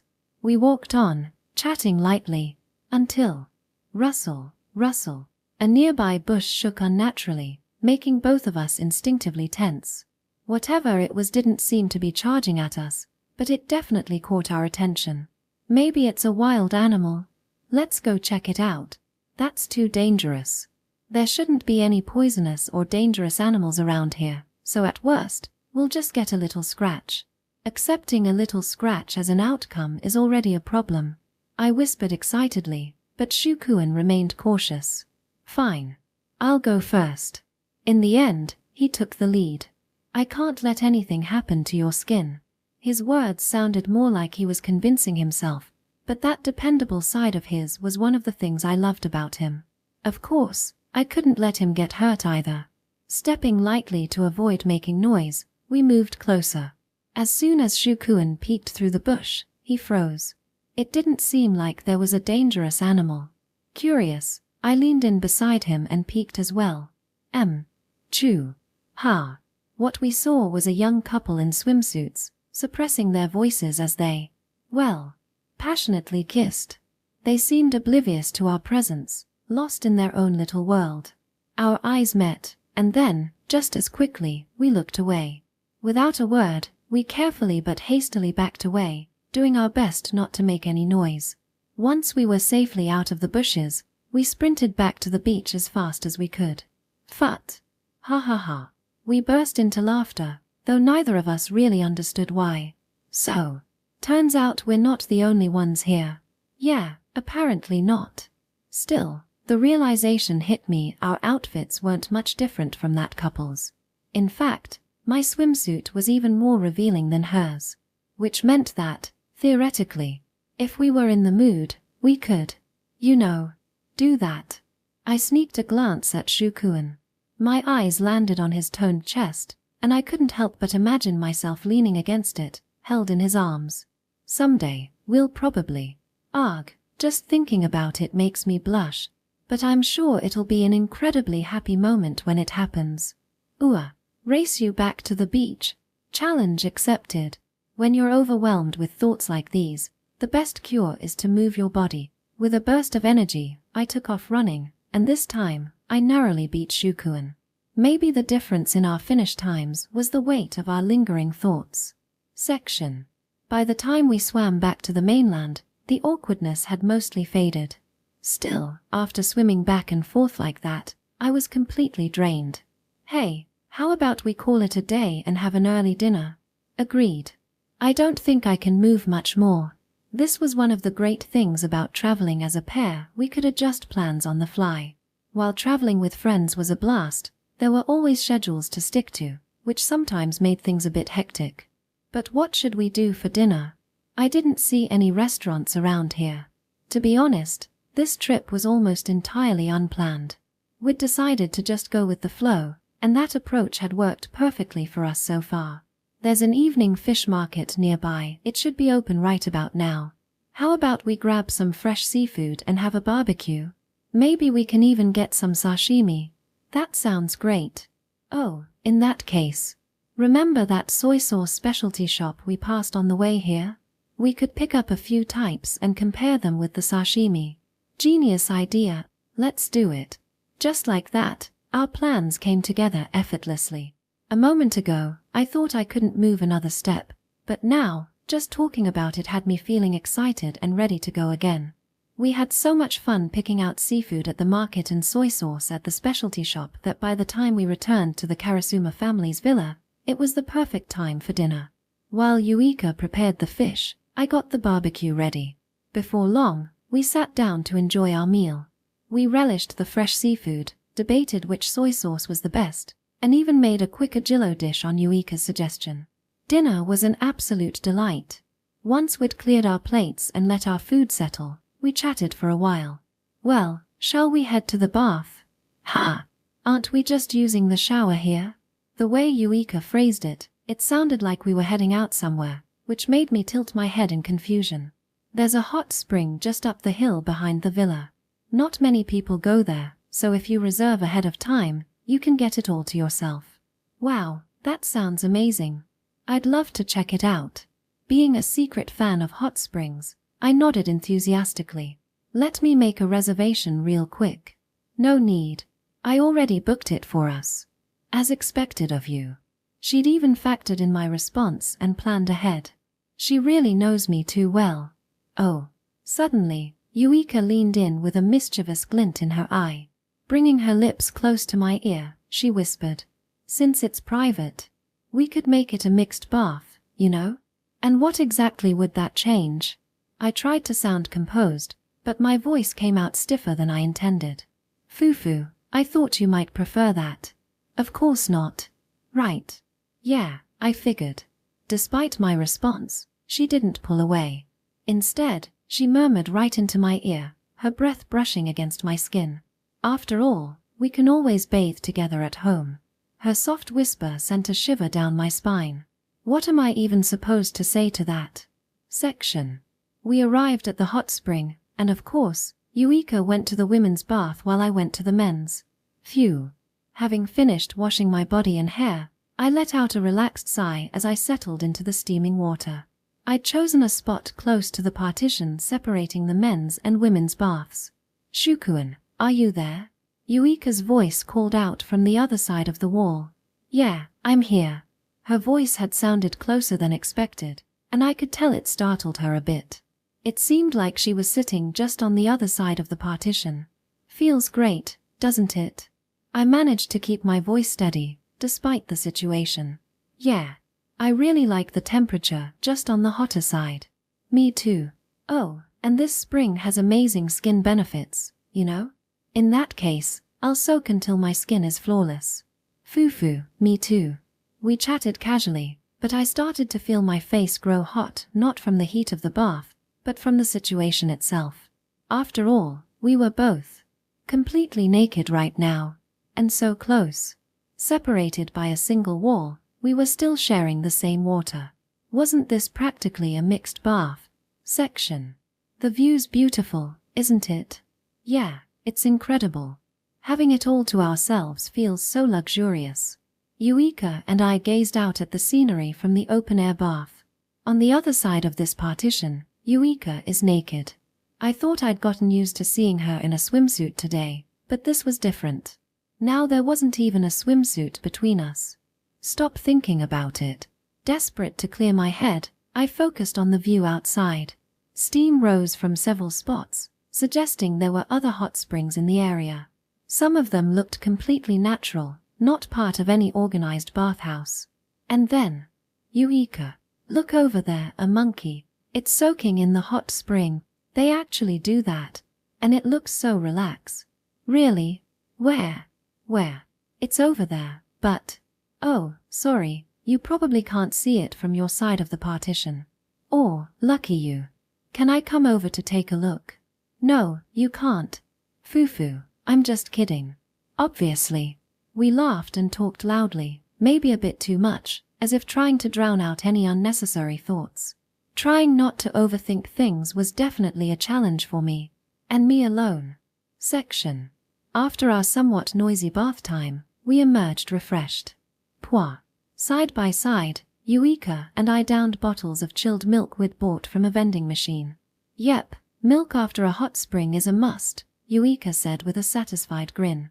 "It's like the final piece of the experience." We exchanged a smile, but I quickly averted my eyes. "Chem, what's up?" "Oh, just thinking maybe I should have gone for fruit milk instead." "Oh, that's always a tough choice." I used the vending machine as a convenient excuse, but the real reason was, well, both of us had changed into yukata, and while that was fine, I was pretty sure Yuika wasn't wearing anything under hers. The way her slightly loose neckline occasionally revealed glimpses was distracting, to say the least. "Hey, Shukuan, do you use moisturizer?" "What?" "No, I don't. When you get sunburned, your skin loses moisture from the outer layers and dries out. So, it's better to rehydrate your skin with moisturizer." "Oh, is that so?" I thought she was about to offer me some moisturizer to use myself, but instead, "I'll put it on for you." "Wait, no, I can do it." Before I could finish, Yuika pulled a bottle of moisturizer from her pouch and spread some onto her hands. Consider it my thanks for the sunscreen earlier. With that, she smiled and placed her hands on my cheeks. At this range, we were face to face, and I couldn't help but notice the way her cheeks still glowed faintly from the hot spring. Her skin looked even smoother than usual, and there was something about her expression that seemed mesmerizing. Wouldn't it be easier if I closed my eyes? Chem? Yeah, probably. Grateful for the excuse to escape her gaze, I shut my eyes. Section. Gently, I ran my hands across Shukuan's face, spreading the moisturizer evenly. "You know, Shukuan, your skin is really nice." "Is it?" "I wouldn't really know." "It is. And you don't even do skincare, right?" "I just use face wash, that's about it." "Lucky. I'm a little jealous. Yuika's skin is way better, though." "Well, I take proper care of mine." Honestly, I was relieved Shukuan had closed his eyes. This close, if we kept looking at each other, I'd definitely reach my limit. My heart was already pounding as it was. But Since his eyes were closed, my gaze drifted to his lips. And somehow, without realizing it, I found myself leaning closer and closer. Snap! Shukuin's eyes suddenly opened. Were you about to try something? Fufu caught me. What were you planning? That's a secret.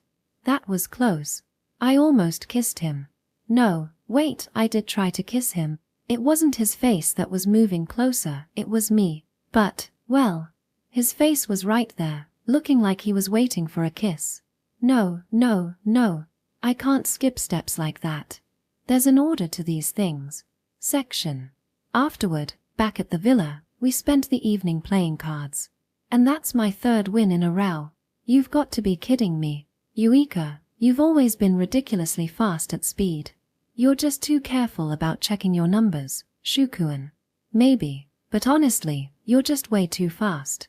Switching between various games, we discovered that each of us had different strengths. The overall score was pretty even, but Yuika clearly dominated speed. Why is playing cards on trips always so much fun?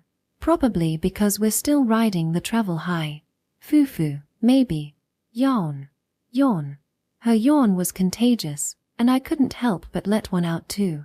Maybe the excitement of the trip had distracted us, but once the fatigue hit, so did the wave of sleepiness.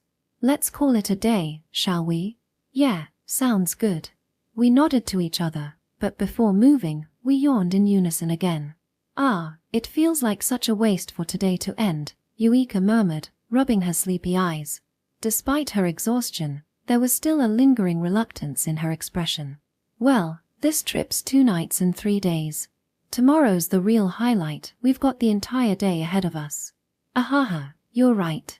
Even so, I couldn't deny the same lingering feelings. Despite the fact that we spend almost every day together at home, a trip like this really does feel special, like it exists in its own little world. Well, see you tomorrow. Good night. Yeah, good night. See you tomorrow. With that, we reluctantly parted ways, heading to our respective rooms, both still tinged with the wistfulness of the day's end. But tomorrow would surely be just as fun, if not more so. I was certain of it. At least, I was at this point. Section. Audiobook by Masquerade at Masquerade Audiobooks. Chapter 5. A little sister joins, with plans of her own. Day 2 of our trip alone together. Hey, look, Shukuin, isn't it amazing? My tan turned out so pretty. It's all thanks to you for carefully applying the oil. Yuika, unusually energetic from the morning, showed off her sun-kissed arm with pride. Wow, it really is perfect. Yuika's fair skin was, of course, stunning, but her sun-bronzed complexion gave her a more lively vibe, adding a different kind of charm. Come to think of it, when we were kids, she used to run around outside all summer long, and the Yukuin of summer I remembered was always tanned to a deep brown. The memory made me smile. Look, the swimsuit lines are so clear. What? She tucked open the collar of her shirt to reveal her shoulder, showing the sharp tan lines left by her swimsuit. Instinctively, I almost looked away. No, calm down. Compared to seeing her in her swimsuit, this shouldn't be anything. Right. Yeah, you're right. Even so, there was a strange, almost guilty allure to the sight, and I could barely manage to get those words out. You haven't changed much, Shukuin. Your skin looks the same as before. I don't tan easily. Oh, that's true. You've always been like that, right? With that, Yuika finally let go of her shirt collar, and I secretly breathed a sigh of relief. Are we heading back to the beach today? Or should we check out something else? How about the beach for the morning? Then how about trying surfing this time? There's a board in the storage shed. Surfing? Sounds good. I've never tried it before. Have you? Yep. I used to do it a lot back over there, so I'll teach you. Great, I'll count on you. While preparing breakfast with the leftover ingredients from yesterday, we discussed our plans for the day. Our trip was still just beginning. Section. Phew, surfing is so much fun. That moment when you catch the wave just right, it's such an adrenaline rush. I'm seriously impressed, Shukuin. You picked it up so fast. Only because you're a good teacher. Fufu, maybe so. Should we keep going this afternoon? Let's decide while we grab lunch. Okay. Either way, we need to drop off the surfboards first. We spent the entire morning surfing, and now we were heading back to the villa where we were staying. As we walked, Eureka suddenly perked up. Hey, do you smell that? It's a delicious aroma. Definitely sauce. It's lunchtime, so someone nearby is probably cooking. Hey, let's make yakisoba for lunch. You're so easily influenced. Do you not want yakisoba? No way, I'm totally craving it now too. We still have some ingredients left, right? We shouldn't let them go to waste, so let's go all out and make seafood yakisoba. Yay. That sounds awesome. The mouth-watering aroma made our lunch menu an easy choice. But as we got closer to Eureka's family villa, the smell of sauce grew stronger and stronger. Wait a second. At the door, Eureka tilted her head in confusion as she inserted the key. The door. It's unlocked. What? Her words made me furrow my brow. We definitely locked it this morning, didn't we? Yeah, no question about it. I clearly remembered seeing Eureka lock the door before we left. Eureka and I exchanged a tense glance. Her face was stiff with unease, and I was probably no better. Maybe someone from the management company stopped by for some reason? Maybe. It was a weak attempt to reassure ourselves. The management company had our phone number, so it seemed unlikely they'd drop by without notice. At the very least, they should have contacted us first. While it wasn't impossible, it was better to stay cautious. I'll go in first. Okay. Be careful, okay? With Eureka watching nervously from behind, I placed my hand on the doorknob. Slowly, I pushed the door open and peeked inside. The first thing that hit me was the rich, savory aroma of sauce that had been wafting toward us earlier. It was much stronger now. And then, oh, you're back. Hey there. Inside stood a girl in an apron who greeted us cheerfully. Wait, who? What? What are you doing here? Eureka's shocked voice came from behind me. It seemed like she knew this person, but, taking a closer look, there was something familiar about her features. Long time no see, Oni, and nice to meet you, Oni-san. I'm Karasuma Cannon. The girl introduced herself with a bow, her tone bright and playful. I decided to drop by. Her mischievous smile was so similar to Eureka's that there was no doubt she was her little sister, Cannon. Section. Come to think of it, I haven't checked your little sister's account yet, have I? As I was browsing through social media, the thought suddenly struck me.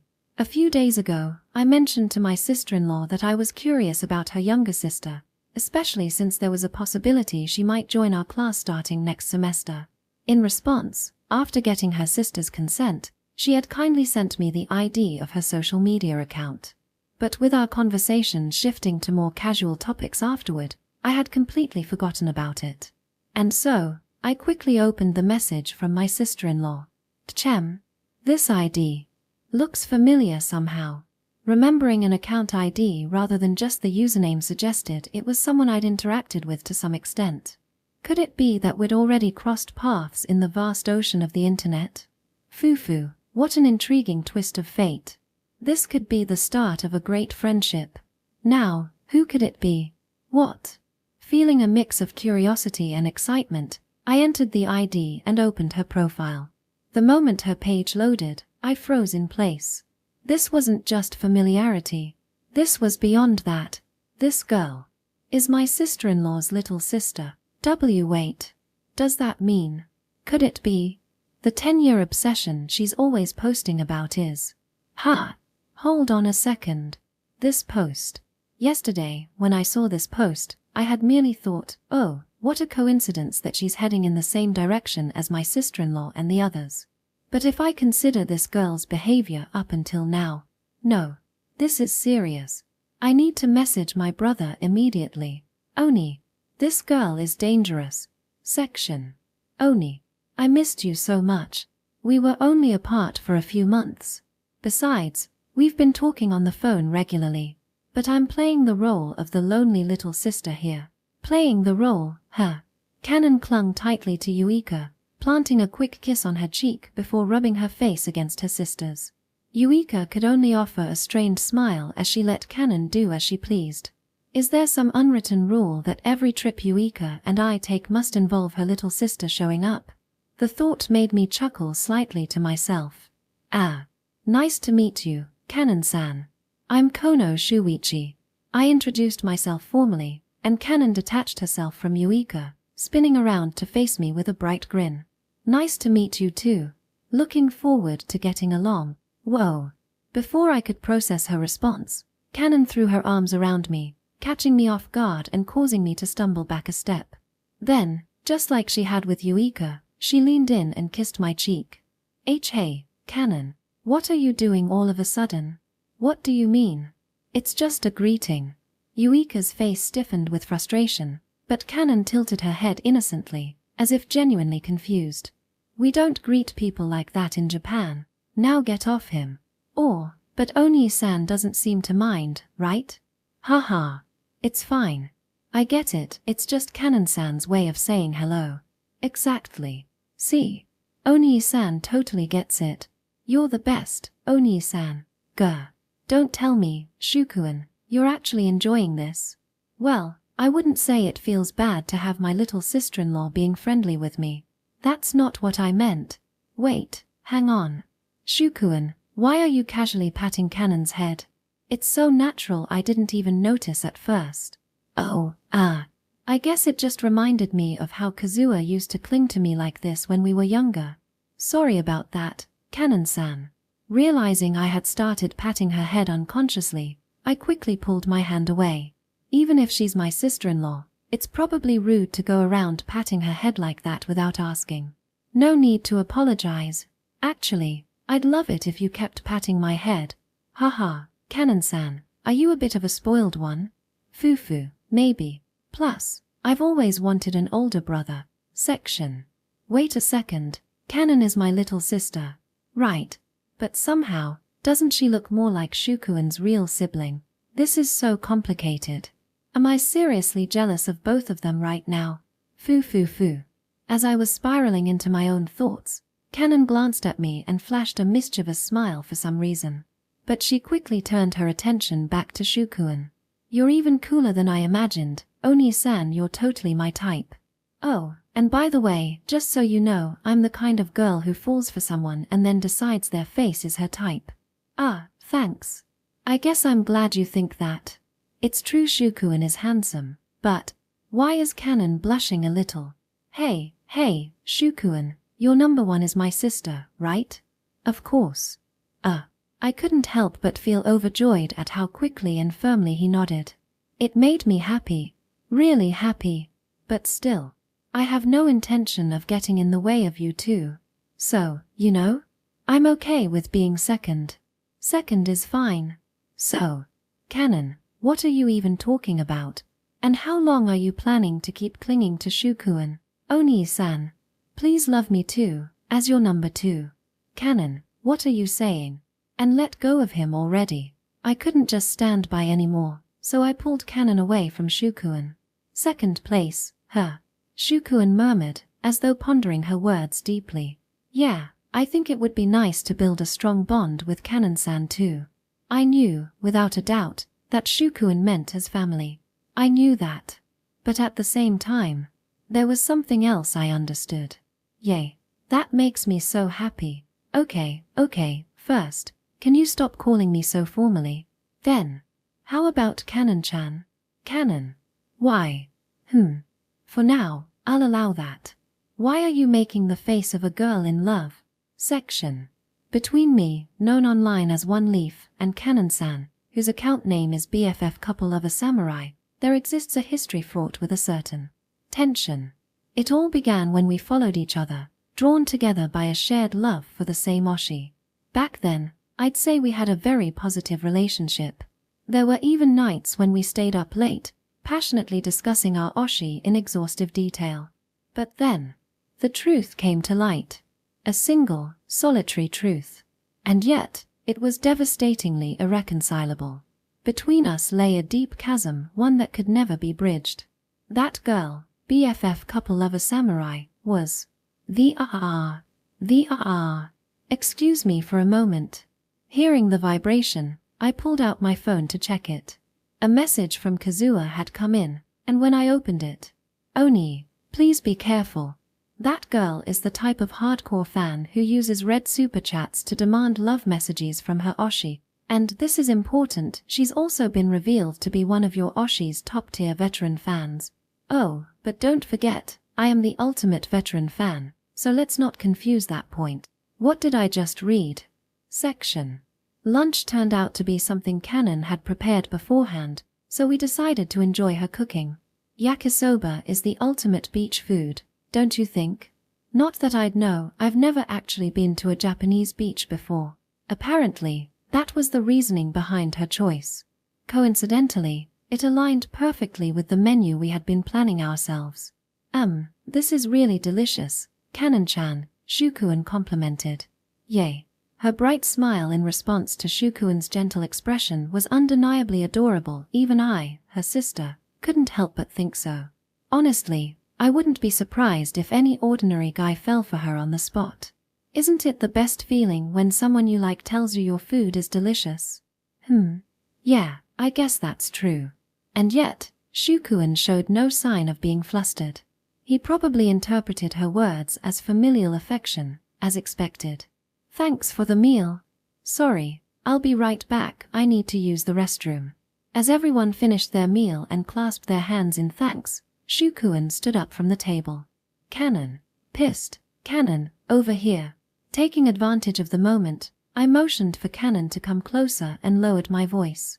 "Hey, what was that all about earlier?" Of course, I was referring to her "love me" as your number 2 comment. Shukuan might not have caught on, but I knew full well that it had been a declaration of love. "What do you mean?" "I meant exactly what I said." Canon tilted her head innocently, looking genuinely puzzled. "But it's weird for you to like Shukuan, isn't it?" "Why would it be weird?" "Because you only just met him today. You're not the kind of person to fall in love at first sight, right?" "Right, it wasn't love at first sight. I've liked him for a long time." "That makes even less sense. You've never even met him before." "But I've been hearing about him from you for ages." "What do you mean?" "As I kept listening to all your stories about Shukuan, I found myself falling for him too. And now that I've finally met him, I'm sure this feeling is real." "You're telling me you fell in love just from hearing stories?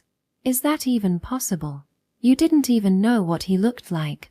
Are you the type who can't oshi someone without visuals?" "What? I'm perfectly fine with just text. Honestly, considering how off illustrations can be from reality, I almost prefer it that way." I always had this strange feeling of familiarity when talking to Kazuha, like something was nostalgic about it. Now I remember.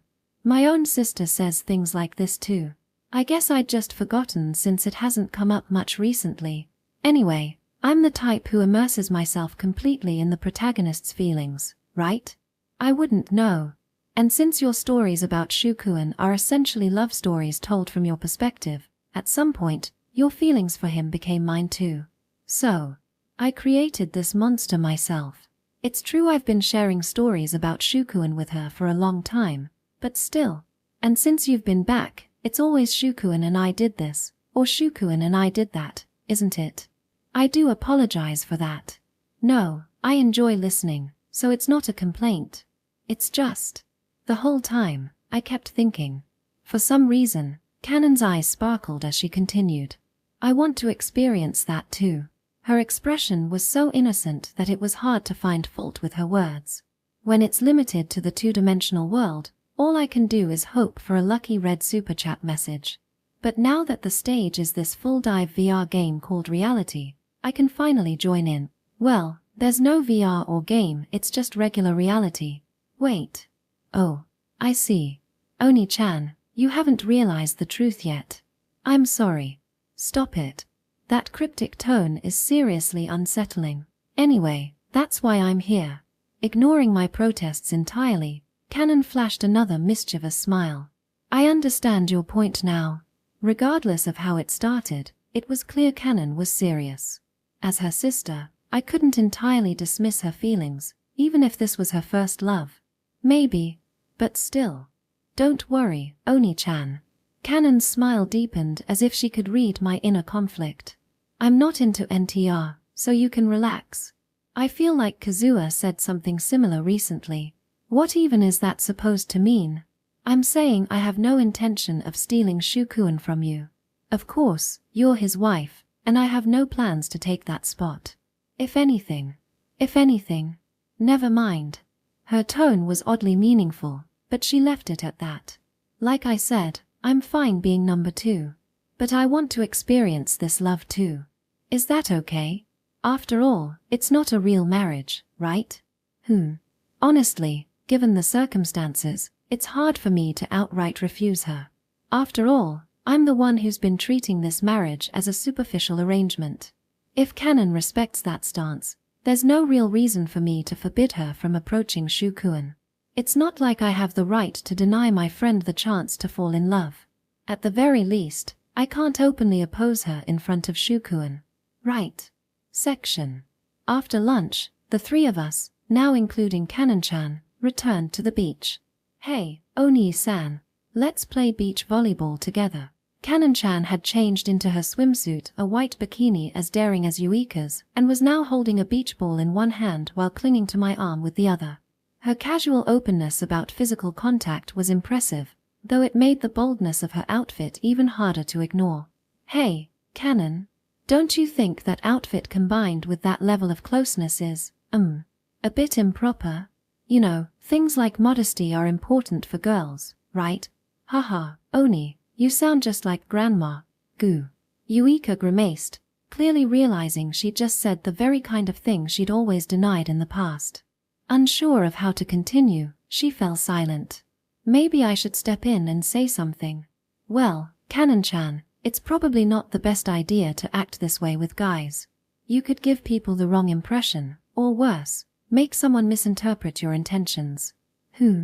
Does that mean you, Oni-san, might misinterpret it too? Of course not. I'd never think like that about my sister-in-law. Then it's fine, right? It was hard to argue with her logic, but Yuika's sharp gaze was practically drilling into me. I get it, though. If my little sister acted like this with some random guy, I'd step in to stop her too. In that case, I guess it's fine if I do it too, right? What? Wait, why is Yuika now clinging to my arm as well? After all, Shukuen would never misinterpret anything, right? Oh, of course not. Even though she's my best friend, I would never think of her that way. Never. But still, this level of closeness, with her skin directly touching mine, her chest. Her chest is definitely pressing against me, nihihi. Canon-chan grinned mischievously. You're reacting totally differently than you did with me, Oni-san. Well, that's because it's different with a sister-in-law. Wait a second. Come to think of it, how much does Canon-chan actually know? If there's a chance Yuika hasn't told her the real circumstances, wouldn't it be bad if I don't properly act like we're a married couple? Canon-chan is probably so comfortable with all this physical contact because, to her, I'm just her brother-in-law, someone she wouldn't even consider that way. If that's the case, then showing any signs of being flustered around Yuika might also be a problem. But, then again, wouldn't it actually be natural to react to your wife like this? On the other hand, if we're supposed to already be married, isn't it strange to get this flustered over something so minor at this point? I have no idea what the right answer is. And so, with both my arms still firmly held by Yuika and Canon-chan, I continued to wrestle with my thoughts in silence. Section. Oh, Shukuen's arm is pressing against my chest. I only acted out of reflex to compete with Canon, but wait, this is practically like clinging to him while naked. But feeling Shukuen's strong arm against my bare skin is kind of nice. My heart's racing, and I'm so embarrassed I want to pull away right now, but at the same time, I kind of want to stay like this forever. And there's also this. Shukuen didn't show the slightest hint of being flustered when Canon hugged him, but the moment I did the same, he's clearly all jittery and nervous. Honestly, that makes me really happy. How about that, Canon? This is what they call having the edge of experience. Foo. Why is Canon smiling so happily? Is this not even enough to throw her off balance? Section. After lunch, the three of us decided to play with the beach ball Canon had brought along. Here it comes, Oni. Boing. Got it. Shukuin, it's coming your way. Alright. Wow, Oni-san, that was a perfect no-look toss. Here's the return. Boing. Whoa, that's a tricky shot. Alright, Yuika, it's heading to you. Nice toss. Okay, Shukuin, back to you. Got it, Canon-chan, heads up. Oops, that's a bit far. Boing. Every time Canon jumped to hit the ball, there was noticeable movement. Canon's chest was significantly larger than mine, but I'd never felt envious of it before. I always thought I could win in terms of shape, and it's not like I'm small myself. Besides, Canon often complains about shoulder pain because of it. But now, here you go, Oni. Alright, here we go. Shukuin. Got it. Canon-chan, it's coming back to you. Yay. By the way, Oni-san, are you doing some kind of no-look Oni challenge? It's just Shukuin's eyes. They seem glued to her, don't they? Ever since we started playing, he hasn't looked at me at all. I mean, of course, I trust Shukuin. There's no way he'd have improper thoughts about Canon. I'm absolutely certain of that. But even so, there's the whole primal male instinct thing, right? Like how guys naturally admire bigger, things. With how obvious this is, it's hard not to feel a little suspicious. Hey, Oni-san, Canon suddenly said, tossing the ball back to Shukuin with another boing. Do you prefer big boobs or small boobs? Gah. Canon, what are you even asking all of a sudden? Boobs, of course. That's not what I meant. Don't ask Shukuin weird questions. Canon's question made Shukuin choke and drop the ball, prompting me to scold her. But, come on, Oni, you're curious too, aren't you? Well, I mean, honestly, it is a topic I'm kind of curious about. Especially right now. Nihihi. See, Oni-san? Oni is super interested too. I didn't say that much.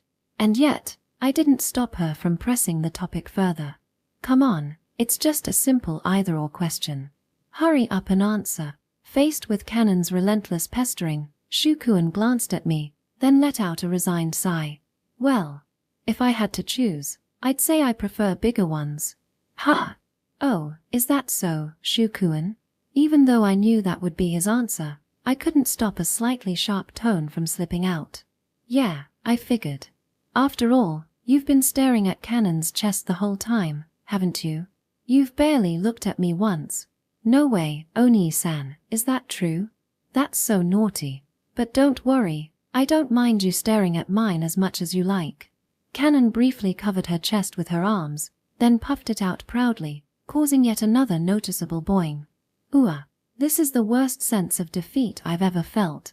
But my growth spurt isn't over yet. Probably. Starting tonight, I'll do chest massages. And when this trip ends, I'll apprentice under an expert. No, that's not it. It's not just about being big or small. Actually, it's not even about that. The reason I was looking at Canon-chan was, I wondered what kind of excuse Shukuin would come up with. Well, whether you realize it or not, Yuika, yours were bouncing around quite a bit too. What? His unexpected words made me let out a dumbfounded noise. Wait, so that means... Hey, does that mean... Could it be that Onia's boobs were so distracting that they were too sexy to look at? Well, yes. So he was being naughty. Well, yes. What? Why am I suddenly so embarrassed? It's like I've been unintentionally using my body to attract Shukuin. Not that I haven't done that deliberately before, but this time it wasn't intentional, and yet it still worked.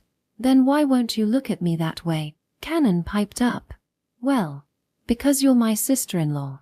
But I want you to look at me that way. Oh, Canon-chan, you're very attractive as a woman, of course. I'll settle for that answer this time. Looking satisfied, Canon nodded and then sidled up closer to Shukuin.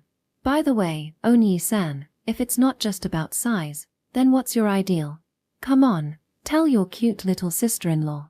Canon grinned mischievously as she teased him, while Shukuan, looking completely defeated, leaned in and whispered something into her ear. So in terms of size or cup, how would you describe it? So, why so vague about your own preferences? Oh, I see. Maybe just tell me who fits the ideal. After listening intently, Kanon broke into an even wider grin. Guess what, Oni? Oni-san says you're his ideal. Shukuan hurriedly tried to cover Kanon's mouth, but it was far too late for that. See, can I just ask you to give me a moment? With that, I spun around and turned my back to Shukuan and Kanon. Because my cheeks were already betraying me, threatening to break into the biggest grin. Yuika, no, it's not. Well, okay, maybe it's not entirely untrue, but it was just a hypothetical. Kanon-chan cornered me into answering. He was trying to explain himself, but all it really did was reinforce the fact that he likes mine best. Foo. Oh no, I should turn back soon. If I don't, Shukuan might think I'm upset or something. I can't let him misunderstand. It's not like you need to rush to explain yourself, is it? Suppressing my uncontrollable grin as much as I could, I turned back around, aiming for an impish smile. In that case, I'll make sure to keep this bust size just for you, Shukuan. Yes. I'll maintain it with all my might, not letting it get any bigger or smaller. Ah, you don't really need to do that, Yuika. I mean, it's not necessary. Chem. So does that mean, Oni-san, that you like my sister just the way she is? Whether it's bigger or smaller, this is the perfect size for you? Well, in that sense, yes. Maybe. Oh, no, I think I might sneeze. I quickly turned my back to them again. Because. Those words from Shukuan just now. Is that so? I see. Oh, hey, diving. I heard you can dive somewhere around here, right? Let's do that next. I suddenly feel like swimming with some fish, but if you wear a wetsuit, Oni-san, your beloved Onia's chest will be all covered up. Are you sure that's okay? Why are you teasing me so much all of a sudden? Nihihi, sorry. But you're just so cute when you're flustered, Oni-san. It's almost like his saying, the one I like the most is my favorite. Isn't it? Section. Despite everything that had happened, we spent the rest of the day playing at the beach. By evening, we decided to check out a nearby festival, a suggestion from Kanon-chan, who had even brought yukatas for us. Having finished changing into a dark blue yukata first, I was now waiting for the two of them in front of the villa. Shukuan, sorry to keep you waiting. We're ready. Hearing their voices, I turned around. The first thing that caught my eye was Yuika, dressed in a cool blue yukata with yellow floral patterns. My gaze was immediately drawn to her. When we reunited at the Omii, I had thought the same thing. Yuika rarely wears traditional clothing, but she pulls it off magnificently. Her usual vibrant aura was slightly toned down, giving her a more mature impression. Her hair was pinned up, revealing the nape of her neck. Oni-san, how does my yukata look? Kanon-chan's cheerful voice brought me back to my senses as she twirled in place, showing off her outfit. Ah, I had been completely captivated. You look adorable. It suits you perfectly. Nihihi, thank you. Kanon-chan's yukata was white with blue floral patterns, highlighting her natural charm. It truly suited her. Oh, and, Yuika, your yukata looks great too. Thanks. When I complimented Yuika's outfit, her response felt slightly curt. Did it come off like I was only complimenting her as an afterthought? No, that's not it. She didn't seem angry or sulking. Could she be embarrassed? Maybe she's blushing. Well, let's get going, I said, clearing my throat to break the tension before starting to walk. Okay. As I began to move, Kanon-chan quickly latched onto my arm again. It was fine with swimsuits, so it should be fine in a yukata too, right? She said, looking up at me with a playful grin before I could say anything. It's hard to argue with that logic. Maybe I should have been more assertive about this at the beach. As I mulled over my response. Well then, I'll take this side. Yuika took hold of my other arm, making me let out a surprised yelp. Wait, weren't you supposed to stop Kanon-chan from doing this? Then again, this is so like Yuika. If she couldn't stop Kanon-chan, Maybe she decided to join in to divert my attention. And honestly, it was working. I couldn't focus on anything but the feeling of Yuika next to me. Compared to Kanan-chan, who clung to my arm with her whole body, Yuika simply linked her arm with mine, resting lightly against me. The contact was subtle, but with her current elegant demeanor, it only made her presence even more captivating. Kanan, is the festival straight down this road? Yap. I've never been to a Japanese festival before, so I'm super excited. Wait a minute. Are we really going to the festival like this? Like this? This can't be happening. Oh wow. A flower in each hand. Is this what they mean by the textbook definition of it? This could be the cover photo for the Wikipedia page on a flower in each hand. Or maybe an ad for Power Stones or something. Well, this was bound to happen. Yuika and Kanan-chan, dressed to the nines, stood out even more than usual. And with both of them clinging to my arms, I must have looked like some kind of scoundrel who had two sisters serving him. Hey, Oni-san, let's buy some shaved ice. I want to try blue Hawaii. Kanan-chan tugged at my arm, completely unbothered by the attention we were attracting. I think I'll get strawberry, Yuika added from the other side, equally unfazed. I guess having these two gorgeous sisters together naturally drew attention, but they seemed used to it. What about you, Shukuin? Yuika, who had seemed a bit uneasy about our proximity earlier, now looked up at me without hesitation. I guess I'm the only one still uncomfortable about this situation. I think I'll pass, I said. With both arms occupied, it'd be hard to hold it properly. Besides, there was another reason I didn't plan on getting shaved ice. All right, 1 strawberry and 1 blue Hawaii. Thanks for your business. Thank you very much. Despite having one arm each occupied, both of them skillfully took out money and received their shaved ice from the vendor. So cold and delicious. So this is what blue Hawaii tastes like. Kanan, don't eat too fast, or you'll get brain freeze. Okay. And, of course, both of them continued eating their shaved ice while still clinging to my arms. Isn't that hard to eat? Oni-san, look. Kanan-chan tugged my arm, drawing my attention to her as she stuck out her tongue. Does it look blue? Yeah, it's definitely blue. Nihihi. When I confirmed it, she grinned happily. I always wanted to try this. As I watched her contentedly, she suddenly held out her spoon straw loaded with blue syrup-drenched ice. Here, Oni-san, have some. Before I could refuse, the ice looked like it might fall, so I reflexively took it into my mouth. The cold, nostalgic sweetness spread across my tongue. It had been years since I'd had shaved ice. Hey, Oni-san, stick out your tongue. Let me see. After swallowing, I complied with Kanan-chan's request and stuck out my tongue. Wow, it's really blue. That's so funny. Kanan-chan's eyes widened before breaking into a big, delighted smile. Then, with a mischievous glint in her eye, she added, Now we match. Haha, I guess we do. I smiled back at her, but I suddenly felt a gaze from my other side. I turned to find Yuika giving me a sharp side eye. I guess Kanan-chan doesn't mind sharing spoons, but maybe I should have been more considerate about that. Well, you're not getting any of mine, just so you know. She stuck out her tongue playfully, dyed red from the strawberry syrup, making her lips look slightly rosier than usual. After a while of walking and eating shaved ice, Kanan-chan finished hers. Shukuin, here, you can have half of mine, Yuika said, handing me her cup with a somewhat sheepish expression. Haha, I thought so. One of the reasons I didn't buy shaved ice earlier was because I expected this. I leaned down to sip from Yuika's straw, slurping up the half-melted ice. It wasn't the most polite way to eat, but with both my arms occupied, I didn't have much of a choice. Yuika, you've always liked cold things, but you can never finish them, right? Well, my body gets cold. And now I'm freezing. Here, open my bag. My hands are full, so you'll have to grab it yourself. Ha! Oh, wow, you brought a hari? Thanks. I figured it'd get chilly during the festival, so I planned for it. Shukuin, you're so thoughtful. Thank you. As I watched Yuika pull out the hari, I felt another gaze.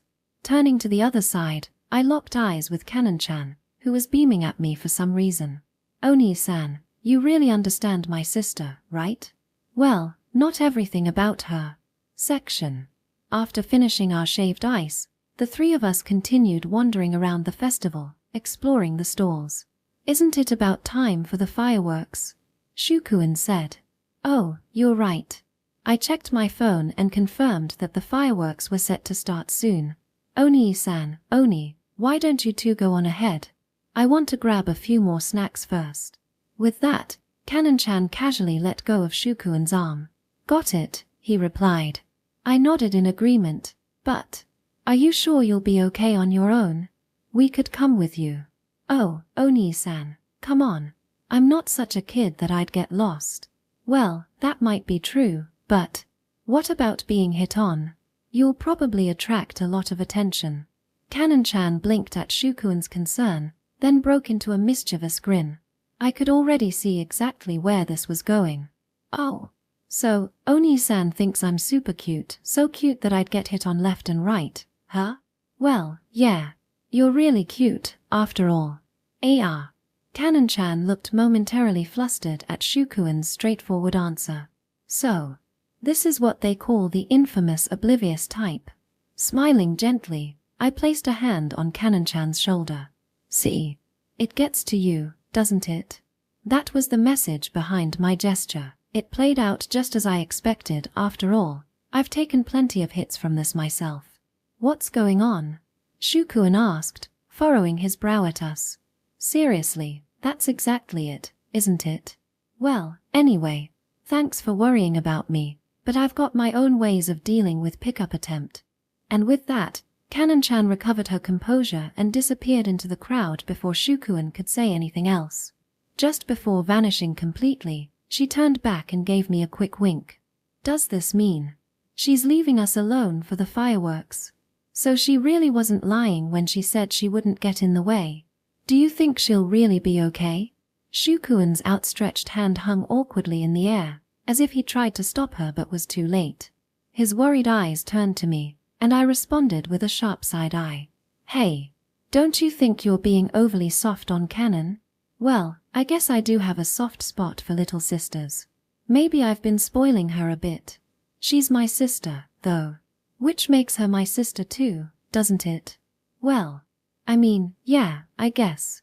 He's not wrong, but Shukuin really does treat Kanan-chan like a real blood-related little sister. Most people wouldn't see a sister-in-law they just met today that way, would they?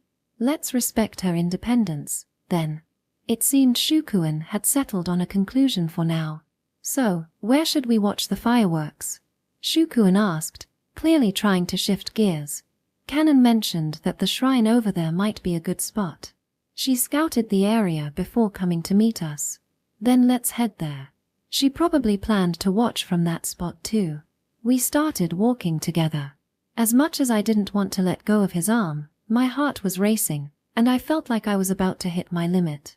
Quietly, I released his arm. But, the moment I let go, Shukuin gently took hold of my hand instead. I almost let out a strange noise. We can't risk getting separated. Without looking at me, he spoke gruffly, his voice steady. Why yeah, you're right. I answered softly, squeezing his hand back in return. Section. Hey, are you sure this is the right way? There's hardly anyone around anymore. Isn't that exactly why it's a hidden gem? Yeah, I guess that makes sense. With that casual exchange, we continued walking at a slightly slower pace than usual. The crowds were far behind us now. The chaos of the festival was a distant memory. There was no longer any risk of getting separated. And yet, we were still holding hands. It wasn't deliberate or meaningful, just that neither of us had found the right moment to let go. That's all. Probably. This is the place, right? Yeah, I think so. Before long, we arrived at a somewhat weathered shrine. Bang! Pop pop pop. At that exact moment, the fireworks began. Wow, so pretty. Yuika looked up at the night sky, narrowing her eyes with delight as she let out an excited cheer. At first, I also looked toward the fireworks.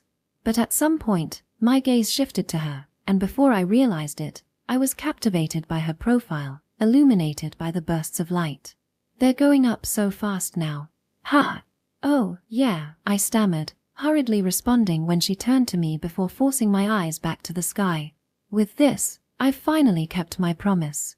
Trying to shake off the strange awkwardness I felt, I brought up something from our childhood. You remembered? Yuika's eyes widened slightly in surprise. Of course. You cried so much back then. You didn't have to remember that part. She playfully groaned, exaggerating her reaction with a pout. You were obviously sick, but you wouldn't listen and insisted on going to the festival. I was so excited about the fireworks. But still, you didn't have to cancel going to the festival just because of me. You must have been looking forward to it too. You could have gone with your family or someone else. If I wasn't with you, Kuan, it wouldn't have meant anything.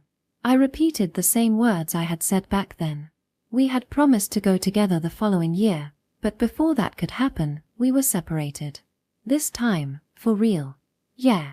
With only a few words, we stood side by side, watching the fireworks. By the time the final bursts lit up the sky, we were still holding hands. Maybe it was because reminiscing about the past had brought us back to those childhood feelings. At least, that's what I decided to tell myself. Section. Ahaha, sorry. I got distracted by all the food stalls, and before I knew it, the fireworks were over.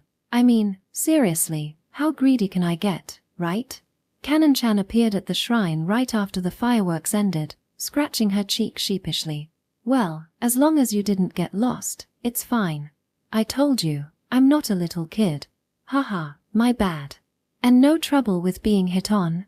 Nope. As soon as we split up, I got this. Kanan-chan tapped the fox mask she was wearing on the side of her head. Fair enough. Wearing that would deter most people. Then again, with her figure, Kanan-chan might still attract attention even with a mask on. Well then, let's head back. Without waiting for a reply, Kanan-chan wrapped her arm around mine again. Looks like this level of closeness is just her default. Yeah, I'm tired of walking around in these jita I'm not used to, Yuika added. She didn't seem interested in stopping Kanan-chan anymore, nor did she try to take my arm herself. Kanan-chan glanced at her sister and smiled slyly. What's wrong? Oh, nothing. I tried asking, but she simply brushed it off. By the way, Oni, the strap on your jita looks like it's about to snap. Ha! With a casual remark, Kanan-chan crouched next to Yuika, lightly tugging at the strap of her sandal only for it to give way with a snap. Oh no. Looks like I broke it. Sorry about that. Well, it's better it broke now than while I was walking. That could have been dangerous, so thanks, I guess. Yuika looked down at her broken sandal with a slightly troubled expression. Anyone know how to fix this? She asked, glancing at us with uncertainty. Oni-san, it's your time to shine. You know, like one of those quick fixes they do in period dramas. I've seen it done, sure, but that doesn't mean I know how to do it. Honestly, if Yuika doesn't know how, I doubt any of us do. No choice, then. Hop on. Ha! Crouching in front of Yuika, I offered her my back. She made a small, surprised noise. And no way. I couldn't possibly. She waved her hands in refusal, flustered. It's not like we're strangers, right? Don't worry about it. Well, yeah, but I could just hop on one foot or something. There's no way that's practical. Why is she hesitating over something as simple as a piggyback ride? Come on, Oni, let him carry you. What? Hey, don't push me in this state. Kanan-chan gave Yuika a gentle shove, causing her to stumble and half fall onto my back. No, it's nothing. Focus on getting Yuika back safely. That's all that matters right now. Alright, I'm standing up. Okay. Yuika's voice was unusually soft, and she seemed unnecessarily embarrassed as I stood up with her on my back. With Kanan-chan walking beside us, we started heading back. Surprisingly, Kanan-chan didn't cling to my arm this time, perhaps understanding the situation. Shukuan, your back feels so much bigger now. Well, compared to when we were kids, yeah. As I carried Yuika on my back, I couldn't help but remember how I used to give her Yukuan piggyback rides just like this. Yukuan had a habit of pushing himself too hard and often ended up hurting his feet. Back then, Yuika was taller than me, and honestly, carrying her was a real struggle. Shukuin, are you okay? Am I too heavy? Not at all. If anything, you're lighter than you were back then. Are you eating enough? Hihi, you'd know that better than anyone, wouldn't you? Yeah, you're right about that. It wasn't bravado, carrying her now felt completely effortless.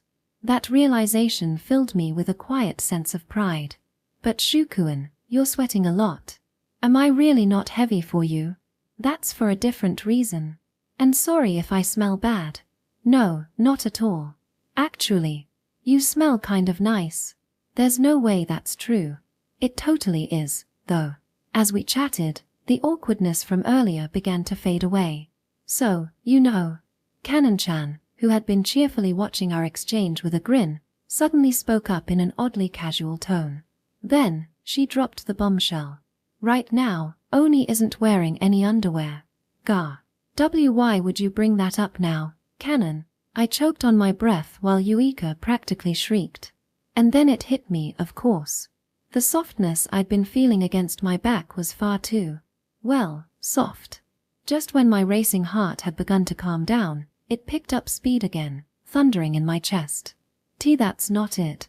Kanan said the underwear I brought might mess up the yukata's silhouette, and then she said that if I acted confident, no one would notice.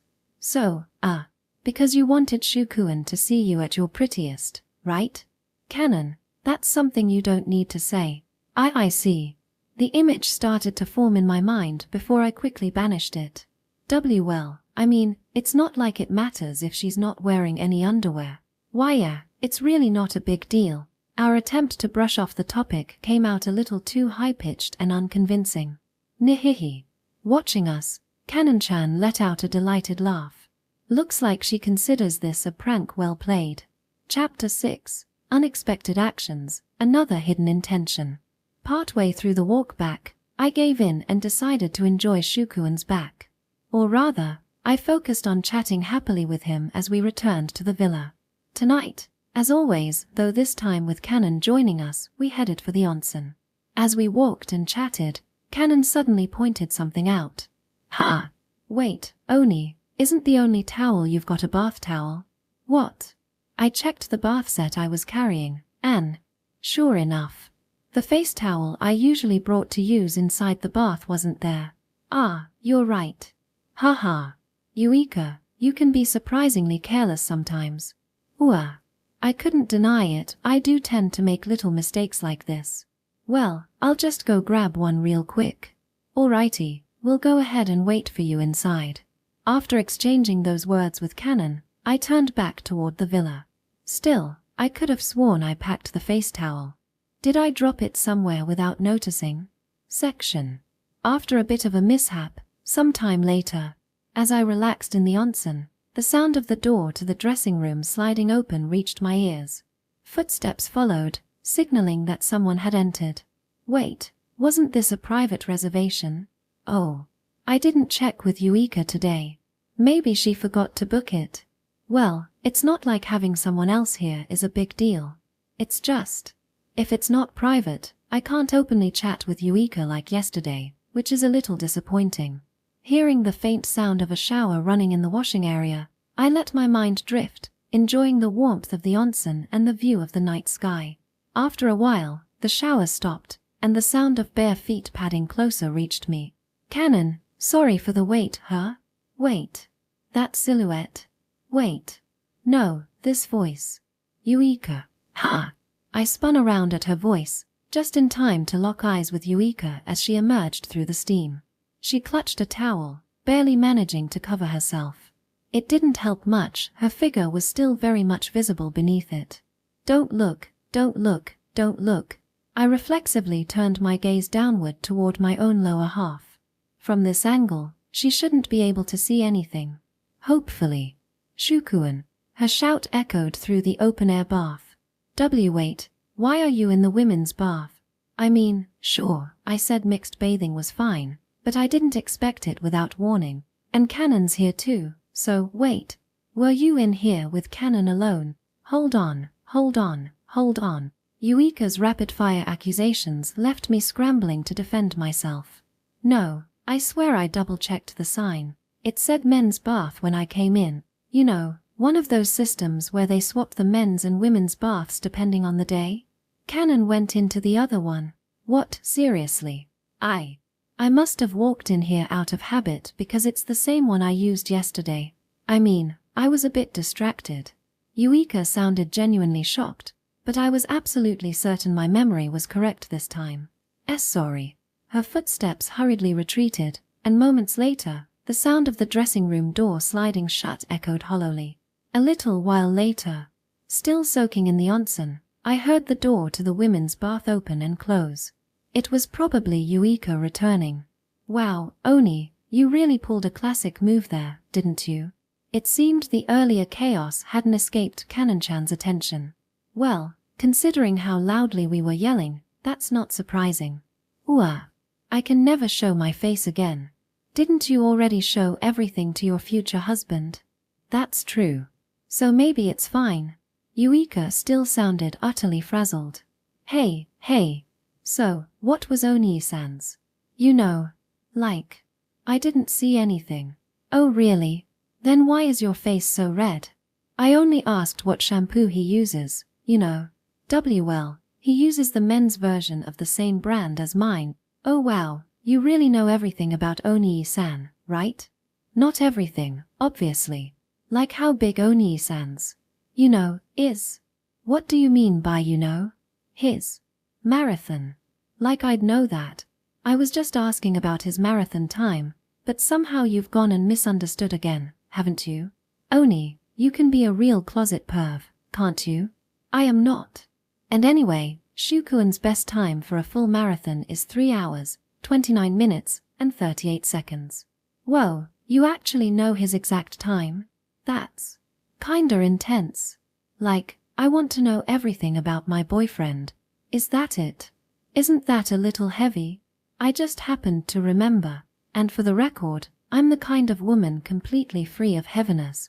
Their conversation echoed faintly from the women's bath. They really get along, don't they? That's the right impression to have, isn't it? Well, I'm getting out now. You two enjoy yourselves. Wait, don't leave me alone with him right now.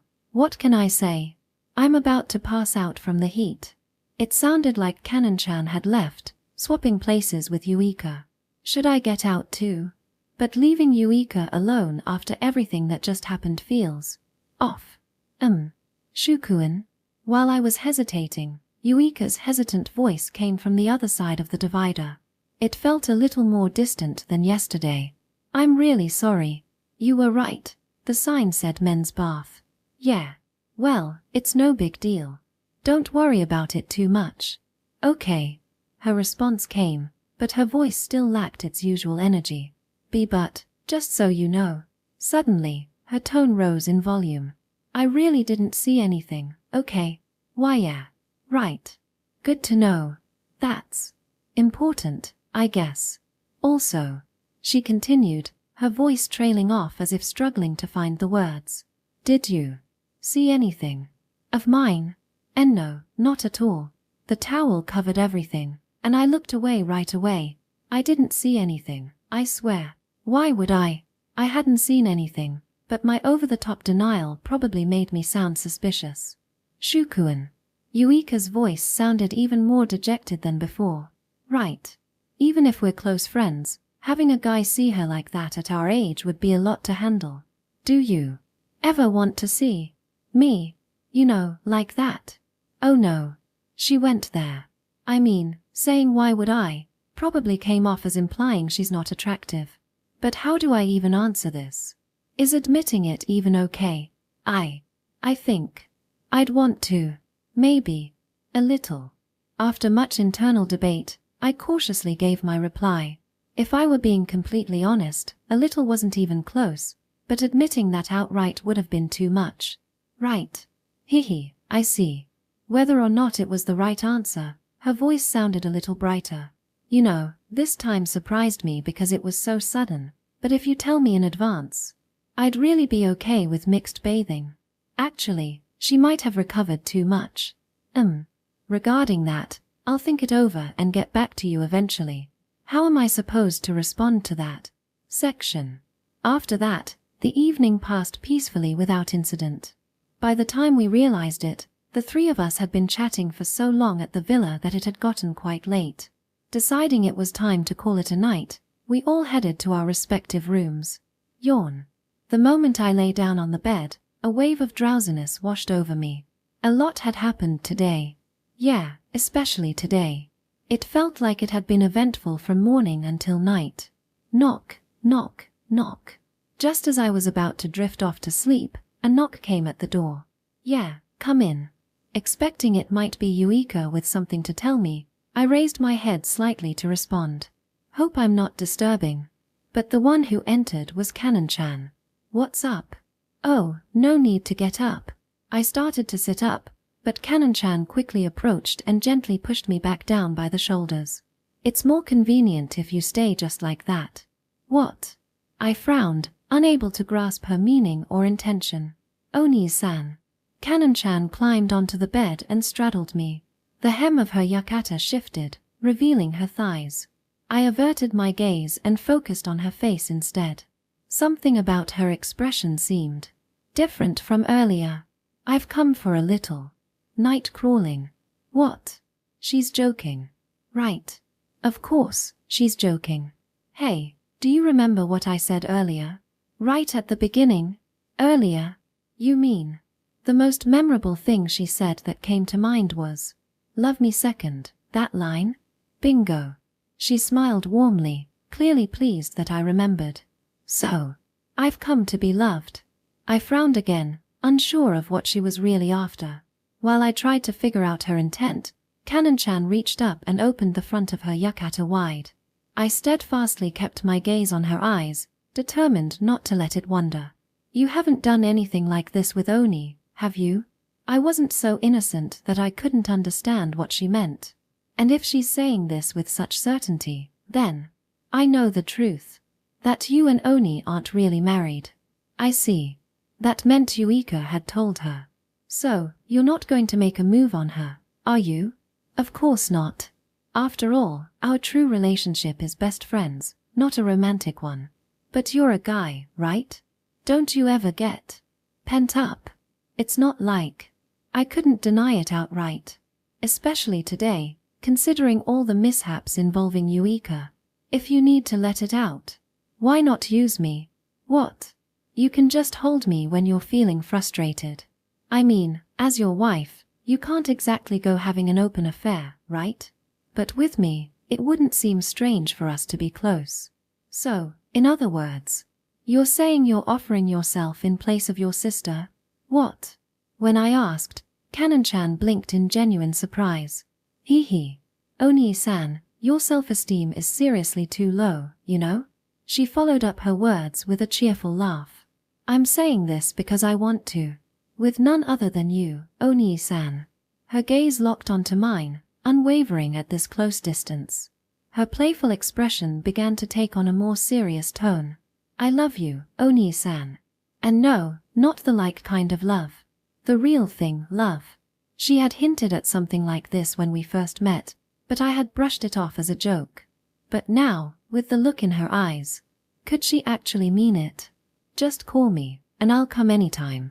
Whatever you want to do, I'll do it. I don't mind being your convenient girl. She was saying this sincerely. I'm fine being second. The first spot belongs to Oni, after all. Her face inched closer to mine. Second is fine, so please, love MMPH. Before she could finish, I gently pressed my palm against her lips. Sorry, but I'm not sure I fully understand what's happening here. Whether Kanan-chan was serious or had some other intention, one thing was clear. I can't give you the answer you want. Why not? Kanan-chan leaned back slightly, tilting her head in curiosity. You're not really married to my sister, so it shouldn't be a problem if it's with me, right? I made a promise to myself that I'd never betray Yuika. Even if our marriage is just for appearances, that doesn't change how I feel. I got her permission, you know. I asked her directly. Even if that's true, it doesn't change anything for me. You've told me I'm cute and charming, haven't you? Isn't that enough? You're right, I did say that. But no. It's not enough. I see. Got it. With a single, calm nod, Kanan-chan climbed off me and stepped down from the bed. Well then, Oni-san, good night. Sweet dreams, okay? She smiled brightly, as if she were a completely different person from the one who had just been pressing me moments earlier. She left the room without hesitation, the door closing behind her with a quiet click. And for a while, what the hell was that about? My muttered words dissolved into the quiet night air, unanswered. Of course, no reply came from anywhere. Section. Phew. Leaning against the door of Oni-san's room after closing it behind me, I let out a small sigh. So, it didn't work, huh? Even though I threw my everything at him, all my genuine feelings, bare and unfiltered. Even though I exposed every vulnerable part of myself, without any shame. Even though I truly, from the bottom of my heart, love him. So that's how it is, huh? That's how it is. I found myself recalling the conversation I had right before visiting Oni-san's room. Oni, I'm about to go night crawling to Oni-san's room, any objections? Half asleep and sprawled on her bed, Onia's response was a mumble that was hard to discern as either a question or approval. Night crawling. You know, seducing Oni-san. Do whatever you want. What? That's not the reaction I expected. Judging by how she acted earlier at the beach and during the festival, I thought she'd blow up at me with way more intensity. Are you sure? I'm seriously going, you know? What if I take Oni-san's first time? Oh, but I guess since you haven't done anything, it might not count as his first, right? I said, do whatever you want. Even with my provocative tone, her response didn't change. Oni knew I was serious about doing this, so she must have been serious about her words too. It's pointless anyway. Ah, I see now. You trust Oni-san, don't you? Of course I do. With that, she drifted off to sleep, her face serene as if she had no worries at all. Well then, guess I'll put that trust to the test. Men are ultimately creatures of instinct, ruled by their baser desires, right? And hey, if things go the way I want, that's fine by me too. Or so I thought. So that's how it is. Just as Oni had predicted, Oni-san didn't waver for a second. My attempts at seduction didn't even faze him. My charms didn't work on him at all. My feelings didn't get through to him at all. My request wasn't heard at all. That's just how it is. Placing both hands on my cheeks, I let out an odd giggle. He. Perfection. With a ridiculous grin plastered on my face, I squirmed and twisted in place like some kind of deranged dance. Yes, this is how it's supposed to be. The unshakable bond between childhood friends, untouchable by a mere newcomer like me. Absolute perfection. I live for this stuff.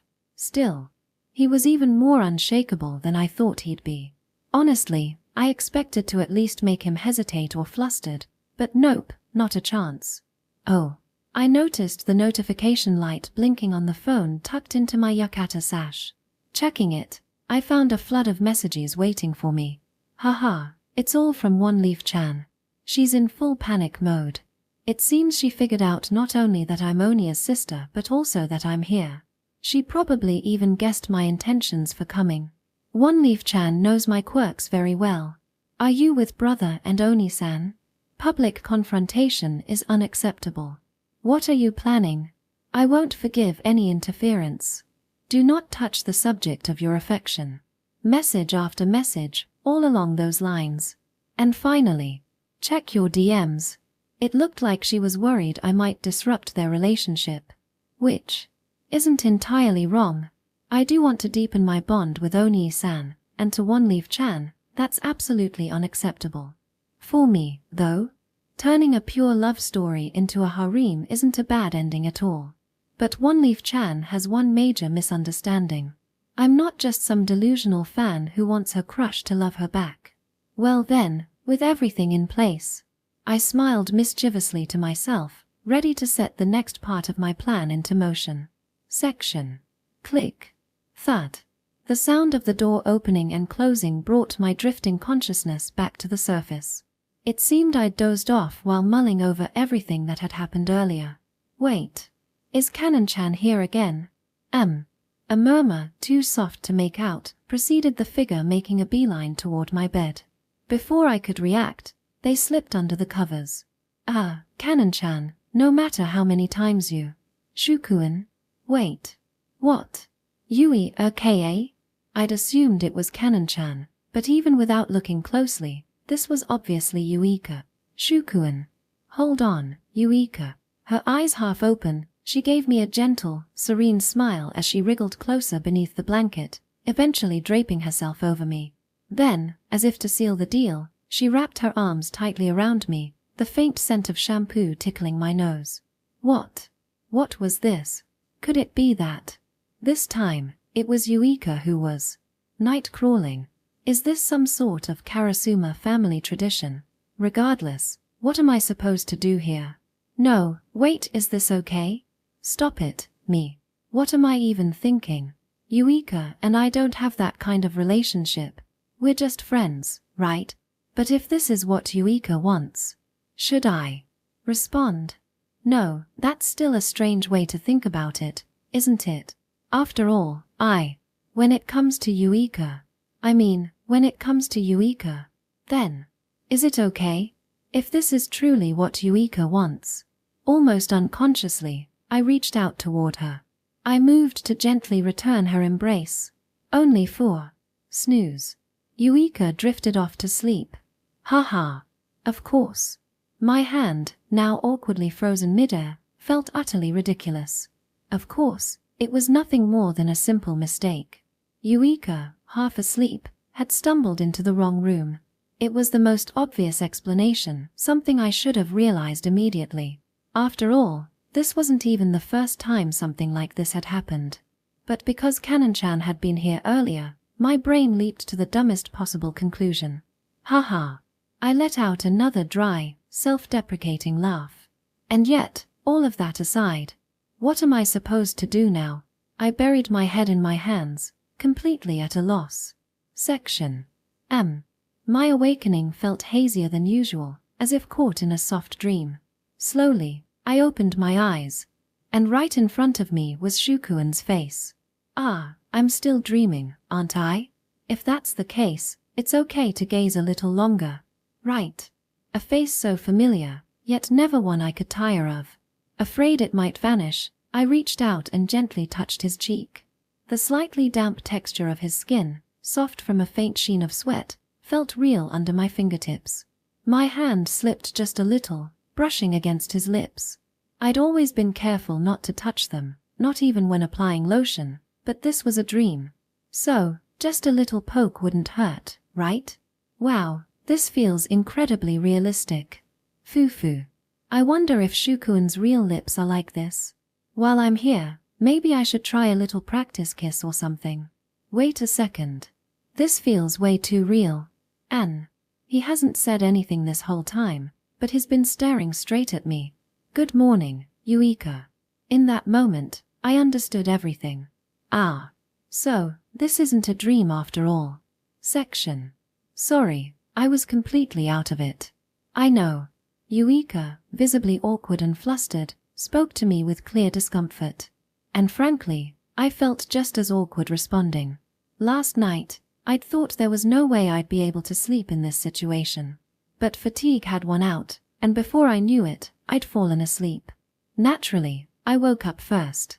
Realizing the hold Yuika had on me hadn't been broken, I'd been left with nothing to do but quietly stare at her until she eventually woke up, bringing us to this moment. This is your room, right, Shukuen? Technically, yes. What exactly I meant by technically was unclear, even to me. Did I sleepwalk and mistake it for mine? Probably. Sorry about that. It's fine, really. It was fine, sure, but at the same time, I wouldn't mind if she got off me already. Whether or not that sentiment reached her was anyone's guess, but Yuika finally slipped out from under the covers and got off the bed. Alright, I'll head back to my room for now. Let's have breakfast in a bit, okay? Got it. She spoke quickly, as if to rush through the moment, then hurried out of the room. Section. You. No sooner had she returned to the room than my sister dove face first into her pillow and started kicking her legs like a child. Morning, sis. What's up? Running a mental postmortem. You know, you snuck out in the middle of the night and didn't come back until just now. Where were you, and what were you doing all this time? At my question, my sister slowly lifted her face, flushed red all the way to her ears. I was with Shukuan. With my dear brother-in-law? Sleeping. The classic morning after scenario. Should I start cooking some celebratory red rice? Not like that. It's not like that. Once again, my sister buried her face in her pillow and flailed her legs wildly. What on earth happened? Is what I would have thought if I weren't already fully aware. Because, you see, the culprit behind all this. It's me. Last night, I'd waited outside the bathroom for my half-asleep sister to emerge. Then, with the softest whisper I could muster, I'd said, "That's Shukuan's room. Ours is this way," and guided her right into his room. Let's not forget, I was the one who sweet-talked her into ditching her underwear beforehand, the one who cut her sandal straps with a hidden blade, the one who secretly removed her towel just before the hot springs and swapped the men's and women's banners at the entrance. Naturally, I also switched them back before my sister could come out. Oh, and I'd hired that couple to get all lovey-dovey on the deserted island yesterday, just as my sister and Shukuan arrived. A chain of lucky pervert events. Come on, do you really think those just happen by chance? So why, you might ask, would I go to all this trouble? Simple. Ever since my sister came back from overseas and started talking about her so-called best friend Shukuan, I'd had one nagging thought. This screams mutual pining. And when I actually met them, that suspicion turned into certainty. Seriously, how could anyone not see it? The romantic tension between those two is practically radioactive. That said, it's clear Shukuan is oblivious to his own feelings. Or maybe, just maybe, he's already figured them out but is deliberately suppressing them. Either way, it's the perfect setup for me to meddle to my heart's content. After all, I, Karasuma Canon, am nothing if not. So, seriously, you slept together, and nothing happened. I climbed on top of him, hugged him, and fell asleep. Oh, and when I was half asleep, I poked at his lips. They were so soft and squishy. That's pretty lewd, sis. It was lewd. An otaku who can't stand an unresolved ship and would do anything to turn it into a steamy, heart-throbbing reality. Section. Shukuan, here's the soy sauce. Thanks. Clink. Oh. As my sister handed over the soy sauce, their hands accidentally brushed, and my dear brother-in-law quickly pulled his hand back. Sorry. Haha, there's no need to apologize for something like that. Despite her smile, my sister's tone was slightly strained, and her cheeks were tinged with red. Shukuan, on the other hand, looked visibly awkward. And then, silence. This is it. This tension, this charged atmosphere. It's everything I wanted to see. A total next morning after a night of mistakes vibe. But don't worry, they're married, so no mistake here, right? Seriously, having a real-life ship like this is amazing. I can insert as much playful, risque tension into it as I want. Canon-chan, is something wrong? You've been staring at us for a while now. Just watching. Watching. What's so interesting about that? Oh, it's incredibly interesting. I see. Even Shukuan seemed a bit uncomfortable with me. Probably still trying to figure out my intentions from last night. Intentions that, frankly, I'd already spelled out for him.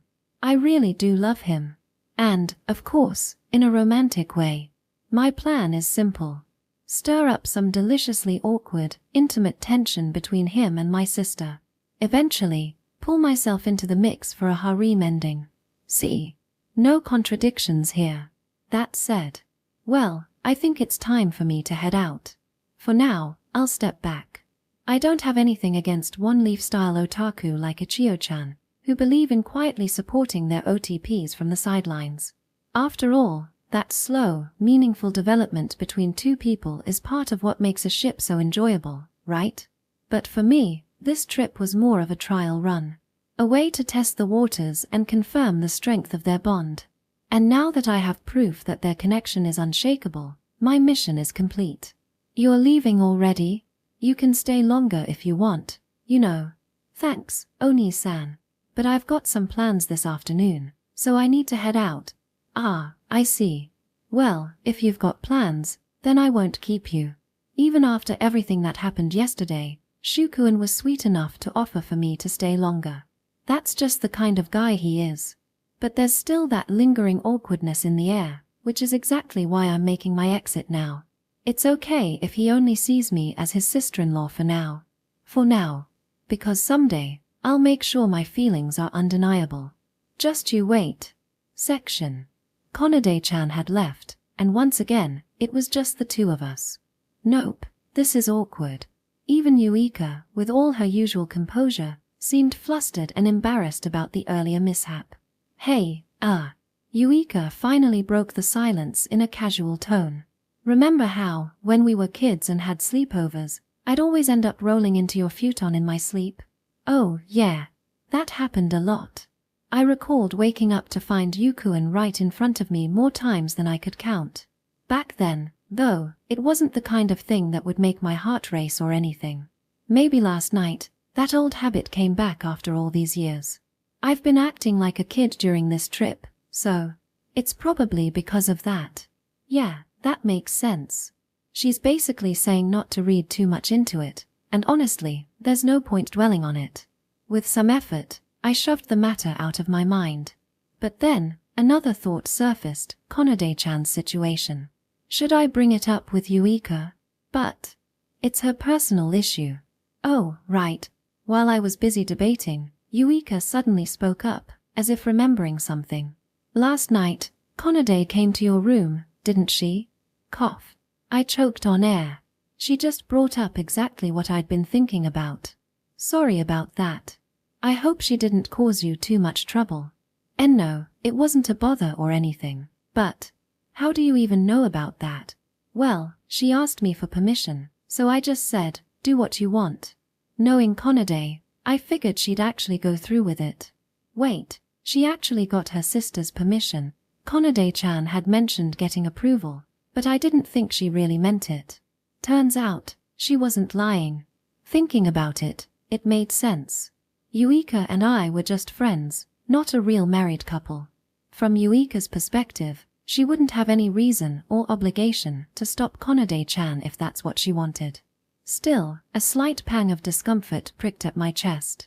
So, does Konade-chan really?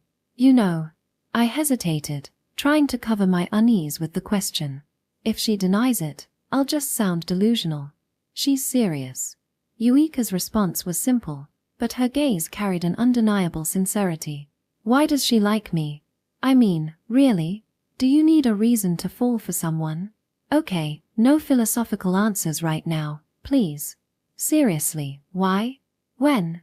I couldn't think of any reason or moment that could have made Konade-chan feel that way about me. Was it love at first sight? If that's the case, it's not my story to tell, Yuika said gently. Right. Sorry. If I want answers, I'll have to talk to Konade-chan herself. Ultimately, I have to face her directly. So, I'll save that for the next time I see her. But, Yuika, are you okay with all this? I decided to ask her something else instead. Well, it's a bit complicated, you know? But I can't deny her feelings, no matter who they're for. That made sense, but it wasn't exactly what I meant. Don't you doubt me? Doubt you? About what? Like, what if I'd done something to Konade-chan last night? Why would I? Yuika looked me straight in the eye, unwavering. Because you wouldn't do something like that, Shukuen. Her unshakable trust warmed my heart. Well, yeah, of course not. Exactly, right? Yuika chuckled softly.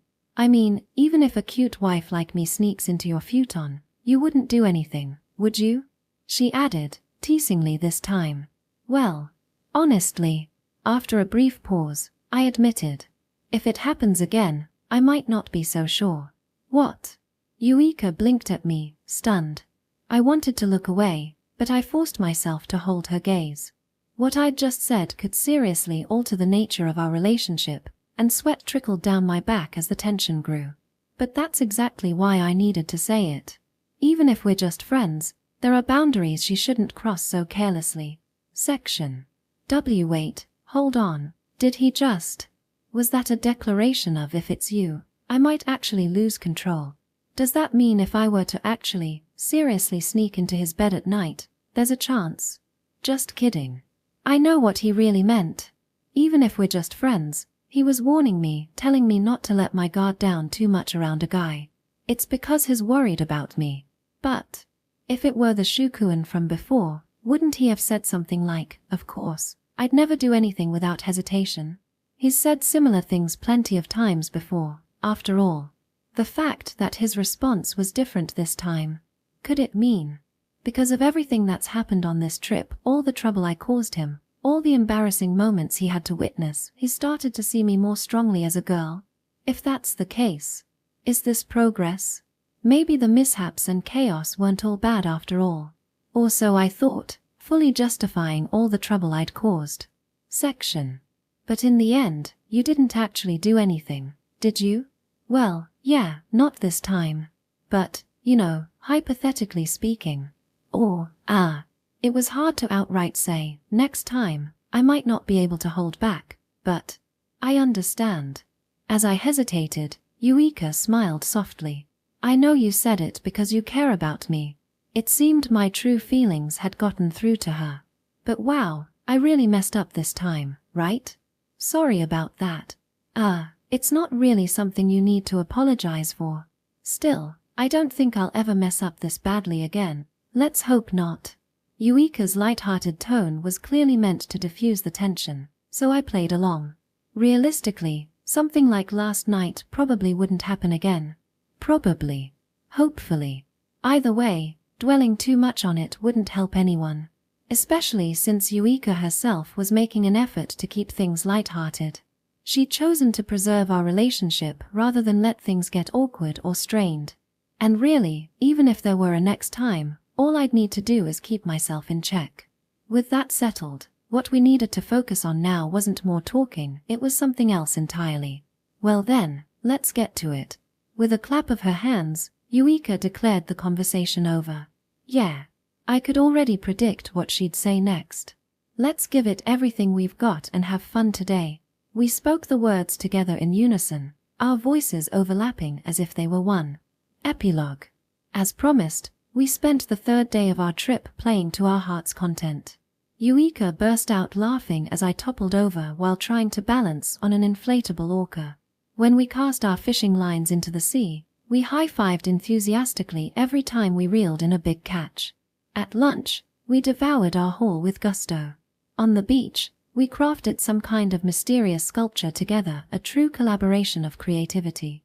Then we tried our luck at the local mascot capsule toy machine, only to walk away empty-handed. And just like that, the hours flew by in a blur. Which brings us to the present. Say cheese. On the train ride home, we leaned in close and smiled for the camera Eureka was holding. Well, I guess that's it for the trip photos, she said. Yeah, looks like it. By now, there probably wouldn't be any more photo-worthy moments left. Our fun honeymoon is finally coming to an end. Eureka sighed wistfully, sounding genuinely reluctant to leave. Wait, honeymoon? The word blended so naturally into her sentence that it took me a moment to catch it. Of course. A honeymoon is a trip for a married couple, right? She pointed to herself and then to me, grinning as if it were the most obvious thing in the world. I've been treating this whole trip like a honeymoon from the start, you know?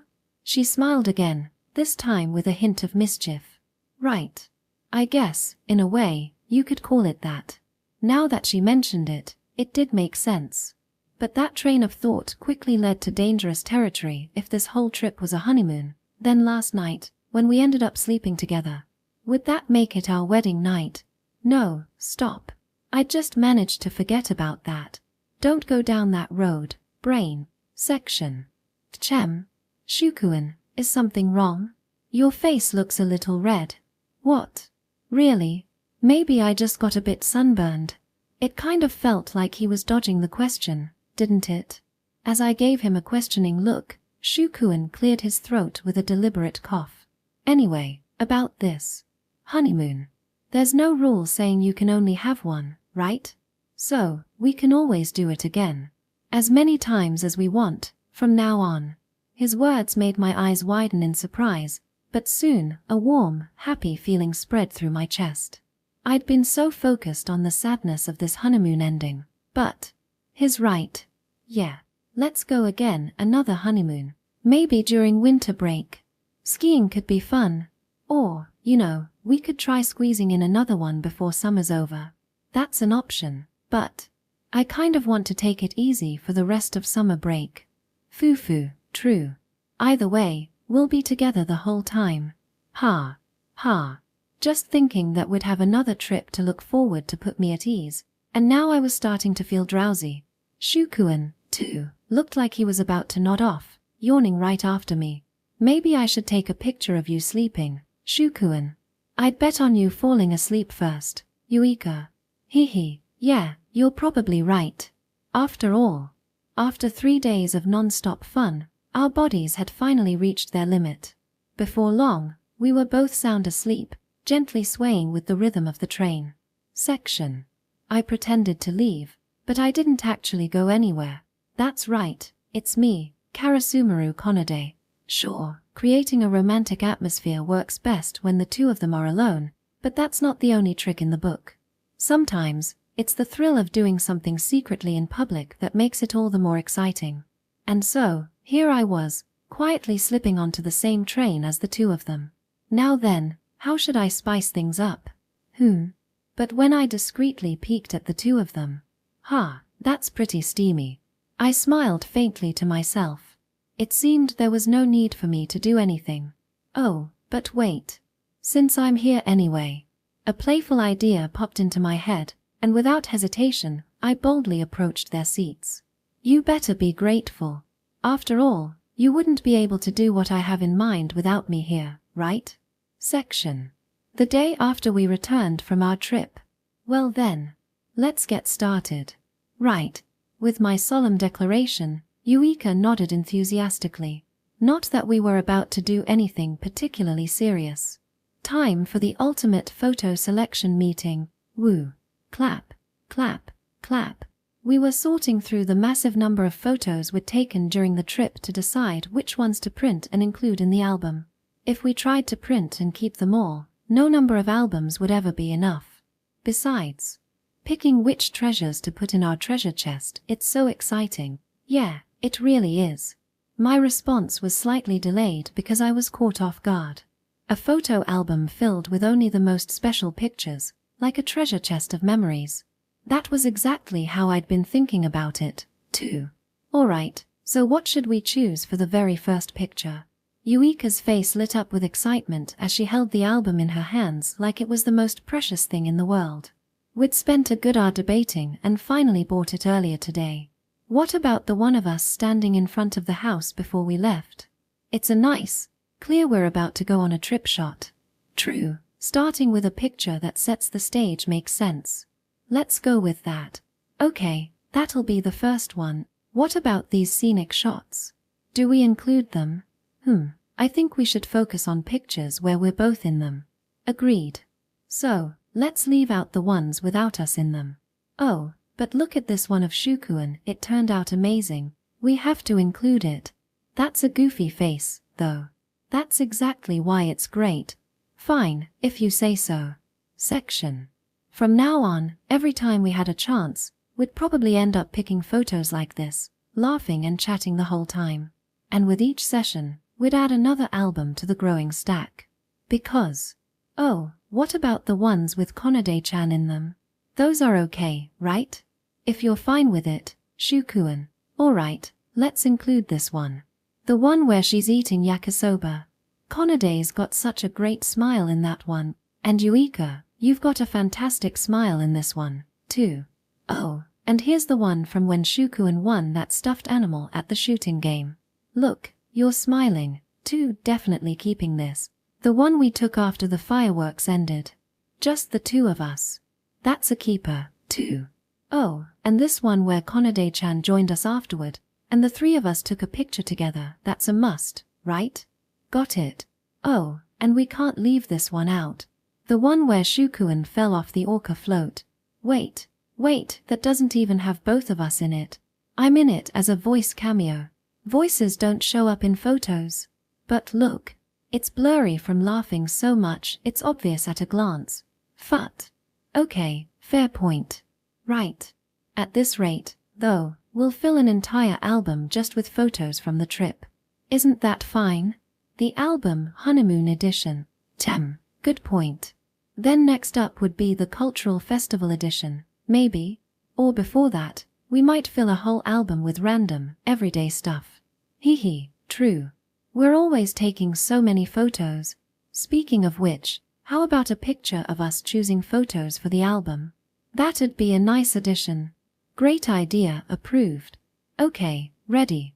Say cheese. From the very beginning, nothing had changed. When we were together, everything was always so much fun. Section. Well then, back to picking photos. Oh, if solo shots are okay, let's include this one too. Sure, but why? It's just a regular picture of me. Ha! Because you look cute. Shukuan, you really have a way of saying things, you know that? Nah, that one was on purpose this time. Oh, is that so? Learning how to charm girls? And what are you planning to do with those skills, exactly? If it's just Eureka I'm charming, then there's no problem, right? Seriously, you're unbelievable sometimes. Well, looks like we're down to the last one. Wait, what? What's wrong? This one. It looks like it was taken on the train ride back. But how did it even get taken? Oh, you're right. We were both asleep, weren't we? Eureka, don't tell me you were just pretending to sleep. Does this look like someone pretending? I was out cold, obviously. Maybe I set the timer before we fell asleep. I was fiddling with the camera right before that. Could be. Haha, phut. Haha. We both look like a couple of kids, don't we? The perfect title would be Sound Asleep. But the way we're leaning on each other, so completely relaxed. It's like, yeah, it's just so us, isn't it? Even now, there are moments, fleeting, yet undeniable, when being together makes my heart race. Moments that are uniquely ours. And with that, it's decided. The first album is complete. Our life together as a married couple will keep going on. And on, forever. Afterward.